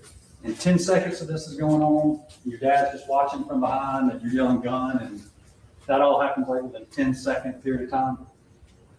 Yes, and then after I see the gun, I say, "There's a gun. There's a gun."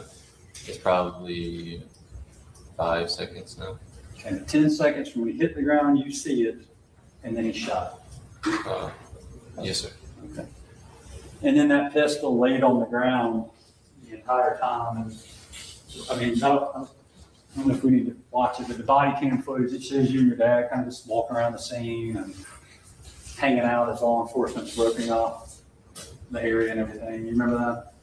I was not walking around the scene. You don't remember if I showed you some body cam footage? I mean, they caught me on the side of the road. You remember that? I stayed out away from the scene. Okay, well, I'm just talking about, but you were right around where the tack light and the shell casing were found, correct? Yes, sir. And, you know, people are walking up and down the road and all around the scene. Do you not remember that? I do remember that. Yeah. And the Taurus pistol laid right there beside those trees the entire time. But unless somebody else moved it, did you ever get to see it move beside your dad? I did not see it at all after. You lying again? You know, it's right there. Right there by your. When who tossed it? The daddy? Because you said the daddy tossed it. But then he said that he didn't see it again after Cyrus pointed it at him. But then he admits that his daddy tossed it. Boy, lying, boy. Down the road and all around the scene. Do you not remember that? I do remember that. And the Taurus pistol laid right there beside those trees the entire time. But unless somebody else moved it, did you ever get to see it move beside your dad? I did not see it at all after. See? It lying. was tossed to the side. You know, it's right there. Right there by your feet. When it's tossed? Yeah, No, sir. it's right there. I was going to go, man. Okay. And then it later, after he shot, your dad throws it out there kind of near where you were standing. No, it was off to the side, and then I went over to the young man. Okay. It's found.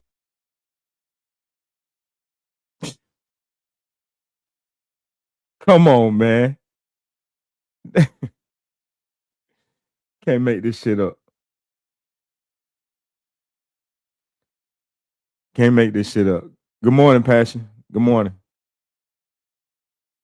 Can't make this shit up. Daddy tossing the gun back towards him. Like, come on, man. All them bushes over there. Right there. Have you ever seen this before? There's a pistol right there. And you guys are all walking around when law enforcement shows up. I'm in the parking lot. I am in the parking lot. Yes, sir. You're all over the scene in the body cam, walking around. They interviewed you down here by those two poles. I stayed over. I did not walk around the scene.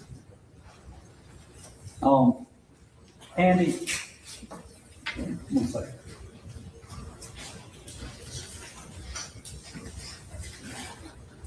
Andy is a liar.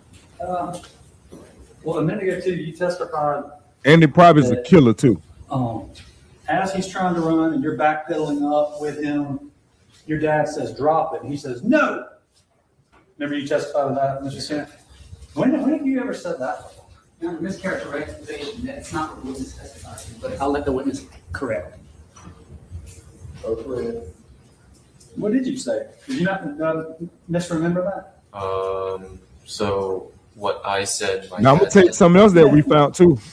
I'm glad you asked that question, Passion. because it can't be proven because it's going out of the frame. But let me read your question. The pastor said, I would like to know when the dad pulled his gun from his holster. The son is not telling the truth. He's not. And if you get a chance, scroll back at some point. I mean, we've been live for a while, so I can't give you a time mark. But as the dad is running out the camera frame, it's like he almost knows when he's out of the camera frame because you can see his hands go down as if he's pulling his gun at that moment. We don't actually see it comes out, but we can actually see his hand going down, which would make sense because now he's cutting the corner. And maybe from the corner, because I was out there today, and I actually walked from that corner. It's probably from the store to that corner, it's probably like maybe 30 yards. So to answer your question, is I believe from what we saw and what it looked like he was drawing his weapon, that his weapon was drawn as soon as he got the camera view. And by then, Cyrus had already ran out of shoe. His cell phones had already fell off him. But if you go back, you can actually see him like reaching down. And it's crazy because it's like right after he get out of the camera's view.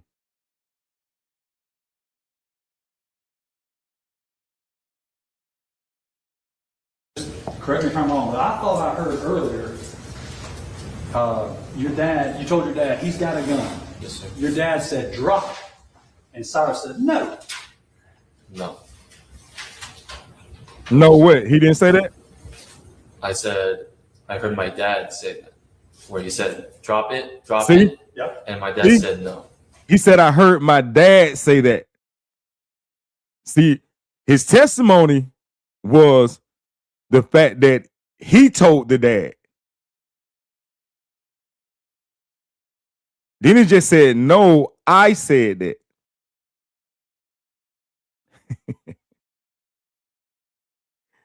So was it you or the dad? I believe it was the dad, and you the one shot Cyrus. That's why you can't get your lies straight. Listen to what he says.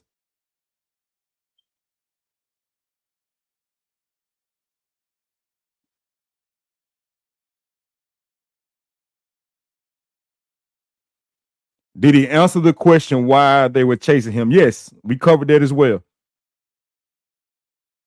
He said that he wanted to see where he was going. That they never wanted to catch him. They chased him 130 yards. Even after Cyrus fell 2 to 3 times. One time he said 2, sometime he said 3. And then he was over on top of him the last time he fell.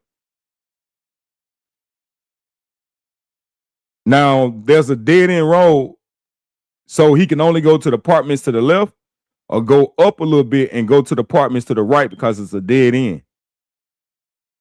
And you can see from the corner where they chased him at, all the way from their property.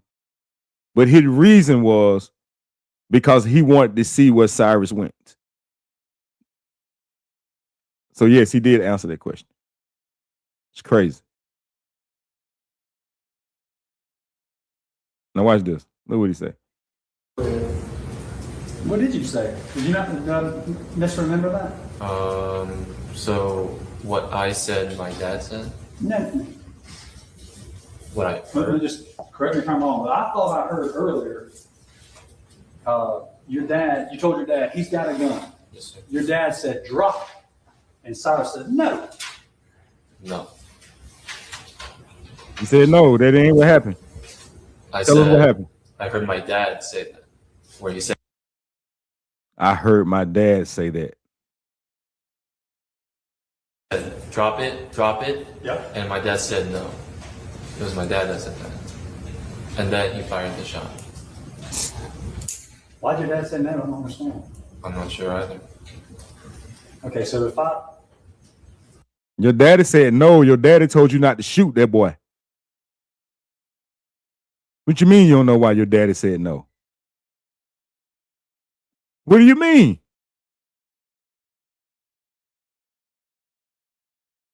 Did you misspeak earlier? Did I misunderstand? I thought I heard you say Cyrus in there. Maybe you misheard. So Cyrus. I meant. No, you absolutely did say Cyrus said no.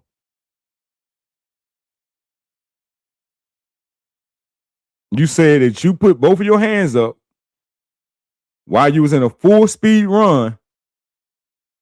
Then you start backing back with both of your hands in the air, saying he got a gun, he got a gun. You said your daddy said no. That's what you're saying now, but earlier you said Cyrus said no.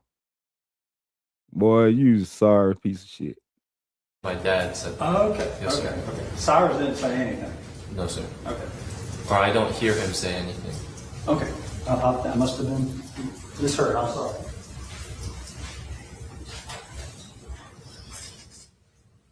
Man, the feds better pick this shit up, dog. Gonna be hell.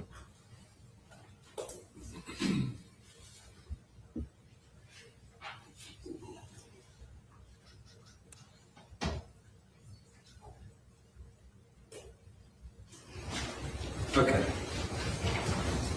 Andy. I agree. Chevy said prosecution did show inconsistencies in the story. Jury was asleep on this day. Or mine's already made.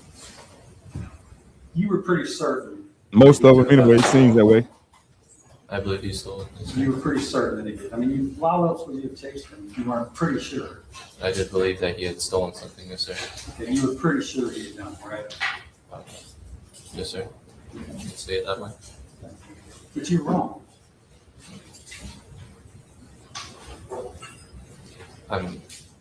Yep, you were wrong. He didn't steal anything. I did learn he did not take any. You were so sure of it that day that you left your position at the cash register and you ran out of the store. You were that certain, were you not? Yes, sir. Okay. I mean, I walked up. I did not run up the He wanted to shoot somebody black, just like his daddy. You briskly walked, you ran, whatever. I'm not going to get that.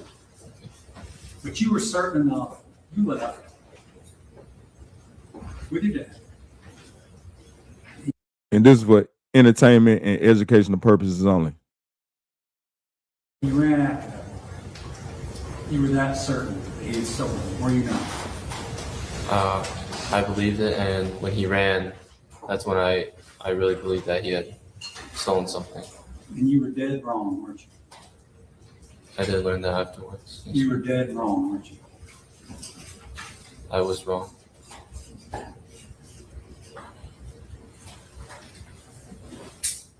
And there was nothing to stop you or your dad from calling 911 if you thought he had taken that.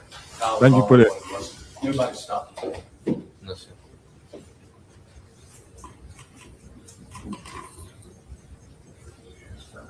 You had time to go back and review the video footage and realize he hadn't taken that water bottle, didn't you? And be prepped. You could have looked back at the video and reviewed it and realized he didn't take any water, could you not?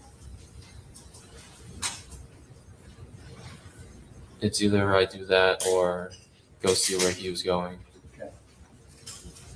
But if you would have reviewed it, you would have realized I didn't have to leave the store to make them eat anything. You or your I was not thinking that. I'm not blaming you. I'm just asking. Okay? Okay. There was nothing to stop you or your father from going back, reviewing that footage, and taking the time to do that, and realize he hadn't stolen anything. There's nothing to stop that, was there? Nothing. Okay. I'm not trying to be mean, but there really wasn't anything to stop that, was there? No, sir.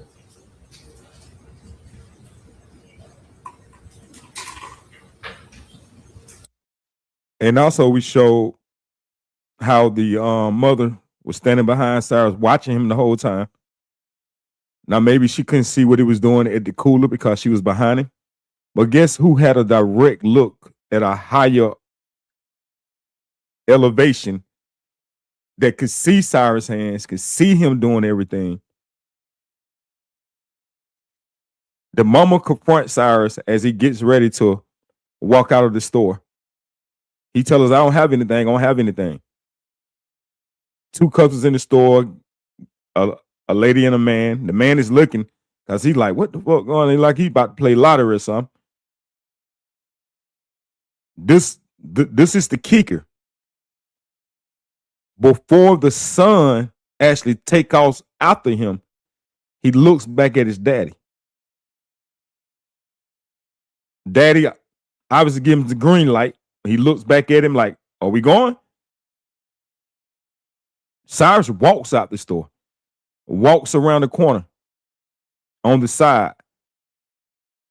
And then he see them running after him, and that's when he takes off running. And before he even hit the corner out of the store, he runs out his shoe. And they still chase him for at least another 100 yards.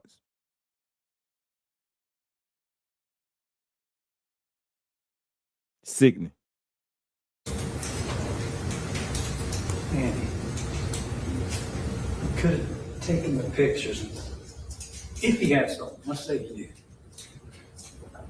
You could have put them up on the wall of shame.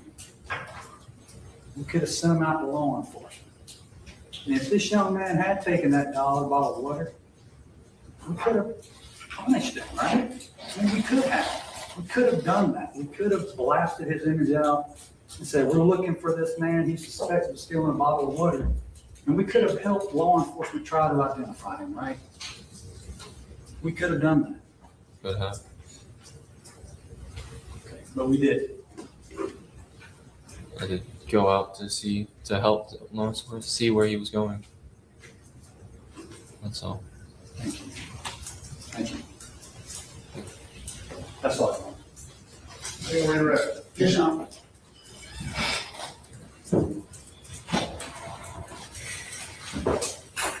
Here go this tether head, motherfucker.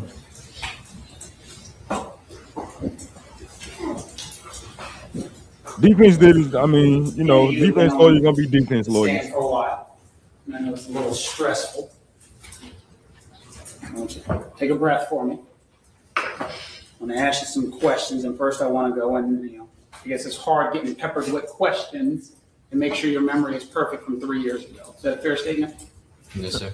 Oh, wow. And the first thing I think you were getting yelled at about was that you had never given a statement about seeing him throw something. You remember those questions that they're like, you didn't say this, you didn't say this, you didn't say this. You remember that? Yes, sir. And if not mistaken, there are 4 times where you were asked on a body-worn camera, Yes, sir. In store, then you were interviewed, and then you had formally given testimony all about something being thrown. You remember that? Yes, sir. So first,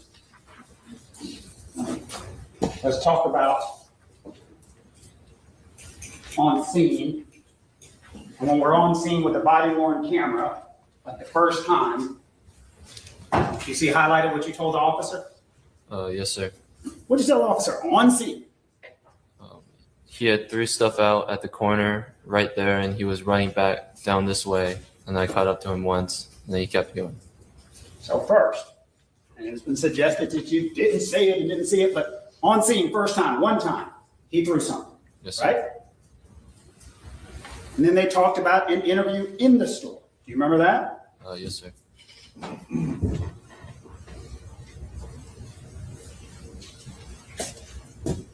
Looking at line 28 in the store, what did you say in the store? Oh, I saw him throw something out at the corner down there. So number 2. Second time now.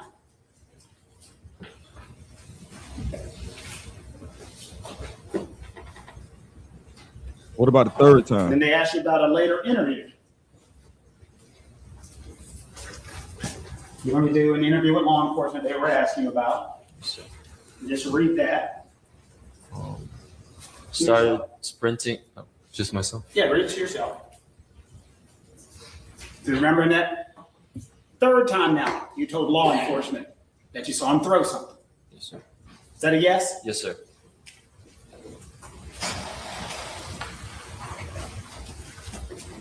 So he changed it the day of trial.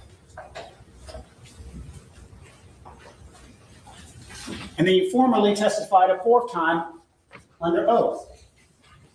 Do you remember that? Yes, sir. What was your testimony then? Can I read it? Yeah, go ahead. I get to the bottom of the parking lot before the road, and I had seen him throw 2 cell phones out, and so I stopped to look at what he had thrown. And so when you were being asked questions just now on... So you say you didn't stop to look when he was just questioning you. So trying to correct one inconsistent statement, and you just cleared up another one. When he said, you didn't see his white shoe?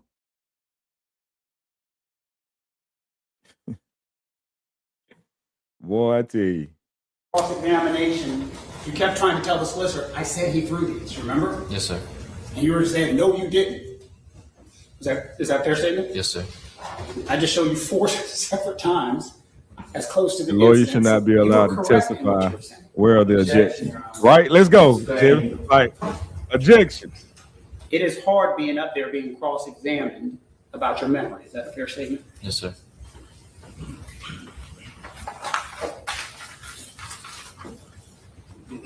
The solicitor was asking you a lot of questions, but one of the things that were clear on, there was a gun pointed in your face that day. Yes, sir. Questions were being asked of you, and I don't know if it was embarrassed or so forth, but there's questions asked to you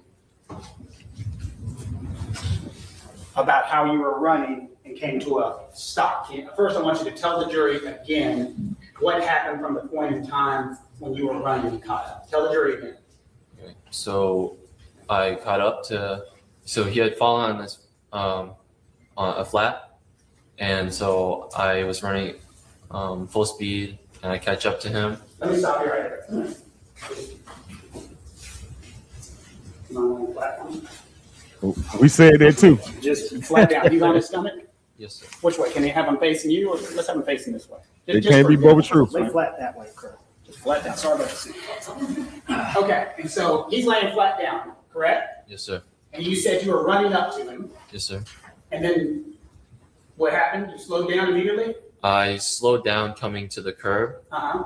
and then I see there's something in his hand, Uh-huh. and when I get closer, and he's starting to get up. Okay. And he No, the curve is way back there at the store. Man, this dude is lying. It's just straight road after they turn out from the store.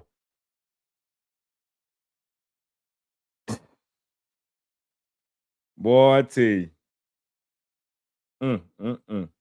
points the gun over at me. All right. And so you're going, and so the question, of course, from the solicitor is, how can you stop and start going this way? And you were talking about momentum. Yes, sir. So it's something like that, right? Yes, sir. Wow. Did that seem impossible? No, sir. And so your testimony is you were going full speed. Someone starts to stand up. He never stood up. And then your momentum, because you see what's going on. Yes, sir. Thank you. Thank you for that. Wow. Did that seem impossible just now? No, sir.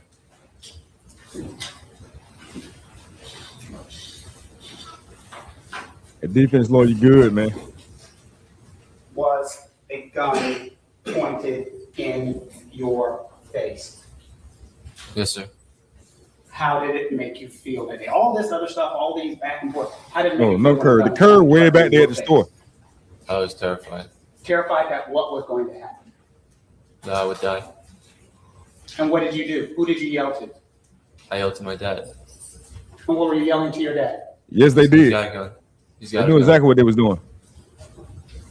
And your dad, wherever Feeney was, what was he yelling?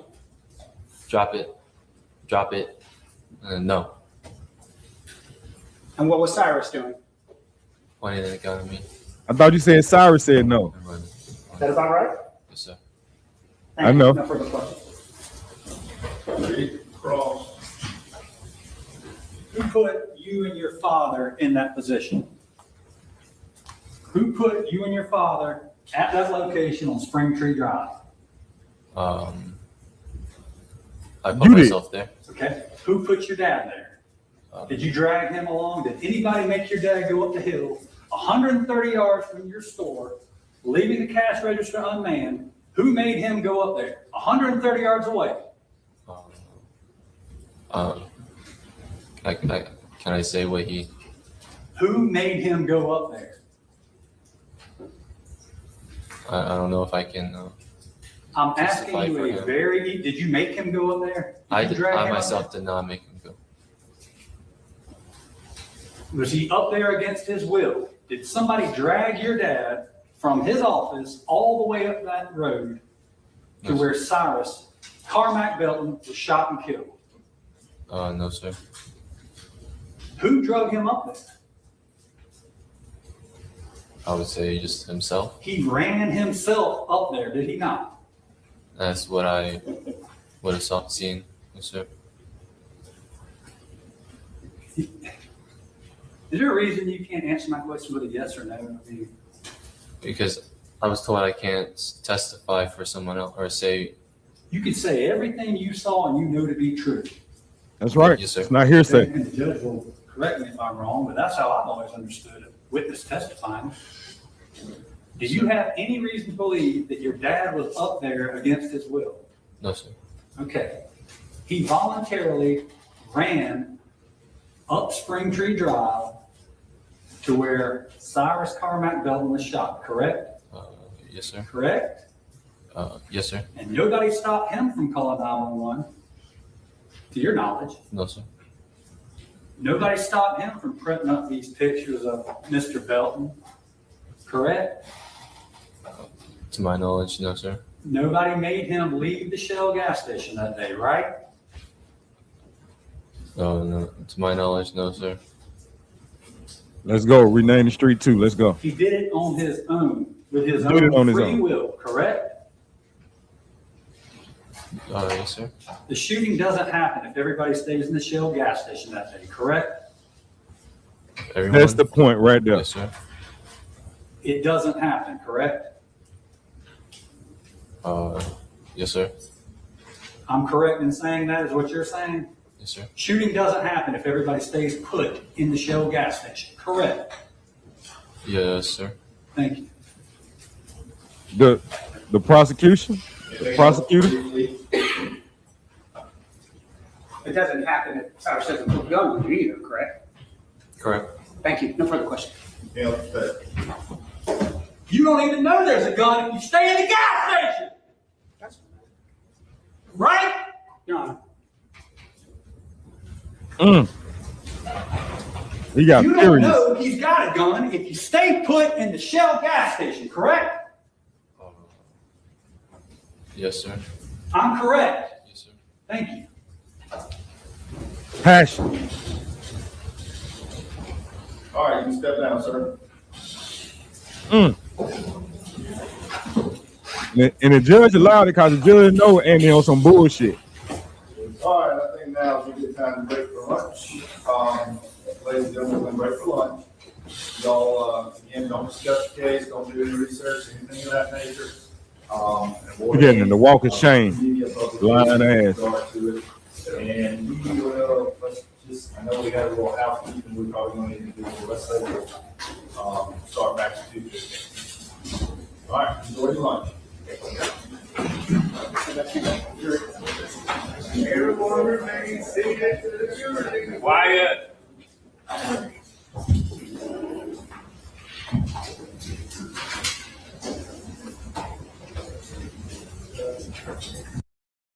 Lying ass.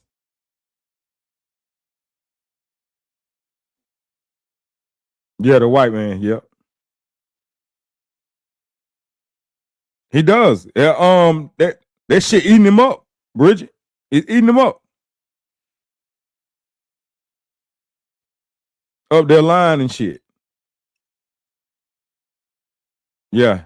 He went off.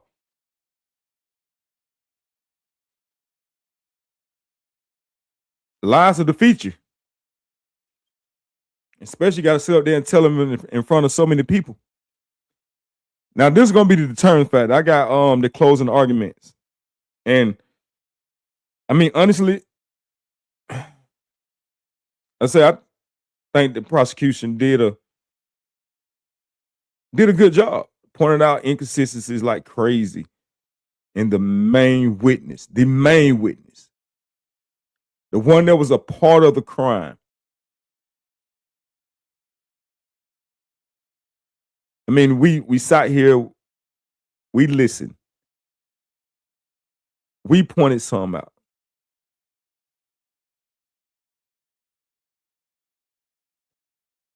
But even the closing arguments, and what closing arguments, it's not evidence. It's about the highlights, and it's your last chance to win over the jury. Bridget said, my issue is that the father had previous behavior issues and they threw that history out. Like, what the hell? Exactly.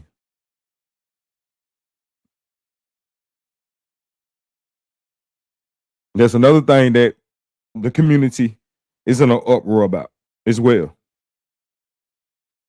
I don't think they was even allowed to even mention it.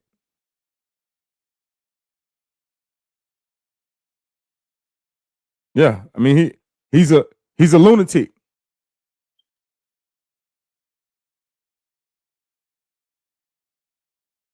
And I think he's raising a baby lunatic. A little, not a baby, but a little lunatic.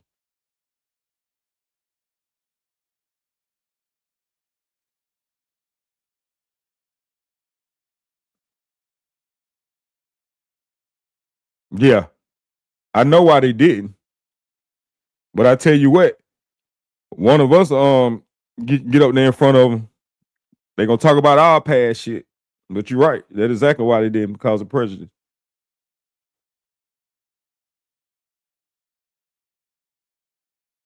You're exactly right. I know why they did.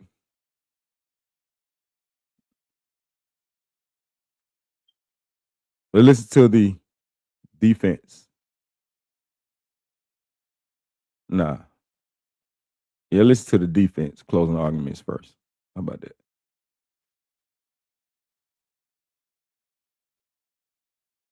Now, it's probably one of the best closings I've heard since Johnny Cochran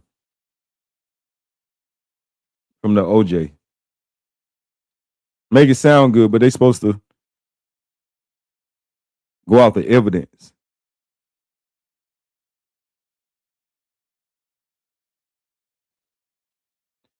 And give it to him. He earned his check. Let's check it out. Growing up and watching shows with my father. And I'm old enough to date myself a little bit that we would actually listen to radio shows. And one of the radio shows that we would listen to quite often is a guy named Paul Hurley. And what he would do is he would tell stories. And in telling stories, what he would do is tell a story that he thought that everybody actually knew.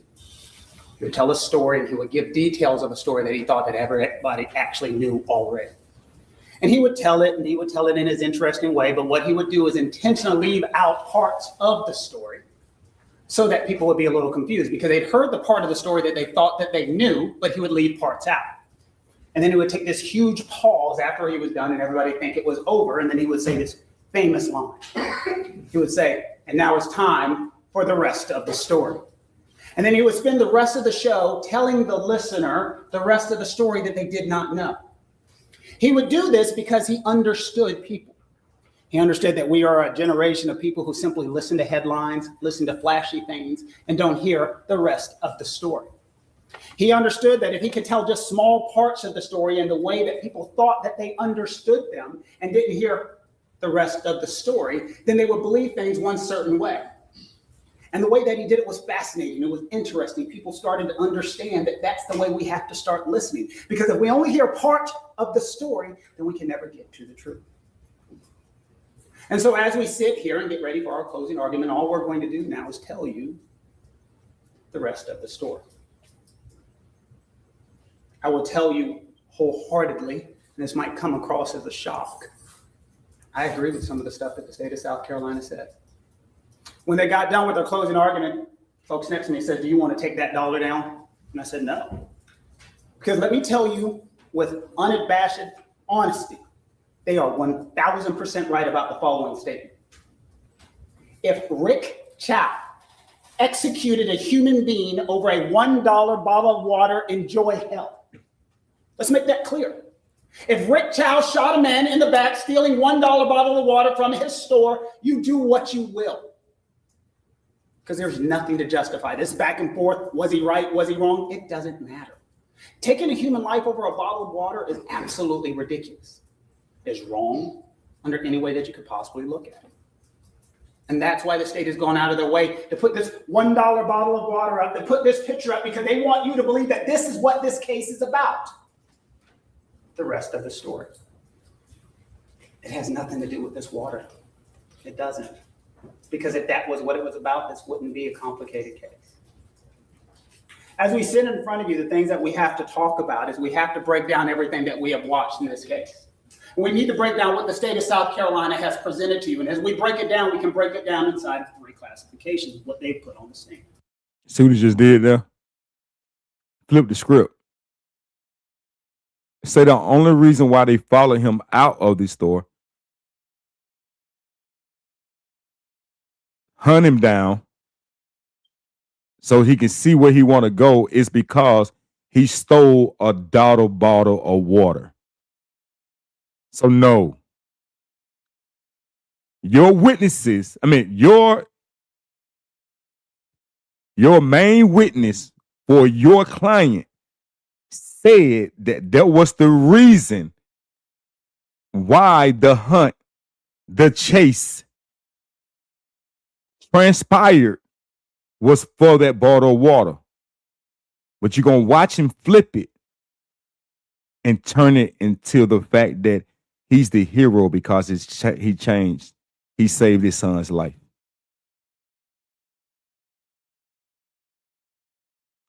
He done went off his strategy now.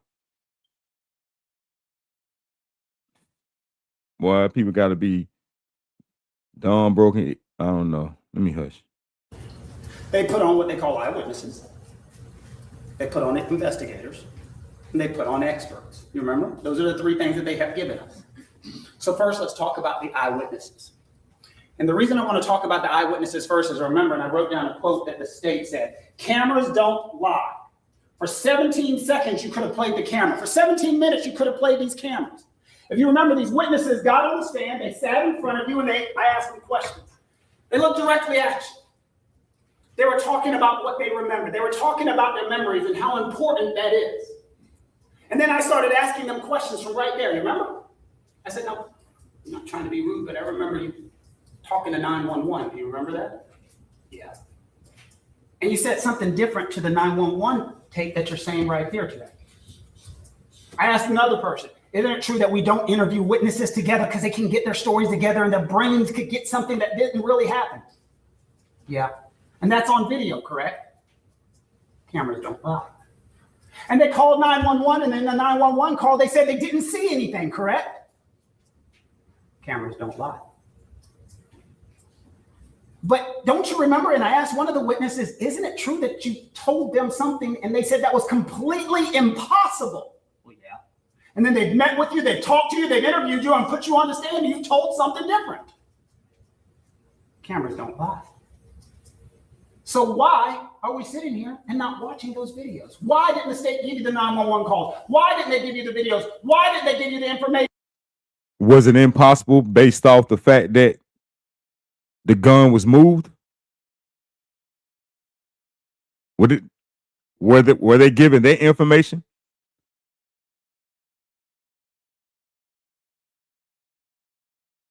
Like your client tampered with evidence, tampered with the crime scene. Did that witness see the wife pick up Cyrus' cell phones? Did they see the wife take his shoes So maybe based off how y'all found the evidence and how the evidence was moved around and collected, is that what you mean, Mr. Kent? While it didn't make sense? If cameras don't lie. Shit was compromised. The rest of the story. I talked to one of the investigators and officers as he took the stand. Remember, we asked him, what is important as an investigator? It's important to get the facts. It's important to get the information. It's important to get the evidence as close to the incident as possible. See? So we can do what? Remember the question I asked him? So we can give all the information to the jury. The evidence moved around, boy. Because what we don't want to do is subject and put our emotions in there, our personal beliefs, our subjective decisions. That's what's happened. The rest of the story. But for some reason, the state of South Carolina doesn't want to give it to you. One of the witnesses took the stand, if you remember correctly. Detective English took the stand. You remember? One of the first ones they put on. And they put the videos up on all of these screens, all this technology that the state of South Carolina has. And they put up all of it. And one of the clips they put up was of Rick Chow's statement. You remember? And they played it, and it said, my son saw, I didn't initially see my son that he had a gun, so when I looked at his hand, and then what did that officer do? He just walked away. We knew there was a second part of the video. Cameras don't lie. It would have taken how long was the quote? 17 seconds to play it. Cameras don't lie. And what was the next question from the state of South Carolina? Isn't it true he didn't tell you on that scene blank? Cameras don't lie. So we literally had to make sure you knew the rest of the story. And what did we do to tell you the rest of the story? We brought that other officer on to tell the rest of the story. And you remember, it went right together. The rest of that statement. My son saw, I didn't see it initially. My son alerted me that he had a gun. So when I'm going to go talk to his son, that's when he walked away. And then the statement kept going. Look at his hand. He actually had a handgun in his hand. The rest of the story. He got up running, then my son yelled, he's got a gun. So when I watched, there was a gun in his hand. That would be some important information for the state of South Carolina to tell you. But they need it to be about $1. They need to scare you. They need to make you afraid. They need you to think the great Rick Chow, this evil human being over here, killed a man over $1. And that is disgusting. That is awful. That is abhorrent. But that's not what happened. The rest of the story. We don't want to tell you the rest of the story because if you hear it, then you get to make an intelligent decision, and we don't want you to make an intelligent decision. We don't want you to hear the 911 calls. We don't want you to watch the videos. We don't want you to hear what Rick said at that moment, at that time, without a lawyer, without anyone telling him what to say or do. We had to play those for you. The rest of the story. And as we get in there and we listen to this and we go through all of this information, it becomes incredibly important. We then had investigators take the stand. You remember the questions I asked of the investigators and why they were so important. The state of South Carolina, for you to make a decision, has come in front of you and said, but witnesses on the stand, guns aren't that bad. 14-year-old kids have guns all the time. And they had witnesses literally with their hands on the Bible looking at you, talking about, guns are prevalent. It's not that big of a deal. That was the testimony. I didn't make that up. That was the testimony that they submitted. Do I think they believe any part of that? Not a line of that.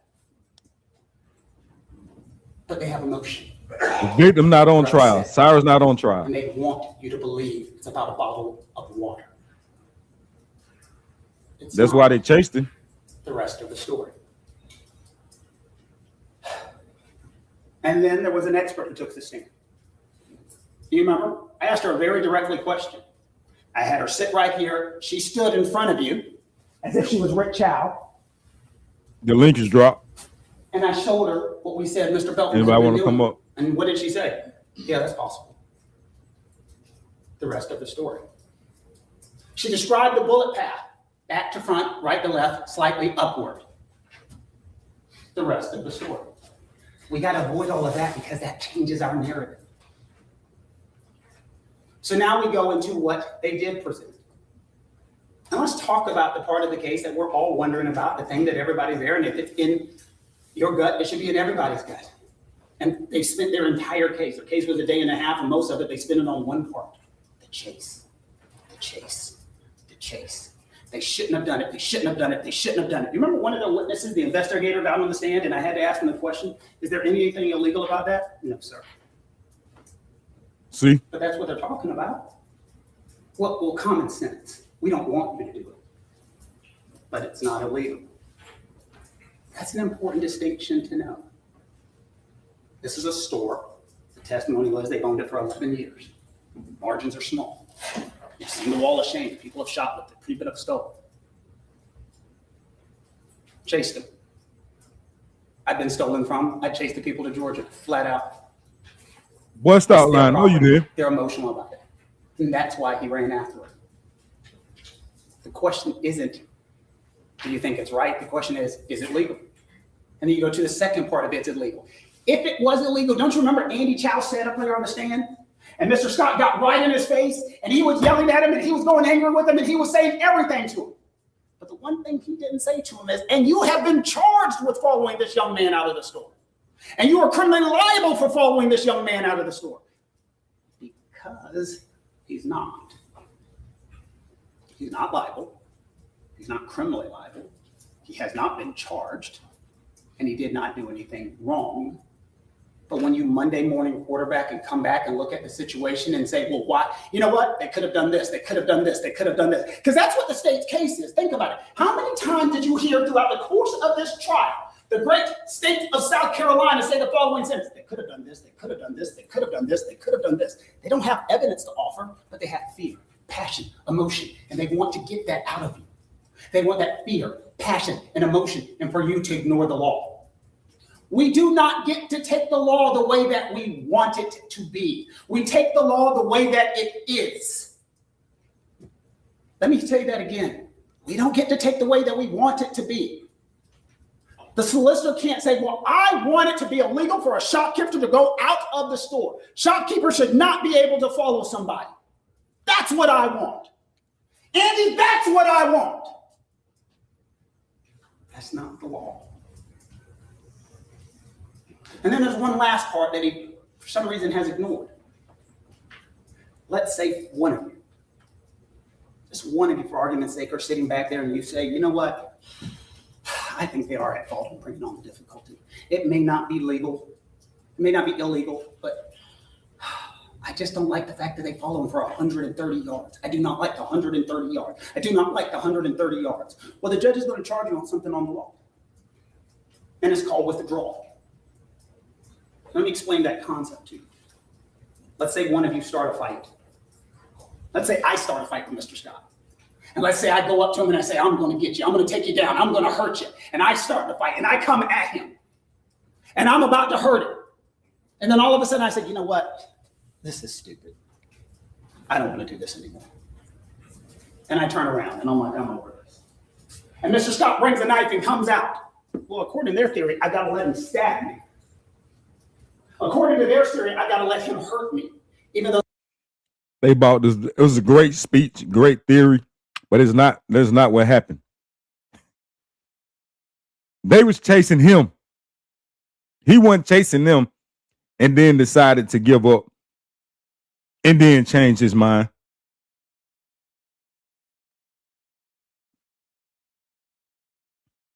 He wasn't the one that was. He was the one running from his life. They wasn't running from theirs. Can't make this shit up, boy. The jury fell for this shit, though. that I have withdrawn. Well, that is the law of withdrawal. If an individual says, it was good. If they Ain't gonna lie, it was withdraw good. by words or actions, words or actions, the right to self-defense back on the line. The rest of the story. And don't take my word for it. The judge is going to instruct you on the law, and that's one of the things he's going to talk about.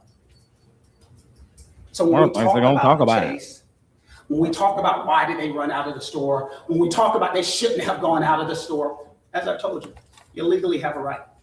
The officer, their own witnesses told you, they legally have a right. This officer with 25 years of experience, dealt with shopping, dealt with this. and says, we prefer you not, common sense.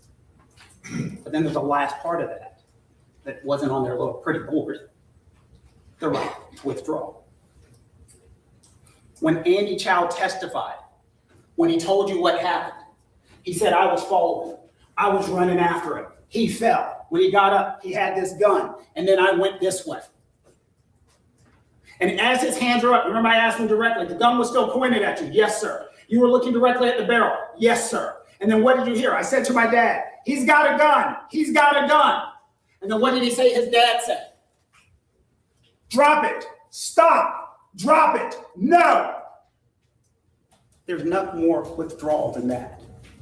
See? When he's yelling, stop it. Drop. Your dad is the hero. That's a withdrawal. That's saying, look, man, you got it. You got the gun. I'm good. They love to say that everything could have stopped.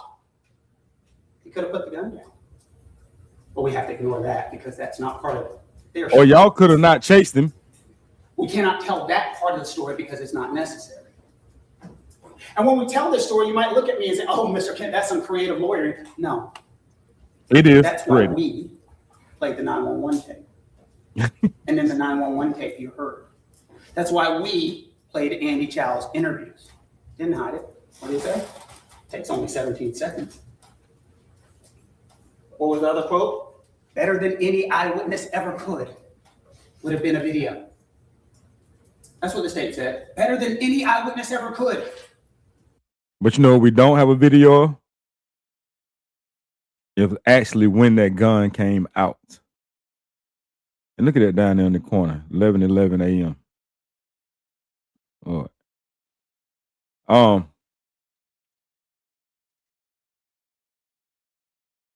We don't have a recording of that. We do have a recording of is what happened in the store and what transpired after then. And I would think isn't it a law to accuse somebody of stealing that didn't steal anything? I just thought about that one. So even if chasing them out the store is not, what about accusing somebody of doing something that they didn't do? There's a law against that. So you want to talk about cameras and all this, like it didn't pick up. There was no camera because per Andy, he failed 3 times. Per where the light was on that road that had a downward trajectory.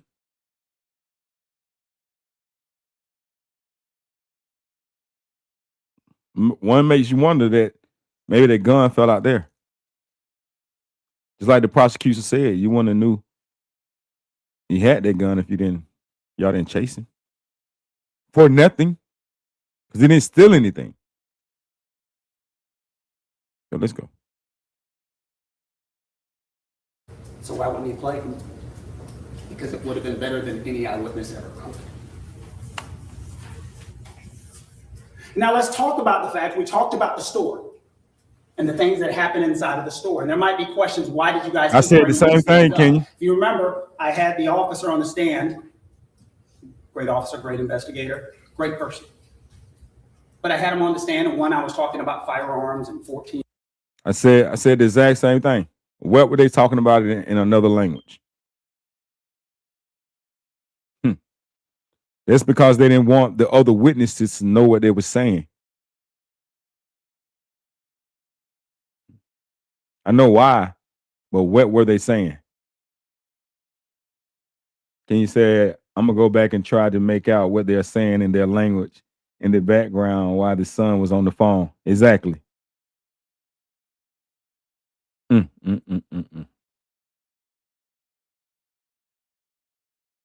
Kenya says what's crazy is when a person of color does something, they bring it up, they pass and judge them based of it. But with this man who has did similar things, his past wasn't made a factor. Yes, that's what good attorneys get you. So people, and I get it. That's a thing. Forget the word that's used. What's that word, Chevy? But yeah, but only when you can afford the best lawyers that know how to do the motions. That this is if it's not a thing, it shouldn't be a thing. If it's against your constitutional right, it should be against your constitutional right, no matter what type of lawyer you can afford. It's crazy that how our constitutional rights are only made clear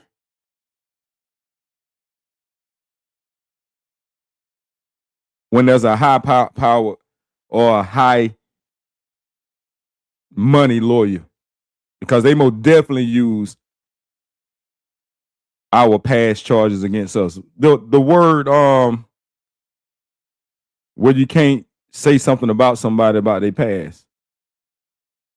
Let me see. You said it earlier. See, can I find it?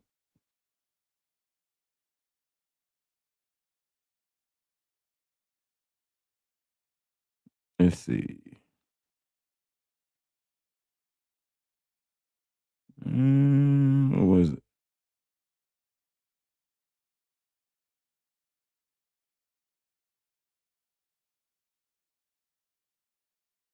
Did you say it? I can't find it. Yeah, prejudice. Yeah, that's the word. But like Ken said, it be allowed. It's crazy, man. Feds would pick this based on Cyrus' constitutional rights were violated. I hope so. I hope so. And not to mention the inconsistencies of the witness statement, the main witness, and them 2 slip-ups he done. Or I forgot. I got to call down there and tell them. I got to call down there in the morning. I'm gonna do it on live, and I'm gonna tell them. I'm gonna turn my live into them, and I'm gonna tell them that Kenya pointed this out, and you need to get in contact with her because she needs to get some reward for it. So, because I think she just solved the case.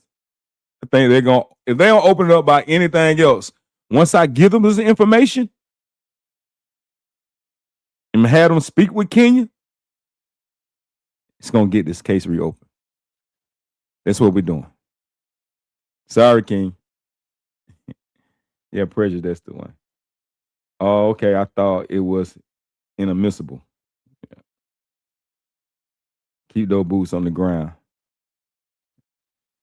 Kenya said that's why it ain't even my real name. That's all right. It's gonna be the federal government. Trust me. They're gonna go into this live, they're gonna dig into it, and they're gonna find you.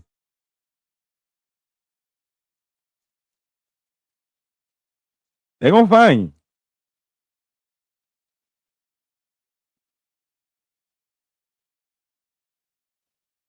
Chevy said y'all should ask for more CCTV in the area. Yeah. They may put some cameras up on the poles out there now. Cause it's really is a real bad blind spot right there. Like I say, I showed y'all today. I mean yesterday. It's nothing but bushes right there. Nothing but bushes. You can't hide from the federal government. You ain't unlookable from the federal government. Lies you tell. All right, let's get back to business. You play too much. Olds, and he went back and forth because I don't think they wanted to admit that this is a problem. But the thing that was the most important is I asked him about suspicious behavior. Did something look weird to you when you went back? And he didn't want to admit it. But use your own common sense on that. I asked him the direct question, looking back through your investigation, as you have gone through and looked at the full file and looked at everything now, do you find it weird, odd, suspicious that a young man would go into a gas station, without any money, with an empty book bag. They probably took it off Pull it in on. the chamber.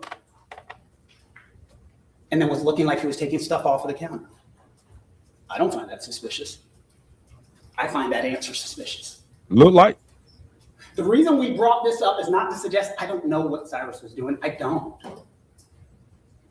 But use your common sense and ask yourself. Nope. Or look at the evidence, not use common sense. And the reason we bring that up is that would explain why Andy, who was sitting at the front counter, looking back, is watching this and going. So when do common sense become evidence? Boy, I tell you. He's acting strange.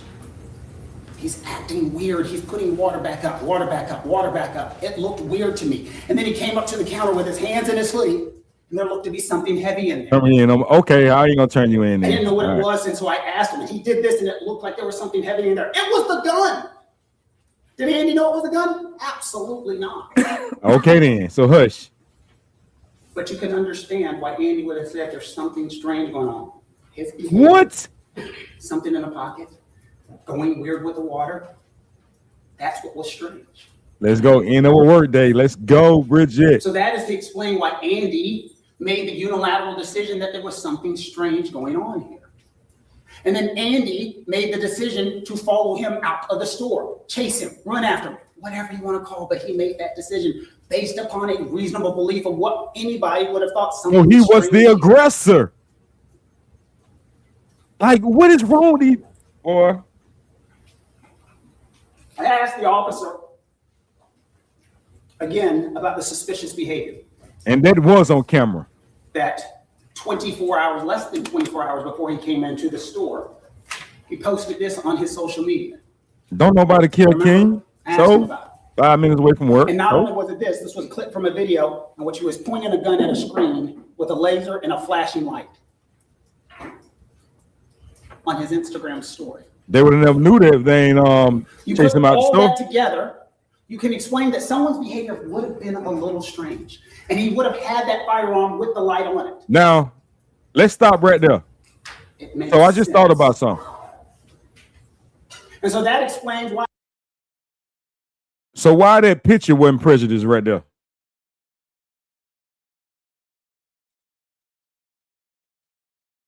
How did the damn prosecution end up letting that get in?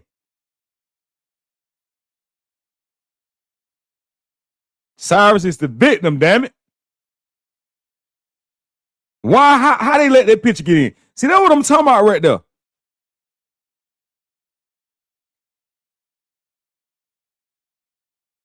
Did they file a motion to suppress it and the judge just denied the motion? Or did they not think of it? Just like how they didn't let his past interactions, shootings, beating up little girls, that's recorded, by the way. So it's not a rumor. The defense was able, because I'm pretty sure they tried to get it in there. Weren't able to get none of that in. But here he go, can sit here with. That's what I'm talking about right there.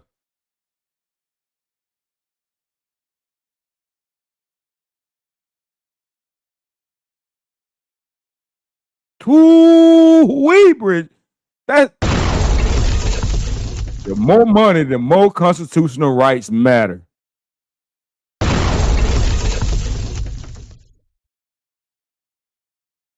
Come on, man.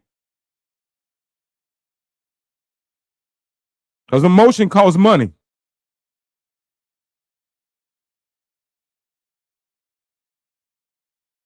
He said, I think that it swayed their decision too, because it's a black man saying what he's saying, but they're just my thoughts on. Oh, no. It was strategically put there. You better believe it. That too. And once again, I'm for the cause. It's not, he just happened to be his defense lawyer. If this defense lawyer was white or Asian or whatever, I still feel the same way. he done his job. This is what he get paid to do. Sometimes I don't understand how them guys sleep at night. I guess it's their bank account. But constitutionally, no matter what your charge is, you're supposed to have a right to a fair trial. Okay. So I'm not mad at this guy or who he is. I'm mad at the state, the prosecution, the jury.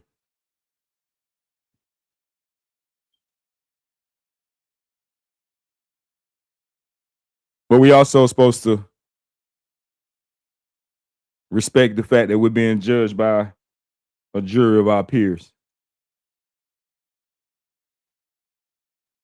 Lady Justice is blind though, and it's a scale. Get back to it. Stop preaching. Andy, and don't forget, when the officer was talking and asking questions and he went back to the back to look at that video surveillance that they keep talking about. Do you remember how many times? He's like, I had to look at it 2-3 times. I had to zoom in on it. He had the technology to see what was taken. Andy had one time. And from his vantage point, something was going on. He chose to have one time. He ran after short, whatever you want to call it. The rest of the story. And then Andy testified that he threw stuff out of his pocket. You remember Mr. Scott said, you did not testify to that. I had to show 4 different times where Andy said he was throwing something out of his pockets. He said something different that day. And so he went after him. He followed him. He chased him. He's going after him the entire way. And they're right. He fell. He fell hard. And now they're saying, well, he would have naturally picked up his gun. That's why this is important.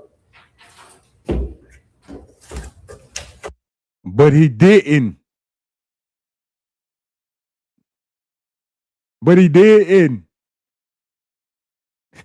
Lying boy. And I went there. But based on what I heard, that gun fell on that first fall where that light was. And we'll never know because you know what? The daddy picked up the gun and tossed it where he wanted for it to look like he went. That alone. He's running. Let's put it this way. Let's try 2. 1, he's running and it's in his pouch. He falls. The light goes off, but the gun stays in the pouch, I guess. Or the gun comes out and gets Well, no, don't guess. But he picks it up. And that's what they just testified to. He picked it up. No. The judge is going to tell you something else about defense of others. You have the right to act on appearances. Andy said he was flat on the ground. This dude gonna get down on one knee and try to, boy, I tell you, boy. They let him get away with it though. It's closing argument, so he can do what they want to do. And you have the right to be wrong. He's gonna tell you that. They just told you. He was running, he fell down, and he picked up a firearm. Look, he was not at no football stands. He said he was flat on the ground. Look at him. He sold the shit out of that shit. Look at where he is. That's not how Andy said he was. Andy said he was flat on the ground. And he was standing over top of him. This stuff, all this back and forth, he 100% from the state's mouth, he picked up that firearm.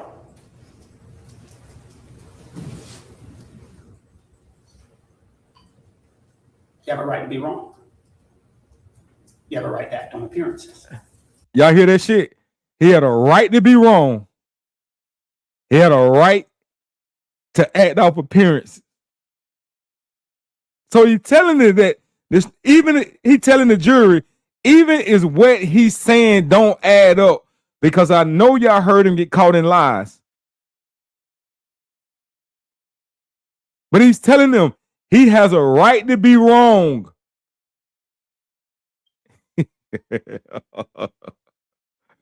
Oh, fuck no. Fuck no. What? And that's what the judge is going to tell you the law is. And that's from the state. Don't you That think judge about say, that, I ain't too? telling y'all that. Look at the judge up there. Gets up. That means he's not flat. Medical exam. He didn't Shot, get up. Back, angle, pointed. Right to act on appearances. This nigga is lying. Rest of the story. Or take it another situation. What makes sense? Maybe the light's on the fire. And then as he's running, when he falls, that's when it comes off. We don't know. Because the burden of proof is on the state to prove what happened in that situation. And they've just admitted the one thing we know for a fact is he picked up the firearm. That's from them, not from me. That was their admission. And then as he picks up the firearm, then we have to go. That's because the gun was thrown. Man, and he's boy. right. If you don't believe what Andy says, if you think Andy is 100% a liar, you can stop right now. Andy's lying. He made it up. This is completely not true. The gun was never pointed at him. He never saw this silver barrel that he only would have seen after he saw Discovery. He never saw it. And then let's take that one He step saw when his further. daddy picked it up. Not only that he must believe that he is a liar, he must believe that Rick Chow is the most creative, smartest person in the history of the world. He is clairvoyant, if you will. Let's give him an Oscar. Rick Chow was able to decide, you know what, I'm going to kill this boy. No, we giving I need you to an figure out Oscar. when he's going to come into the store, when he's going to have a gun, when it's going to be in his pouch. I need to make sure that Andy sees it. And then I need to make sure Andy follows him for the directions. So I need to make sure Andy calls 911 and says exactly what I want him to say. I need to make sure Andy says the exact thing that I'm going to say at the exact time. Because that's what would be necessary to believe the state of South Carolina's case today. That Rick Chow set all this up in motion to execute a shoplifter. Wow. The people he decides, needs, has to help him make a living. It doesn't make any sense. And if we take this one step further from the state's theory, Rick Chow is so pissed off, so damn angry about this shoplift, hates him so much that he executes him. Why not shoot him when he gets out of the store? Gun's already on his hip. Why not walk out of the store? Shoplifter, $1, he stole, shot. Shoplifter, 10 yards, shot. Shoplifter, 20 yards, shot. 30, 40, 50, 60, 70, 80, 90, 100, 110. Why wait 130? Because at 1:30, there's no fucking cameras. That's why he waited. At 130 yards, there is absolutely no cameras. That's why. Fuck out of here, boy. Unless something changed. What It's changed me was up. somebody pulling a gun and pointing it directly at his son. Exactly. Giving him one. That's what And a Girl Scout cookie. Fruit If he looking wanted ass. to execute Cyrus, he could have done it right outside of that store. No, he couldn't. He was gonna shoot him in the We'll have back to ignore that. outside the Before we go store. over the rest of the story. Man, this jury bought this shit, man. Use your common sense and listen to the evidence, but listen to the witnesses and listen to what they've told you. Murder, as the state has told you, is the intentional killing of another human being with malice aforethought, without self-defense. We have just showed you self-defense and defense of others. No, you The did. state has melded a little bit of those theories together, but you need to make sure that you understand one. Based off that without lying causing ass son. difficulty. Again, I've explained to you that you have a legal right to follow somebody. Whether they like what the law is, that's what it is. And as you're going through that, then you have to talk about imminent danger. And this is from the eyes of Andy. And they're trying to mix the two other things together, but it's under the eyes of Andy. Andy is lying. As Andy, does he have a fear of imminent danger? Was a gun pointed at Andy? Would Andy, who had withdrawn from the conflict, you got it, I'm over this? No. Would Andy have had a right to point the firearm and save his own life? At this point, they fed him some damn Reasonable person. fentanyl. A reasonable person in the same situation, what would they have done? And we can take that two ways if we want to argue the state's theory. Way one, Andy, gun pointed at you. Would he have had a right as he rescinds, remember that knife in the back situation? Andy would have had a right to fire to save his own life. But more importantly, the reasonable person situation, Rick Chow would have had a right and did have a right to save his son. The strongest evidence that was given in entire this case when the officer got on the stand and I asked him that question. And I said, have you ever fired your firearm? No. Have you had a firearm pointed at you? Yes. I didn't fire. What if someone was pointed at your loved one? Yeah. I asked that same officer the situation when officers are chasing somebody and you chase them incorrectly. Remember we asked them that question. You chase somebody incorrectly, what happens? We chase them incorrectly, it does happen. And what would happen if that individual pointed a firearm at you? Remember the example he gave? If someone pointed a firearm as I'm chasing them incorrectly, well, I would tell, and they turned around and pointed a firearm at me, I would tell them, stop, drop it. And if they did not drop it, I would fire. Boy, they're not law enforcement. Sounds eerily Law enforcement get away with a hell of a lot of shit. And that's some of the rest of the story that the state of South Carolina, for some reason, has chosen not to tell us today. And then we go, duty to retreat, or can you retreat? As a person is pointing a firearm at you and you're pulling backwards and someone is saying, stop, no, don't. That's what duty to retreat is. No one turns and runs. The judge is going to tell you, as I mentioned, if we're talking about self-defense, and I've said it several times, you have a right to act on appearances, and you have a right to be wrong. So as we sit here and we're in Rick Chow's position, and we're wondering what Rick Chow is doing, as we've heard this testimony, Rick Chow sees a gun pointed at his son. His son says, I was afraid, I was terrified. He's got a gun, he's got a gun. So Rick Chow in that situation stands in the place of his son. He was only following him to see where he was going. Then there was no need for the daddy to go. Exactly. This case is not about a shoplifter. This case is about a father who sees a gun. That's some bullshit, man. And had to make a decision. What's up, Reggie? Good morning. I hate it. I did. No, you don't. You took the case. I disagree with the state's theory on it's not that big of a deal that kids are going around with guns. I hate it. It is a problem. And it is a problem in this case.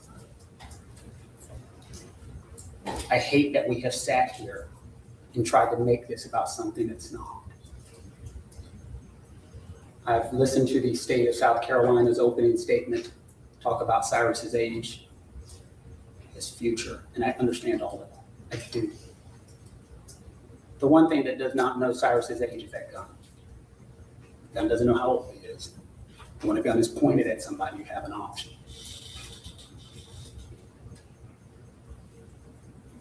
As we sit here and talk about this case, The police and how got him to question him before he got. that if you step back and look at something one way, it's completely different. Exactly. And as you get closer and you look at it more and you look at all of the details, you'll never see it differently again. And so what I'm asking you to do is focus on the details. I wear this suit all the time in trials. People say, oh, you always dress so flashy, but you're not flashy. I wear this suit all the time because it reminds me that details are the most important thing that can happen. It actually has my name and the pinstripes in it because when you look at it, after realizing it's not just a pinstripe suit, it actually has my name just right down the middle. And I look at it and it reminds me in cases that if you don't take your step back and look at things in full detail, you will miss it, like the state of South Carolina has, and they want you to miss it. We have to focus on important matters. We have to see the full story. You have to ask yourself the question, why don't they want me to know the full story? And then finally, for the state's case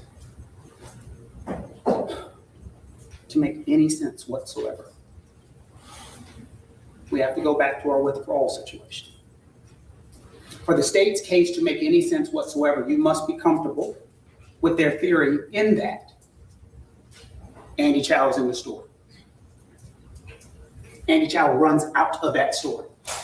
Andy Chow runs out of that store after Cyrus. And as he's running out after the person he thinks is shoplifted, Cyrus still points the fire. Andy still has his hands up. His dad is still watching. His dad says, no, I'm not going to do anything. And Cyrus shoots and kills his son. The state wants us to believe that that's legal, and that's okay. That storekeeper should let people take stuff out of their store, and if you follow them and you get killed, it's okay. That's why you don't follow them, boy. It's not.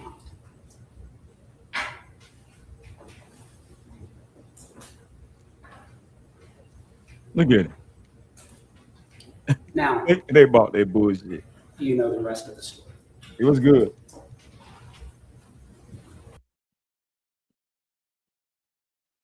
Oh man. Good morning, everybody. Hey, oh boy. I hope you're doing well. I am. I'm doing. I can't complain. This court case is crazy. I mentioned something earlier in the chat, and it's literal Asian history, especially in America. It seems as if the Asian community has forgotten that they were lowered down the sides of cliffs, holding on to dynamite and exploding rocks while they exploded and died just to build a railroad. They have forgotten that we also put them in concentration camps here in America.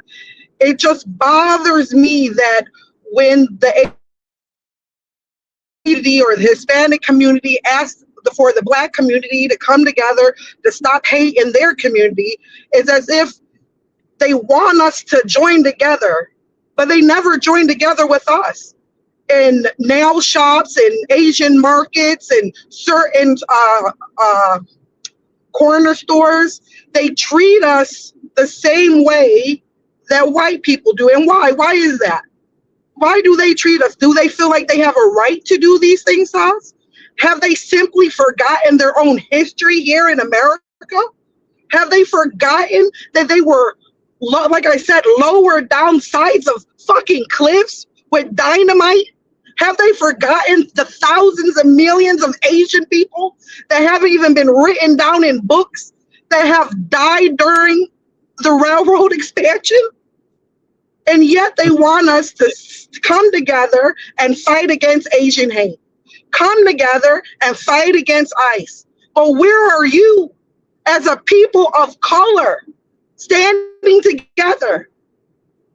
If these people were scared, why did they run out of the store?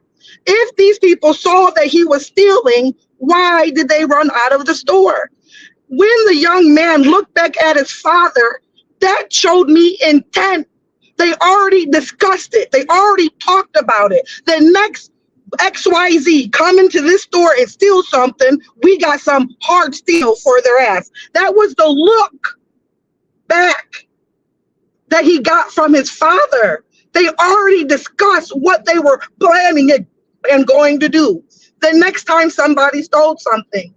It just bothers me, oh boy. And I know I'm going on a tangent and going on to different subjects, but it just bothers me how all these communities want us to come together to stop Asian hate, to stop Hispanic hate. For what? We better start looking out for ourselves in our communities. The Black life has no value compared to theirs. Why is that? Why is the Black life, the male Black life, the Black female life have no value comparably speaking to theirs? They take on the same hate, the same vulgarity as white people and mimic that shit because it's better, even if I am of color, it's better that I'm not Black. I'm Dominican, I'm not Black. I'm Indian, I'm not Black. I'm Asian, and I'm not Black. But you all have forgotten your history here in America. You all forgot it and think that you're somebody because you're 2 shades lighter than Black. I find that so hypocritical. I find that so evil. I agree. So evil. And I know that I may be, like I said, touching on different things and bouncing around and stuff like that. And I could be wrong about this case. But I just find this mess so hypocritical. Like nail shops. Do you know how many times we have seen videos of Black females being held hostage inside of a nail shop? Getting beaten up by Asian people inside of a nail shop? This happens all the time. And I'm not even going to go into the Africans. I'm not even going into that. I'm not even going to go there. Because there are people too. So our own people treat us like shit. What can we do? What is it that we can do? Mind your business. Keep your head down. Continue to pray, work, save, and mind your family. That's all you can do. Stay out of these people fucking establishment. And I apologize for cussing, but I'm really passionate about this. Stay out of these people establishments. Stay out of them. They don't want to treat us fairly. They don't want to give us our value that we deserve by God himself. Stay out of their establishments. Only go where you know you are accepted, wanted, and loved. Don't go into these people's establishments, because soon as you walk in, especially us Black females that like to get our hair done, like to get a wig or some tracks or whatever, stay the fuck out of their establishments. Because when you walk in there, they're talking about you. They're putting you down. They're saying all tons of shit. You don't. Let me tell you something. I have gone into these hair stores and turned on my translator. Do not go into these places. They are talking about your nappy-headed ass. Okay? Stay out of them. Do not go into these places that you know these people do not care about you. And for these people to run at, listen, in this state, it is legal. It is legal to chase after somebody. But is it smart? No. Is it legal? Yes. Mm-hmm. And to run after him, even if he had a gun. If you saw a gun, why didn't you stop? If you saw a gun, why didn't you turn around? But so regardless of all that, I'm hoping that they get them civilly. If you can't get them criminally, get them civilly. If you can't get them by the law, get them by their pocket. Milk them for every dollar that they have. Take every dollar away from them. The young man looks like, I'm going to be honest with you. If you want my opinion, I'm going to give you my opinion. The young man looked like he shot the young boy. Yeah, that's what I think too. That's what my gut, that's what the spirit is telling me. The spirit is telling me that the Asian young man shot that young boy. That's what the spirit is telling me. And his daddy is taking the rap for it for some odd reason. And the thing that kills me too is that they could not bring up the father's past. But why bring up the young man's social media accounts? Why bring up the young man's pictures? Like you said, he's the victim. Yep. So if you can't bring up the Asian father's past criminal or past violent history, why bring up the victims? Yep. I don't know. Like, this type of stuff makes me so angry and so depressed. This type of stuff makes me antisocial. It makes me have anxiety. It makes me not want to go outside. It makes me not want to fuck with people. It makes me not want to talk and get to know people. This stuff is sad. And this all has to do with hate. All of this. I don't give a damn what nobody say. This was racism. I don't care what nobody say. I don't give a damn if they had a black lawyer. This is what a stereotype does. This was based off of a stereotype, what they thought about black people. Black people steal. Black people this. Black people that. This was based off of a stereotype that consumed his father. A stereotype of black people consumed this man. Mm-hmm. One thought, one single thought, one stereotype had this man go onto a violent rage and then have his son included into it. Can you imagine if it was anybody else in this world? Somebody else than Cyrus? All three of them would have been blown back. All three of them would have been gone off of this planet on a rocket ship. Can you imagine you putting your wife and your child in harm's way because of a stereotype you feel? All black people are this way. All black people steal. All black people this. Off of a stereotype, you literally destroyed your son's life. No matter if he graduates from college or not, when they Google his fucking name, they're gonna pull up a murder. Your child's life is over. Your life is over. The business that you created is over. Everything is over because of hate. But I digress. I wish everybody a wonderful morning. I wish everybody peace and love. But this type of stuff is just getting out of hand, oh boy. It's getting out of hand. I agree. Kenya says, well, let me thank you for the support of the channel. Thank you for the cash out. It's greatly appreciated.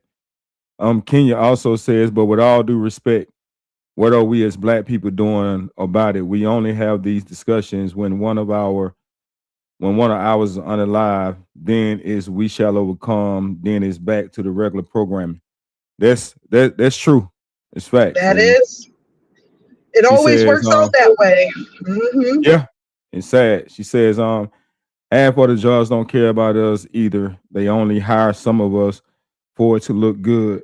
And even then, they're only gonna hire one or two of us. Yeah, because half the companies get these tax breaks for hiring minorities, believe it or not. It's a real thing. It's a real thing. Yeah, I mean, I agree. And, and one of the biggest things, and I get it that that race on race, is higher in every race because them are the people you are around. However, like, we take ourselves out just as much as the other ones do. And we have to get better as people. We got to start sticking together. We have to stop hurting each other as well, because they do it to us because we're so easily divided. Whether it's from a materialistic standpoint, or it's just from a standpoint of where one sit in life where the other one don't. Like, we as a culture have a very big problem of jealousy that stops us from being able to come together. That's one thing that the other races are able to do, that if they don't do nothing else, they're gonna stick together. Like, I'm pretty sure there's another son and father dynamic have had this same situation. And I believe, just like you believe, Rich, like a few people believe, a lot of people actually believe that he's taking the rap for his son. It's the only thing that makes sense, honestly. It's the only thing that makes sense. And you can tell that boy's spirit is messed up. You can just tell on his face and, like you said, his body language. You can tell that something is eating him up. Oh yeah. You could tell, and no matter if the young man gets justice on this planet, on this realm, on this reality, trust me, he's going to get justice. You can tell that the Asian young man, his spirit is eaten up alive. Mm-hmm. And I'm going to tell you this based off of experience. I have a lot of friends from a lot of cultures, a lot of places. And I'm just making a conclusion. I don't mean that I am right, just my conclusion. If the father, the Asian father, is that child, Mr. Chow, if he's that violent and has that many different behavioral patterns of violence, I want you to know that he's violent against his children too. I want you to trust and believe me when I say this. I know this for sure. If he is violent like that, he's also violent toward his wife and his child. I agree. And if that is the case, you pretty much did something violent for a man who was violent toward you. So when I say that this young man is being eaten up, not just because he killed or murdered or helped murder this young black man, it is because he also helped somebody that abuses him. Trust me when I say this. The pain and hurt and anguish is a lot deeper than just taking somebody's life. You helped the person that hurt you hurt somebody in violence, which have been done to you too. I hope I make sense. Absolutely. Absolutely. You're on one. I totally agree. You know, and it's something they're gonna eat them alive for a very long time. And as it should. I say, you know, you can stand behind the law all you want to, you know, the fancy closing statements, the way you word things and all that, you know, the hide behind your emotions and all that stuff right there. But at the end of the day, the people not slow, man. Anybody look at this case and understand the facts and not just listen to hearsay, but to watch this trial is clear as day that the wrong call was made. And they knew what they was doing when they got a black lawyer. I They agree. knew what they was doing when they got a black lawyer. And they kind of like, this is my inside thoughts, right? Okay, they got a black lawyer. If the black lawyer say that the black man ain't no good, if the black lawyer is saying this black young man is violent, if the black lawyer is saying that this young black man is a hoodlum and X, Y, and Z, we gotta believe it because the black man is saying it. And that's what I feel with my whole heart. That's why the jury bought this bullshit. Because the lawyer was a black man. Yeah. And he made it sound good. And I mean, and he even admitted that the prosecution is right. But he just twisted it in his own way. Yeah. I'm like, and like you mentioned, how can they sleep at night with themselves? How? yeah, it's a job for him. It's a job for him. But I just, you know, I guess that's why certain people are defense lawyers, and I can only imagine that maybe some defense lawyers that some cases they just won't do, you know, for whatever reason. But we've seen some of the worst criminals, the PDFers, you know, the serial illers, you know, even they get a right to be defended. It's crazy. So Chevy said, look up Latasha Harlan's been happening for years. Most definitely. I believe you. I'll check it out. Eerily similar case. I believe it. It's crazy. I don't know if you want to stay up here. I'm gonna play the closing statements from the prosecution. I'm going to drop down. Thank you for having me up. Oh boy, I hope everyone has a wonderful day. I'm going to go ahead and finish my drive and listen in, okay? Thank you Okay, again. then. All right, Yeah. and thank you for tapping in. Thank you again. All right, words are always appreciated. Everybody shout out to Bridget for coming through. Let's give her a round of applause.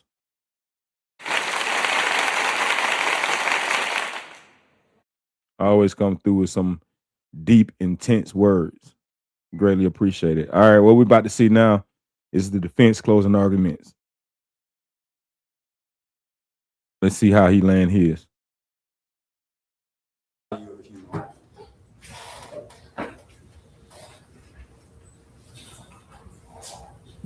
It's usually posed as a rhetorical question, isn't it? What is the value of a human life? Can we assign a monetary value to a human life, to a human soul? Can we put a price on it like we can a bottle of water or a bottle of motor oil or a lampshade or a fishing boat? Is that possible? Are some lives worth more than others? These are philosophical questions that people have been wondering aloud for ages. Do you remember that feeling of being a teenager? You remember what it was like when your body was new and shiny? You remember that? Remember time before work and bills and all the responsibility, being responsible for other people? You remember that feeling? You remember what it was like having that long road of life just stretched out before you and all the possibilities? Not knowing what they were, but just being excited for the ride. You remember that? Remember the last day of school? Remember the beginning of summer break, sleeping in, summer jobs, fireflies, fresh peaches?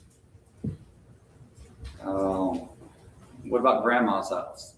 Slip and slides? Remember the smell of fresh cut grass?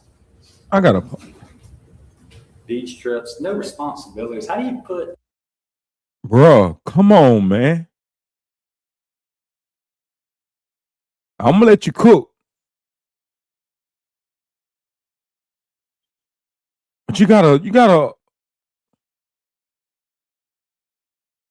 an alleged murderer right and you I'm gonna let you cook, bro. I'm confused right now. A price on that. You remember that? How do you put a value on that? I've got a 15-year-old daughter and an 18-year-old son, and they're in that time of life. And if I'm waxing too poetic, it's because I'm envious at times of them and being in that stage and just having that whole long road of life stretched out before you and all the possibilities. An adventure waiting to unfurl, right? But if I could jump in a time machine and go back to them being 14 years old, I don't think I would, because I remember the difficulties of that time as well. I remember being 14, and a sad reminder that I'm not anymore is sometimes when I get a glimpse of the camera and I see my face up there, and I say, who the hell is that? Where do those wrinkles come from? Where did that gray hair come from? But I do remember being a 14-year-old boy. And if I could, I don't think I'd go back to being a 14-year-old boy, because I remember the difficulties of being a 14-year-old boy. I remember the idea of trying to zero in on what is my identity? What is my personality anyway? Who am I? Where do I fit in? How can I be cool? And to this day, I still remember things that I did that made me shake my head, things that I strongly regret, things that were ill-advised, things that were reckless and dangerous, things that were just plain stupid. It was not easy being a 14-year-old boy. And if you don't debunk all that stuff, but that's what being a kid is. That's what being a 14-year-old boy is, to make mistakes and hopefully to learn from them, right? Isn't that what growing up is supposed to be about? they made it where they're not looking at this age, bro. Like Cyrus. And I think that's obvious to everybody here. We grew up in different parts of Columbia. We had different experiences. We went to different schools. We grew up under different circumstances, different times. Oh, yeah. He got fired. Seems that we were both skinny little 14-year-old boys from divorced parents trying to find our way.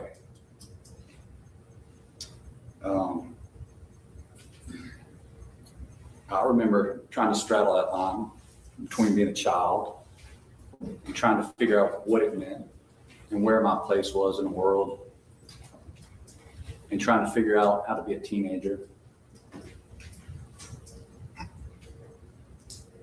Trying to figure things out. And as I said, it seems that to me that it would be infinitely more difficult to be a 14-year-old in 2023 than it was in 1993. There are just things that exist now that were unimaginable back then when I was 14. But some of the broader challenges would have been the same. Where do I fit in? How do I fit in?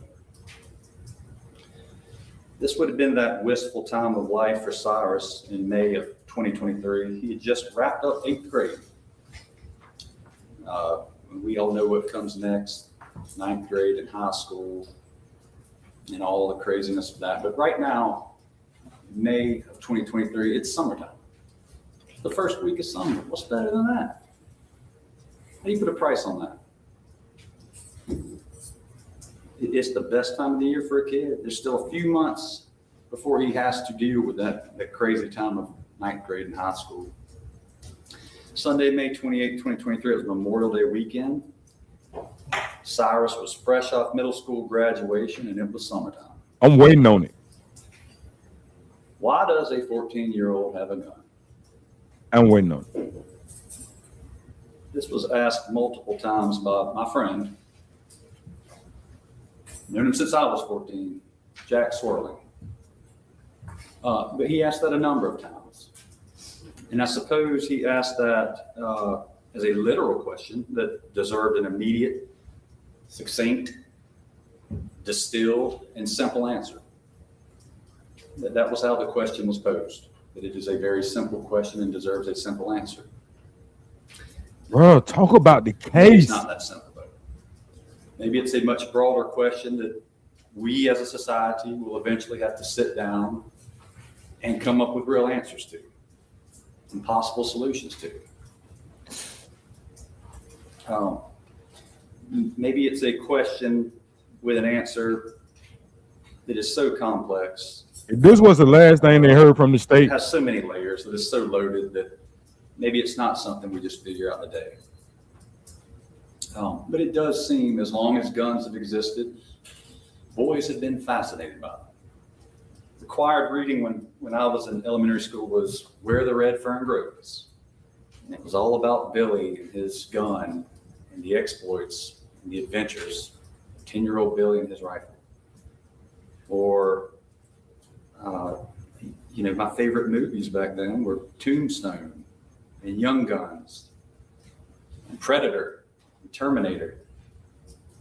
Just movies about guns and violence. Boys eat it up. I did. So many movies, so much. Bro, what are you imagery, so many doing? Music videos about guns. It's just, we're in America. It's part of life, and boys eat it up. bro, get to May Get through December 28, without Christmas Story and Ralphie and his fascination. 2023. The Red Ryder rifle, right? It's just a fact of life. And that was all before the internet. But again, we live in America, and to take that one step further, Cyrus and I grew up in the South, and we were blessed to grow up. We on the 10 minutes in. It's 49 minutes. So maybe it's coming.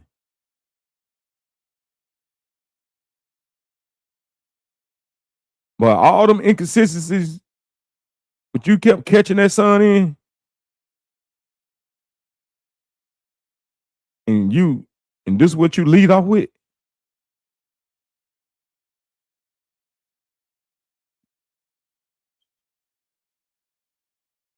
The 10, 20, 30, 40, 50, 60, so on. You don't know the answer to that question. You don't want to attack that. The reason why he didn't shoot, because he would have been seen on camera shooting him in the back. And or maybe he wasn't the one that shot.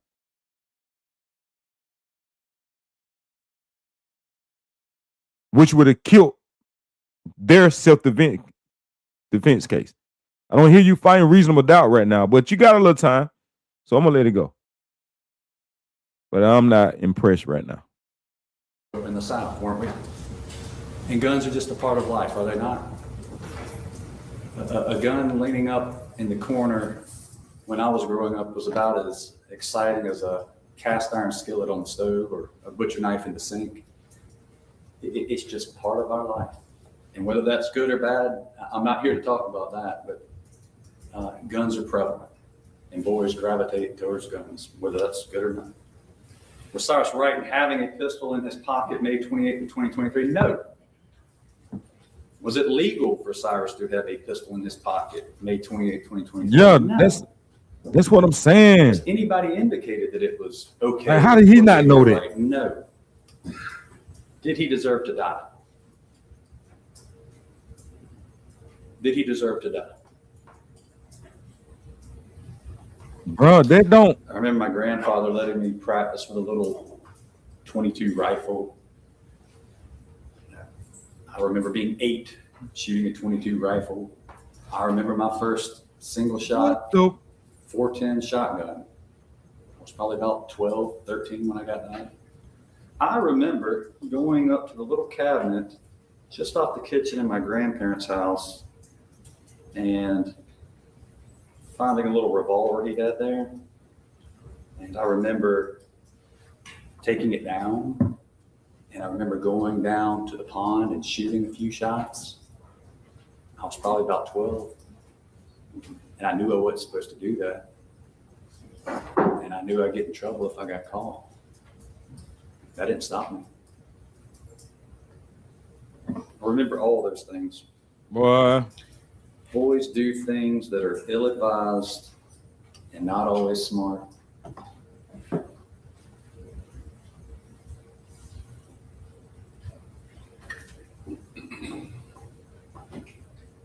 That's part of life, though. We hope as we grow older, we learn some of these things. We grow out of them. I'm thinking so, too. Cyrus deserved to die.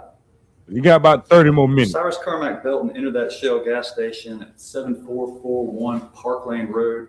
I see what he's doing, too. They don't know. May 28, 2023. He had no way of knowing that he'd be dead in about 10 minutes. You see him enter the gas station. He is immediately asked to take his book bag off. A very fair request. You fight fire with fire. He's not rude during the encounter. He does as he's asked to do. We see Alice check the facial recognition database. That's what she was doing. I thought so. Heard about the facial recognition database they employ at the Shell gas station. And then she went about her business, or pretended to act busy, while keeping an eye on Cyrus as he walked up and down the aisles. At some point, she ducks her head into the office where Rick is. What, if anything, she said to him is unknown. We don't know. But Alice and Andy continued to watch Cyrus as he walks up and down the aisles. Eventually, he goes to where the water bottles are. He had to know he was being watched, right? I mean, I don't think Alice was making it unknown, or she wasn't really disguising what she was doing. He took 4 bottles of water out, put 4 bottles of water back, and he's caught on camera from several different angles doing so.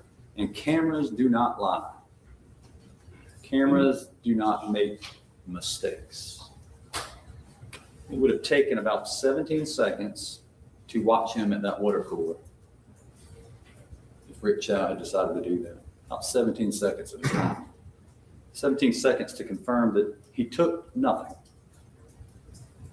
The failure of Rick Chow to do this will cost Cyrus his life. Thousands and Look at the wife sitting there watching him the whole time. Rick Chow's fingertips. And he chooses to act in anger. Cyrus would be a rising senior if he was still alive. Entering his 12th grade year of high school. If Rick Chow had taken about 17 minutes to review the footage.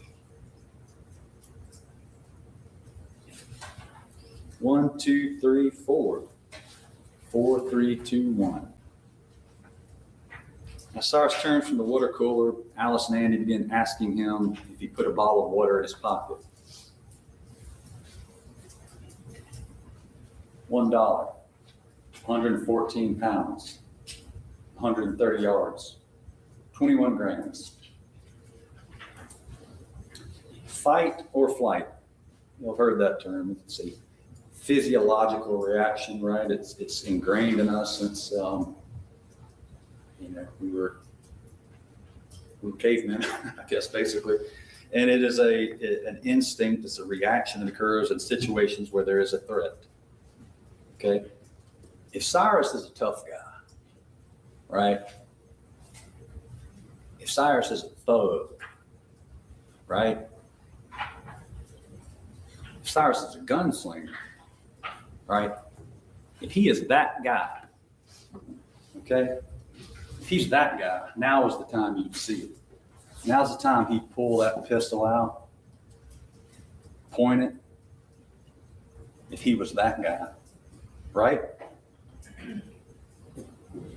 That's true. He's not that guy.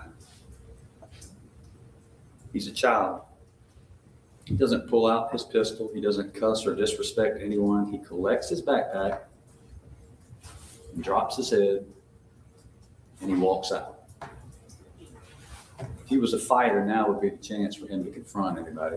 If he ever intended to use the gun, it would have been right here. But this is the moment where cool heads should prevail. Cool reflection should be what happened here. Reflection should have occurred. This is when adults should act like adults.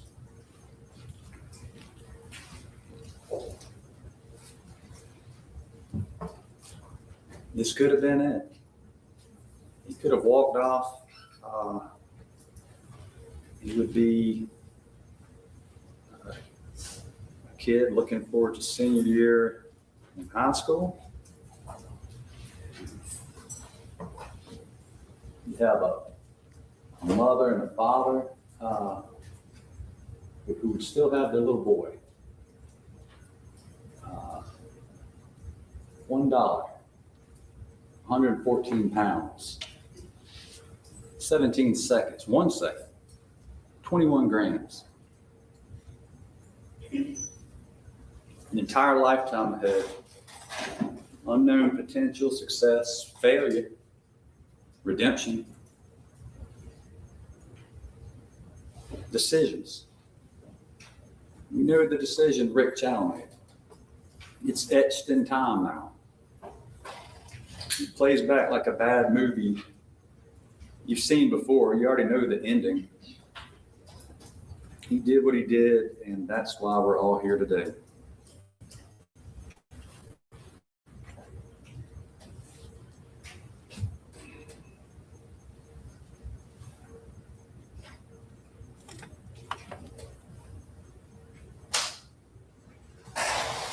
Let him go.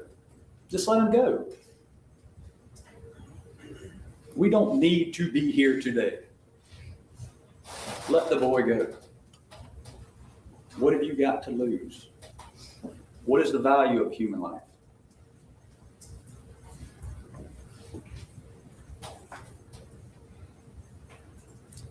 As of May 28, 2023, Rick Chow had owned and operated that gas station for over 10 years. This was not his first day on the job.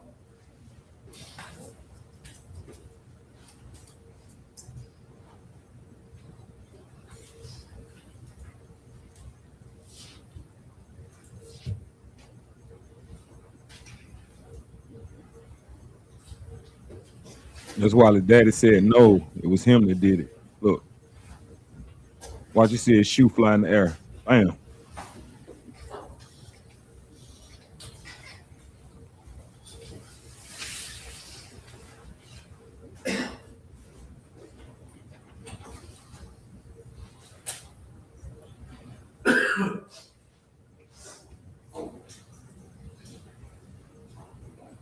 So that he reached for it right when he go out the camera. Why not call See him reaching for it. It takes 1 second. Andy said so himself. It takes 1 second to call 911. Better yet, why don't we review the videotape? If we think the boy took something, why don't we look at that videotape? Because then we'd realize we don't even need to call 911. He never did anything. We would have learned that immediately. All this at your fingertips. Instead, you choose to act in anger. You choose to make split-second decisions. And you're dead wrong. For argument's sake, though, let's say he had committed the abominable crime of stealing $1 bottle of water. Let's say he did that, okay? Well, you remember the wall of shame? You remember the testimony about all the pictures all over the store of various people who had been suspected of shoplifting. And what we do at the Shell gas station is we take their picture because we have all these cameras that we can get all these pictures from, and then we put it up on the wall of shame. And that's what we do. We shame them. But also if they come back in, we can confront them. Why don't we put this little boy's picture up there then? I mean, if he stole water, let's just do that. That would have been a better option, right? Or we get all these pictures, let's send them into law enforcement. Looking for this guy. And by the way, we know exactly what he was wearing. And by the way, he walked that way down this dead end road. Shouldn't be too hard for you guys to solve.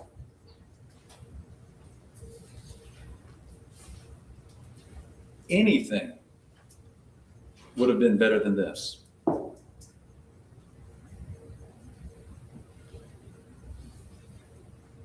He chose to chase down an 8th grader. The boy was so terrified that he ran out of his shoe and continued running. The boy was so terrified, he's losing clothing. He drops his phone. He drops his mother's phone. But he continues running. Wouldn't that have been even another great opportunity for them to stop? Listen, we've scared this little boy so bad, he's come out of his shoe. Let's stop the insanity right here. Let's turn around. Let's take our butts back to the Shell gas station. What are we even doing anyway? Why are we doing this? But no, they continue tracking him, chasing the boy down. And then he takes that hard fall, hits the ground. What about right then? Wouldn't that have been a good time to be like, we're scaring this boy so bad that he's running out of his shoes, he's lost his cell phones, now he's hurt himself. We've gone too far. We've gone too far. But no. 130 yards, 114 pounds, 390 feet, 1 second, 17 seconds, 21 grams. Why in God's name are 2 grown men, one armed, chasing a child, because that's what he is, 130 yards? Why in God's name?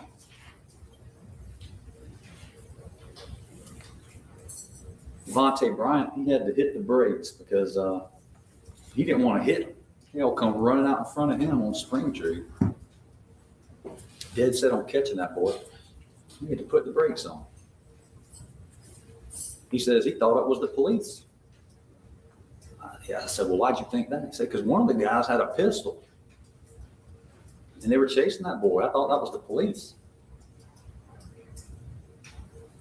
And so that would have been what Cyrus saw too. He doesn't know why these men are chasing him to begin with, why they're yelling at him. And now he sees one of them has a gun. And he's wondering, why are these people chasing me? What are they going to do to me? And he's running. And Devontae Bryant said he didn't have anything in his hand. Lori Carson pulled up too. Remember her? That's her in that BMW. A grandmother. She recognized immediately Cyrus was a child. She said he looked frightened. He looked scared. He said it looked like he needed help. He said he didn't have anything in his hand.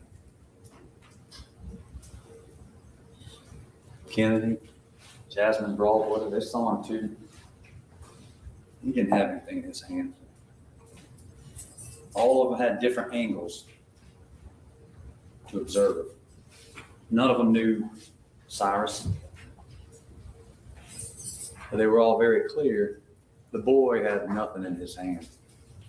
He had a backpack over his left shoulder, which you can see in the video, trying to hold his pants up while he ran from these men.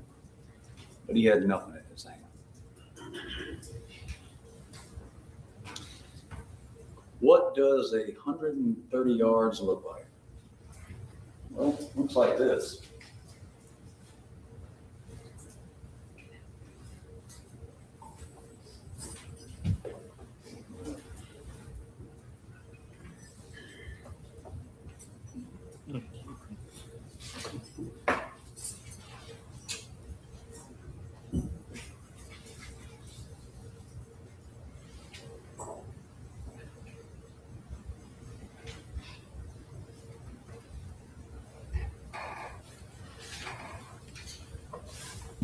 Long way to chase somebody if you're scared.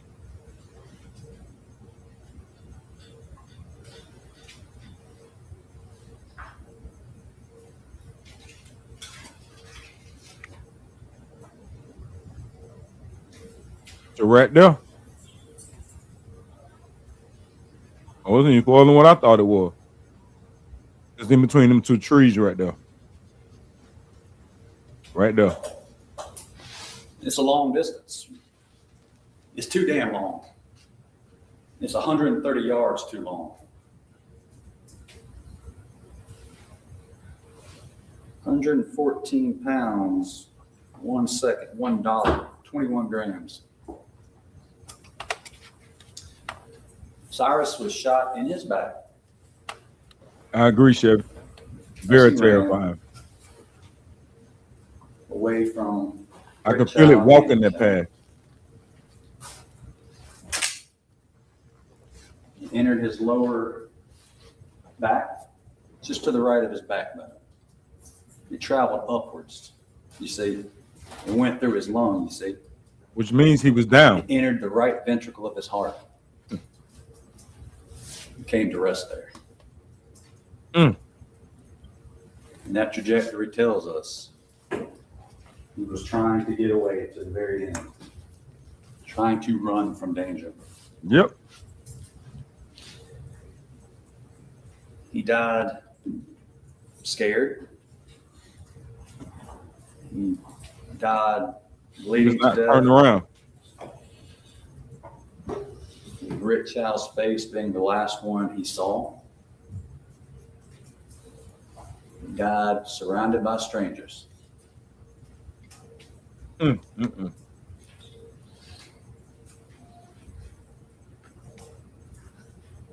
died scared on the side of a road in nowhere, America.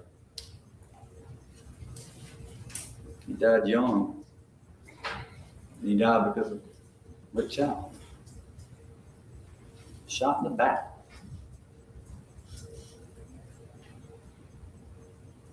Today, Rick Chow says, well, guys, I had to do it. I had to kill that boy. I had to chase him down, and I just had to shoot him. He says his son yelled gun, and he had to shoot. And he tells you he was justified in doing it. And he says, well, if you're wondering why I shot and killed a child in the back, it's because of the doctrine of defense of others. That's what he says to you today. And he was dead wrong on May 28, 2023. And he's dead wrong today. Okay. So what is the law of defense of others? There are 4 elements that the state has to disprove one of them, okay? But these are what would get you a charge and find that you would be justified in killing somebody based on the law of defense of others. If any of these are disproven, any one of them are disproven by the state, then he does not get that legal justification for killing. You understand?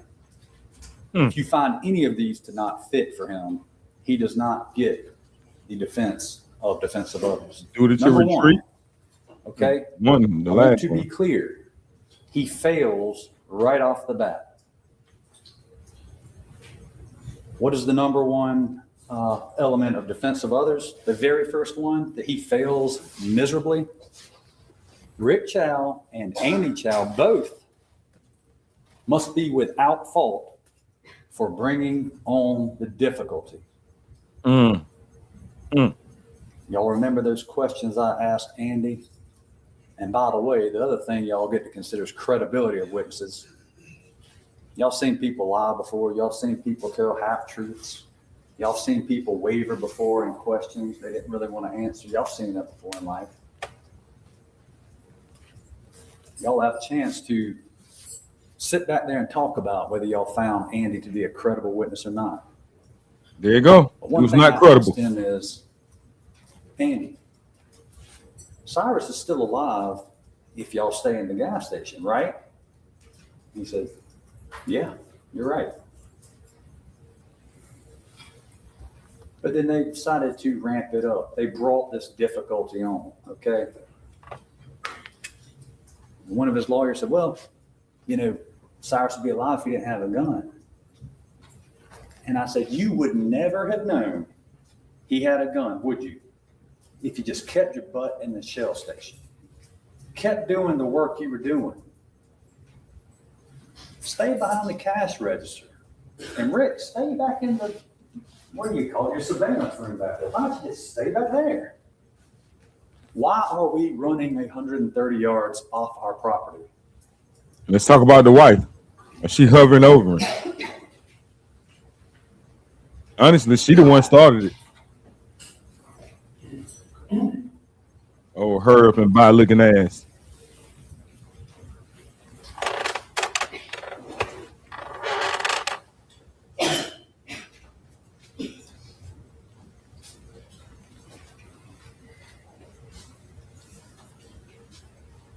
Even after he loses his shoes and his cell phone, why aren't we just stopping on the property? If we need to see which direction he goes in, well, we see him running up that straight road, and we know it's a dead end, and we got all these pictures of him. Now we got a cell phone, we got a shoe, we got all these pictures of him, we got his clothing, cell phone, shoe.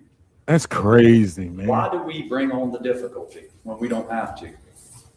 But right off the bat, defense of others fails. Prong number one. A grown man with decades of experience chose to turn suspicion into pursuit and pursuit into gunfire. We fail immediately. But if we were to consider going on, he fails all four of them. Let me just walk you through it just to be clear. But if any one of them fail, he does not get that defense. But number two, Rick Chow must be under the belief or have a good faith belief that Andy Chow was in imminent danger of death or serious bodily injury, harm.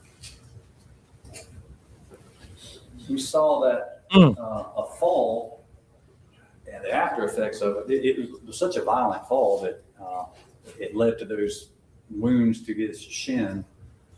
My God. He goes face down into the ground, with various witnesses said. And then marker AA right there. That would be the laser pointer, the flashlight we heard so much about. That is an interesting marker because you know what that tells us? A couple things, really. It tells us where Cyrus fell and hit the ground. But it also, along with those wounds to his legs, shows us how violent of a fall it was. That would be where he hit the ground. And the only way this works is if his gun comes out of his hoodie. Let's go. Hits the ground so violently it dislodges the flashlight, and that's where it came to rest. Ladies and gentlemen, if you are a 14-year-old boy and you know you're not supposed to have that gun, and you're being chased by people and it spills out, the very first thing you're going to do is pick it up and continue running, which is exactly what Cyrus Carmack Belton did. No, you shouldn't have said that. No.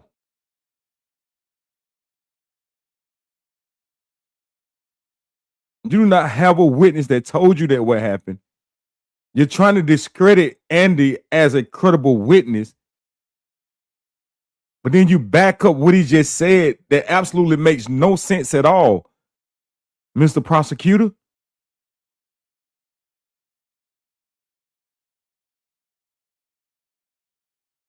Like, what are you?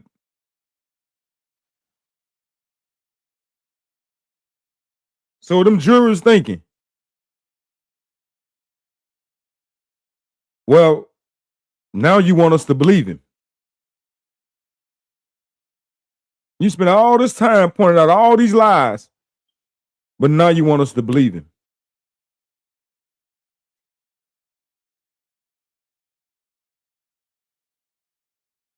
Come on, man. That gun was back there where that laser was, bro. But as you see right there, that would be where he fell. And we know he continued running because his body's found past those two poles. But what is further up towards where his body came to rest? AB right there is that shell case. Did you hear that, Chevy? That is approximately where Rick Chow stood when he fired the weapon. Come on, man. So even after we see where Cyrus fell, Rick Chow is still advancing towards him. You gave him the case with that. He ultimately came to die. I don't know how you describe being in fear of this boy and being terrified of him, but even after he falls and you supposedly become aware of put the gun in his hand, bro. Continue to advance towards him. How do you say now that you were in fear of him? And would a reasonably prudent person, because you put the gun in his hand, prudent person have even left the shell station? The answer is no. He fails 2, and he fails 3. So finally, Andy Chow must be shown to have had no other probable way to avoid the danger of death or serious bodily injury than to act the way he did. Okay? I don't understand how you can ever say I'm retreating when you were the one chasing somebody, chasing them off your property, chasing them 130 yards down a road that you don't belong on. How do you then say I was retreating? No, you are advancing. You were the one bringing on this difficulty. You started it, and you're the one who continues it. Yes, but if you put the gun in his hand, all that comes back. Rick Chow fails all 4 prongs of defense of others, and he fails spectacularly. We only have to prove one. Number 1, he fails right off the bat. I submit to you, he fails all 4. This would be a shot by now. You know, we spent a lot of time. I know it's been boring at times trying to orient you guys with the landscape, but it is important really to kind of have a general familiarity with this area we're talking about. But if we're looking at this picture, which is an evidence, y'all seen those holes right there a number of times. That's kind of a good marker. You've seen this drainage ditch. Only right witness here, said that was Andy. on the bottom where his backpack was found. That's another good marker. Behind us would be the Shell gas station at Park Lane Road, and forward is just the dead end.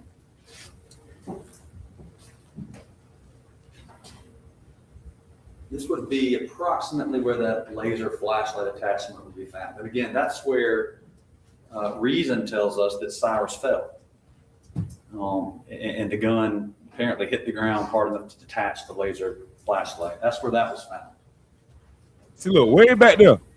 A little bit further up again, past where he fell. Did he not listen to his own case? Still advancing. Right there.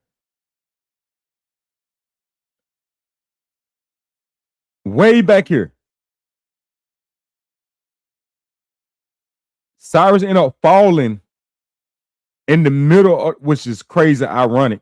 that he fell in the middle of them two trees right there, where the shade is on the left hand side,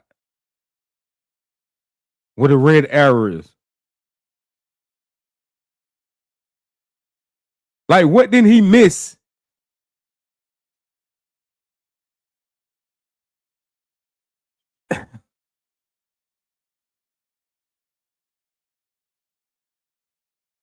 Ooh.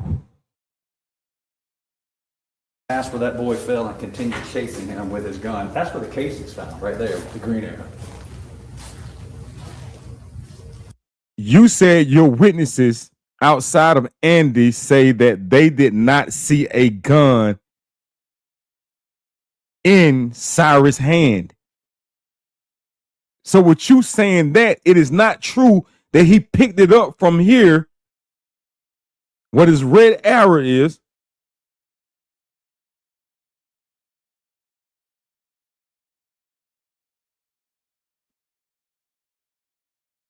and if Rick moved what Cyrus' gun, what made you think he wouldn't have moved the shell cases?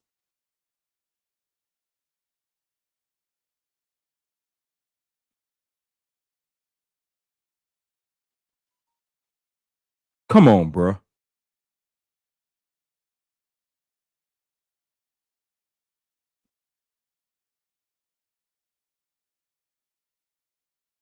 So he picked it up right there, where the laser was found,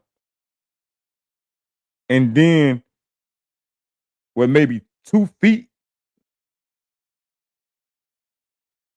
where Rick was standing at for his gun casing, the fire casing to be right there. How did it even make sense to them? And Cyrus ended up well over there in between them two trees on the left hand side.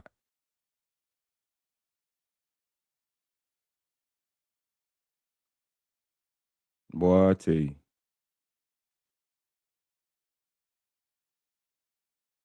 Come on, man.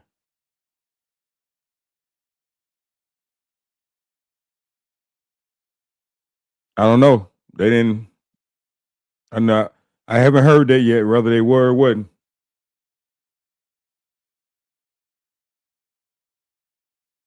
But I told you, Kenya pointed out earlier, there were a few times he almost says that he shot. On 2 different times in his testimony. And even one time, even doing a hand gesture,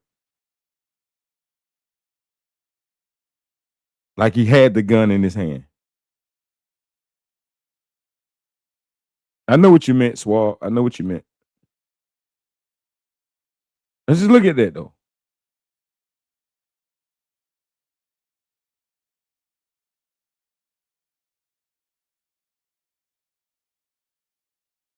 He fell.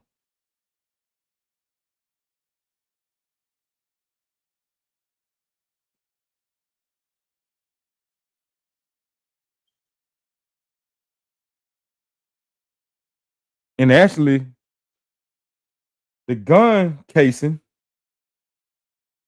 it actually in front of where they found the laser at, where they say that he fell. But mind you, the son said he fell 2 other times. He was able to catch up with him both times. Then after the last fall was over in between them trees.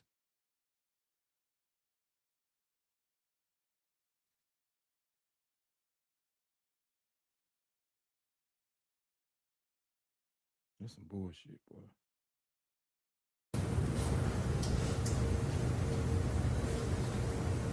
Behind those trees, there's Bradford bears right there. That is where we know from the body camera that's where Cyrus comes to rest. That's where he dies. I mean, Yeah, and then Andy say 2 steps. What kind of 2 steps there? Told you like it was like 10.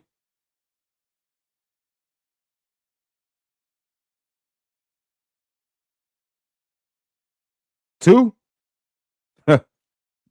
Two gonna only get you out that shade right there by that tree.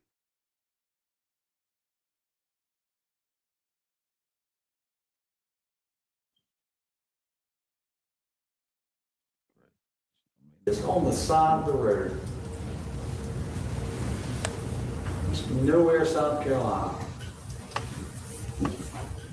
Shot on the side of the road like a dog.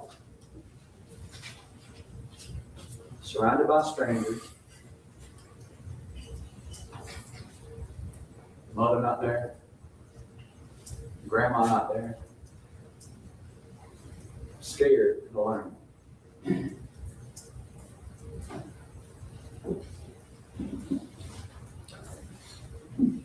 Murder is in South Carolina statutorily defined as killing of another person with malice aforethought. Okay? What is malice It's aforethought? been a different ball game. They do like they do everybody else. Charge him in the sun. Define malice for you. I bet you one of them would have told the truth then. This is malice. You see this right here? Y'all see that? Look at it. This is what malice looks like right here.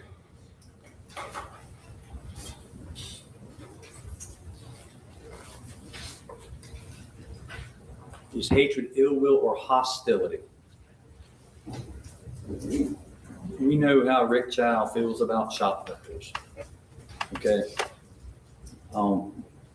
He has devoted a large amount of space in his store to advertise shoplifters and identify shoplifters.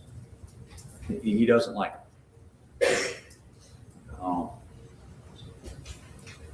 Malice is ill will or hostility towards another person. It's the intentional doing of a wrongful act without just cause or excuse, and with an intent to inflict an injury under circumstances law will infer evil intent. When does malice need to form and when does it need to exist in the mind of Rick Chow? The judge will tell you it does not, malice aforethought does not require that malice exists for any particular time before the act is committed, but it must exist in the mind of the defendant just before and at the time of the shooting. Okay? Therefore, there must be a combination of the evil intent, the prior intent, i.e. chasing a boy up the road with a gun at your side, and the act, shooting. How can malice be shown? There are two types of ways it can be shown. It can be expressed or it can be inferred. They're not different, but just the way they may be shown. Express malice is shown when a person speaks words which express hatred or ill will for another, or when the person prepared beforehand to do the act which was later accomplished. Malice can be inferred from conduct showing a total disregard for human life. This is malice right here. Y'all see malice?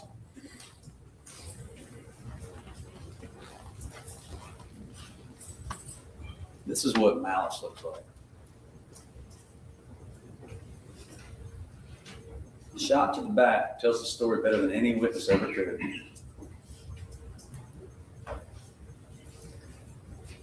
The state must prove their case beyond a reasonable doubt. This is the standard of every criminal case from here to Seattle, all across the U.S. The state must prove its case beyond a reasonable doubt. What does that mean? Does it mean beyond all doubt? Does the state have to prove a case that leaves everyone saying, I have no doubt about anything anymore? No. It means that if you have a doubt that is reasonable, whether he's guilty or not, do you have a doubt that he's guilty? If you do, is it reasonable? Is it based on logic? If it is, then you should find him not guilty. That's just the law. That's how it's always been. But if your doubt as to whether or not he did what he did is not reasonable, or your doubt is not really logical, you must find him guilty. Does that mean you have to be 100% certain about everything regarding this case? It does not. The judge will tell you there are very few things in this world we know with absolute certainty, and in criminal cases, the law does not require proof that overcomes every possible doubt. He's going to say, based on your consideration of evidence, you are firmly You didn't create convinced. beyond reasonable doubt, though, Put that in bro. bold, because to me, it's the best way to understand beyond a reasonable doubt. When you go back there and y'all are talking about issues or I mean, what you reasonable remember doubt. about Like you didn't. Specifics of the case, just ask yourself, are we firmly convinced? Let's all take a poll. Are we firmly convinced of his guilt? And if everybody raises their hand, then you find him guilty. That is how you determine whether or not there's reasonable doubt or whether there's proof beyond reasonable doubt. Are we all firmly convinced? Remember those two words. He's going to say it twice when he reads those instructions to you. Firmly convinced. So when y'all get back there and y'all say, what was reasonable doubt again? You say, well, I remember Dale saying firmly convinced. That was what we have to decide. Are we firmly convinced?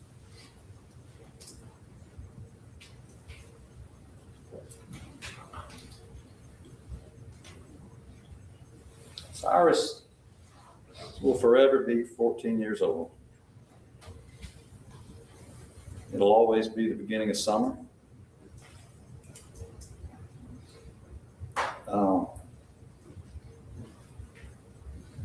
Ninth grade in high school, they'll never come. He won't get the chance to catch the eye of a pretty girl. He won't get to feel rejection either. He won't be at the prom with his classmates. He won't have a chance to be cool or to take that winning shot. He won't have the opportunity to be a loser. You never get the chance to figure things out. He'll never feel his grandmother's kiss on his forehead. He won't get to drink that beer when he turns 21. He'll never catch snowflakes on his tongue again.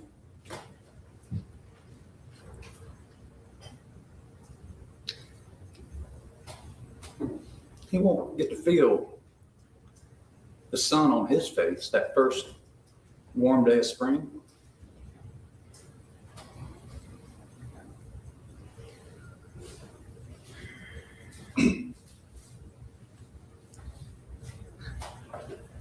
He'll never get to find his way in this world that can be so cruel, but so beautiful.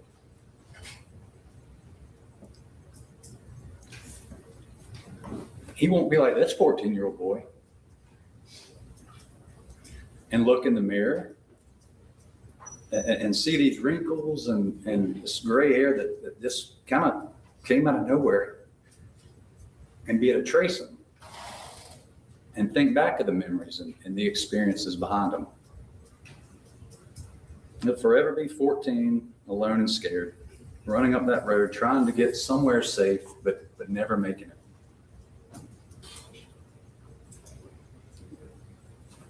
And solicitor Stephanie and Weston and I, we walked that stretch of road on Spring Tree a dozen times or more.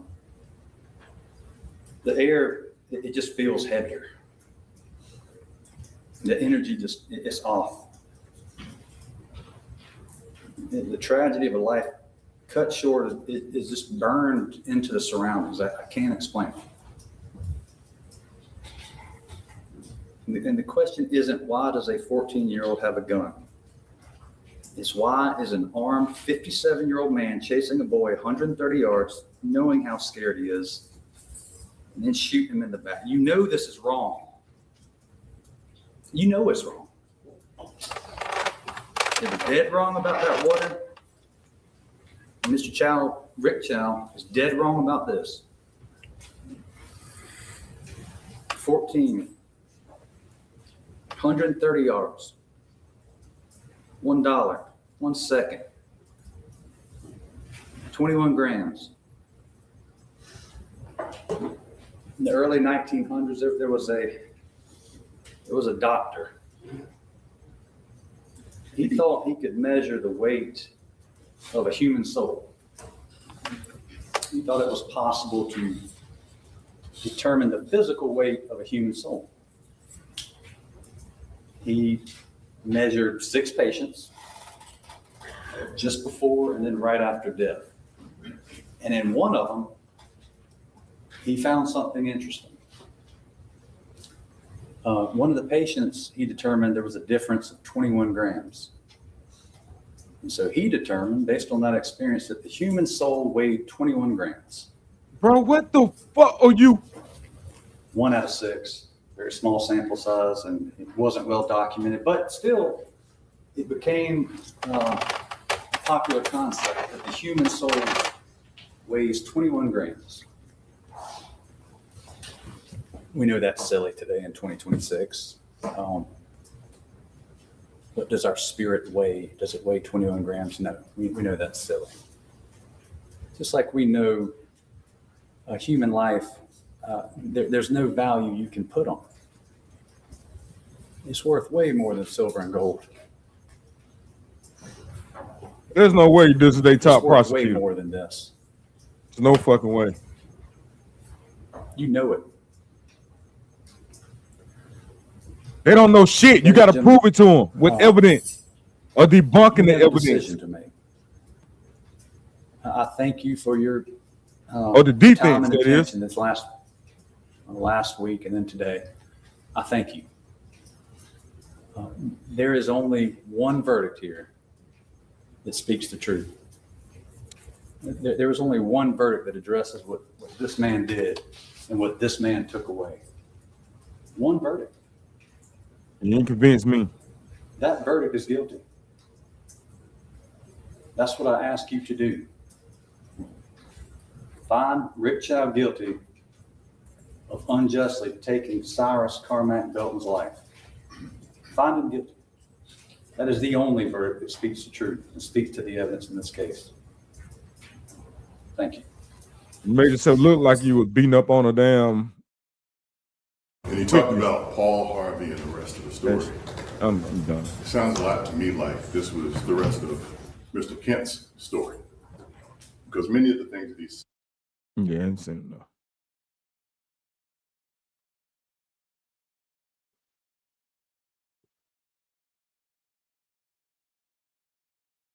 Yepper. No, I'm not doing it. Not doing it.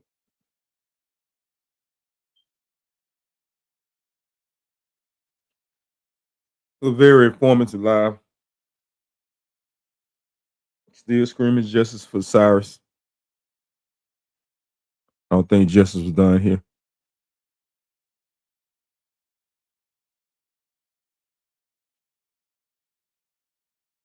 I think the prosecution missed out on a lot of key points. My opinion. Obviously, something went wrong, whether it was the son, whether it was the father. I think it was the son, though. Follow the evidence. The projector of the bullet, et cetera, et cetera, et cetera. We talked about that. They confused that crime scene. The projector of that bullet, the person that shot him was standing over him.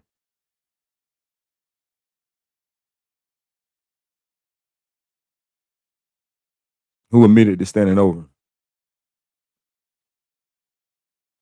Who almost slipped up and said, I shot Andy.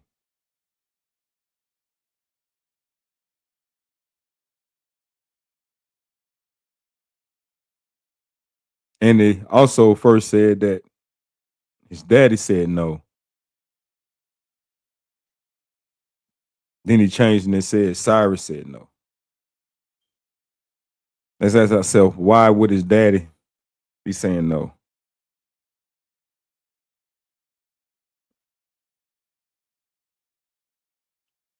Why would the father move the gun?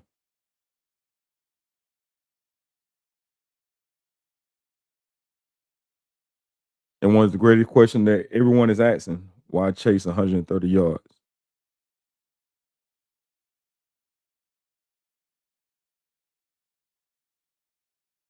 couldn't speak to the daddy, so we don't know what his reason was. But the son said he just wanted to know where he went.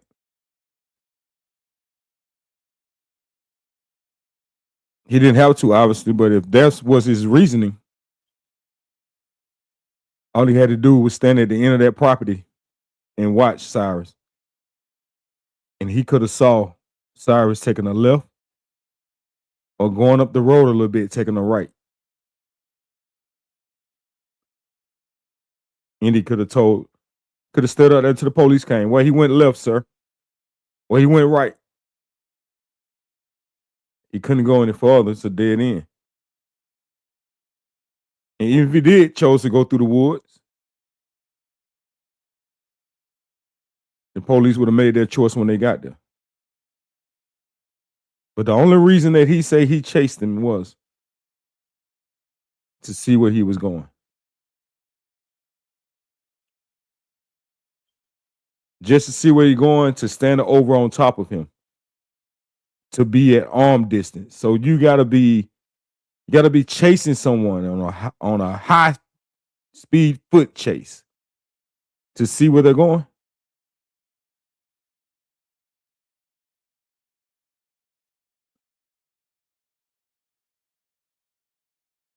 You admitted that when he walked into the store, his sweater looked the same way as he came in, as he left out.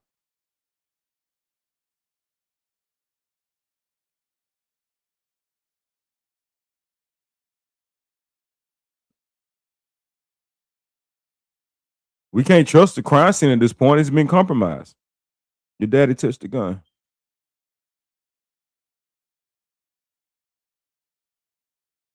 Moved it.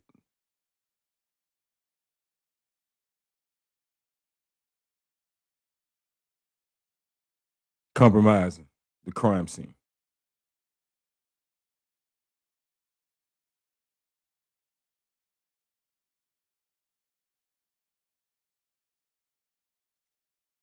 You can play. It's a lot of good content in the beginning of this. The Black Panther Party of Florida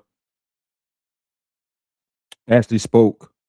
I'm beginning the live. I actually played his mother's.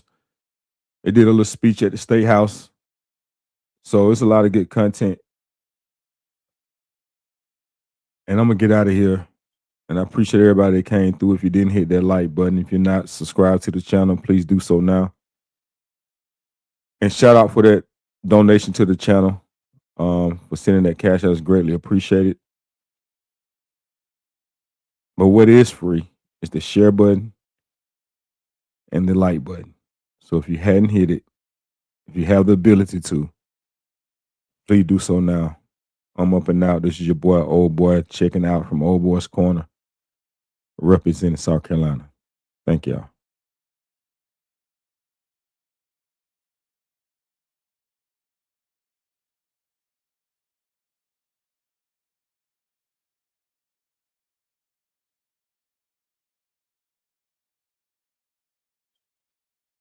Let's pray for Cyrus.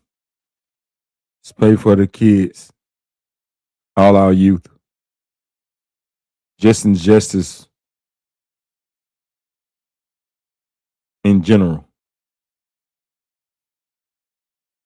And understand that we have to be the change that we want to become. And we're either part of the solution or we're either part of the problem.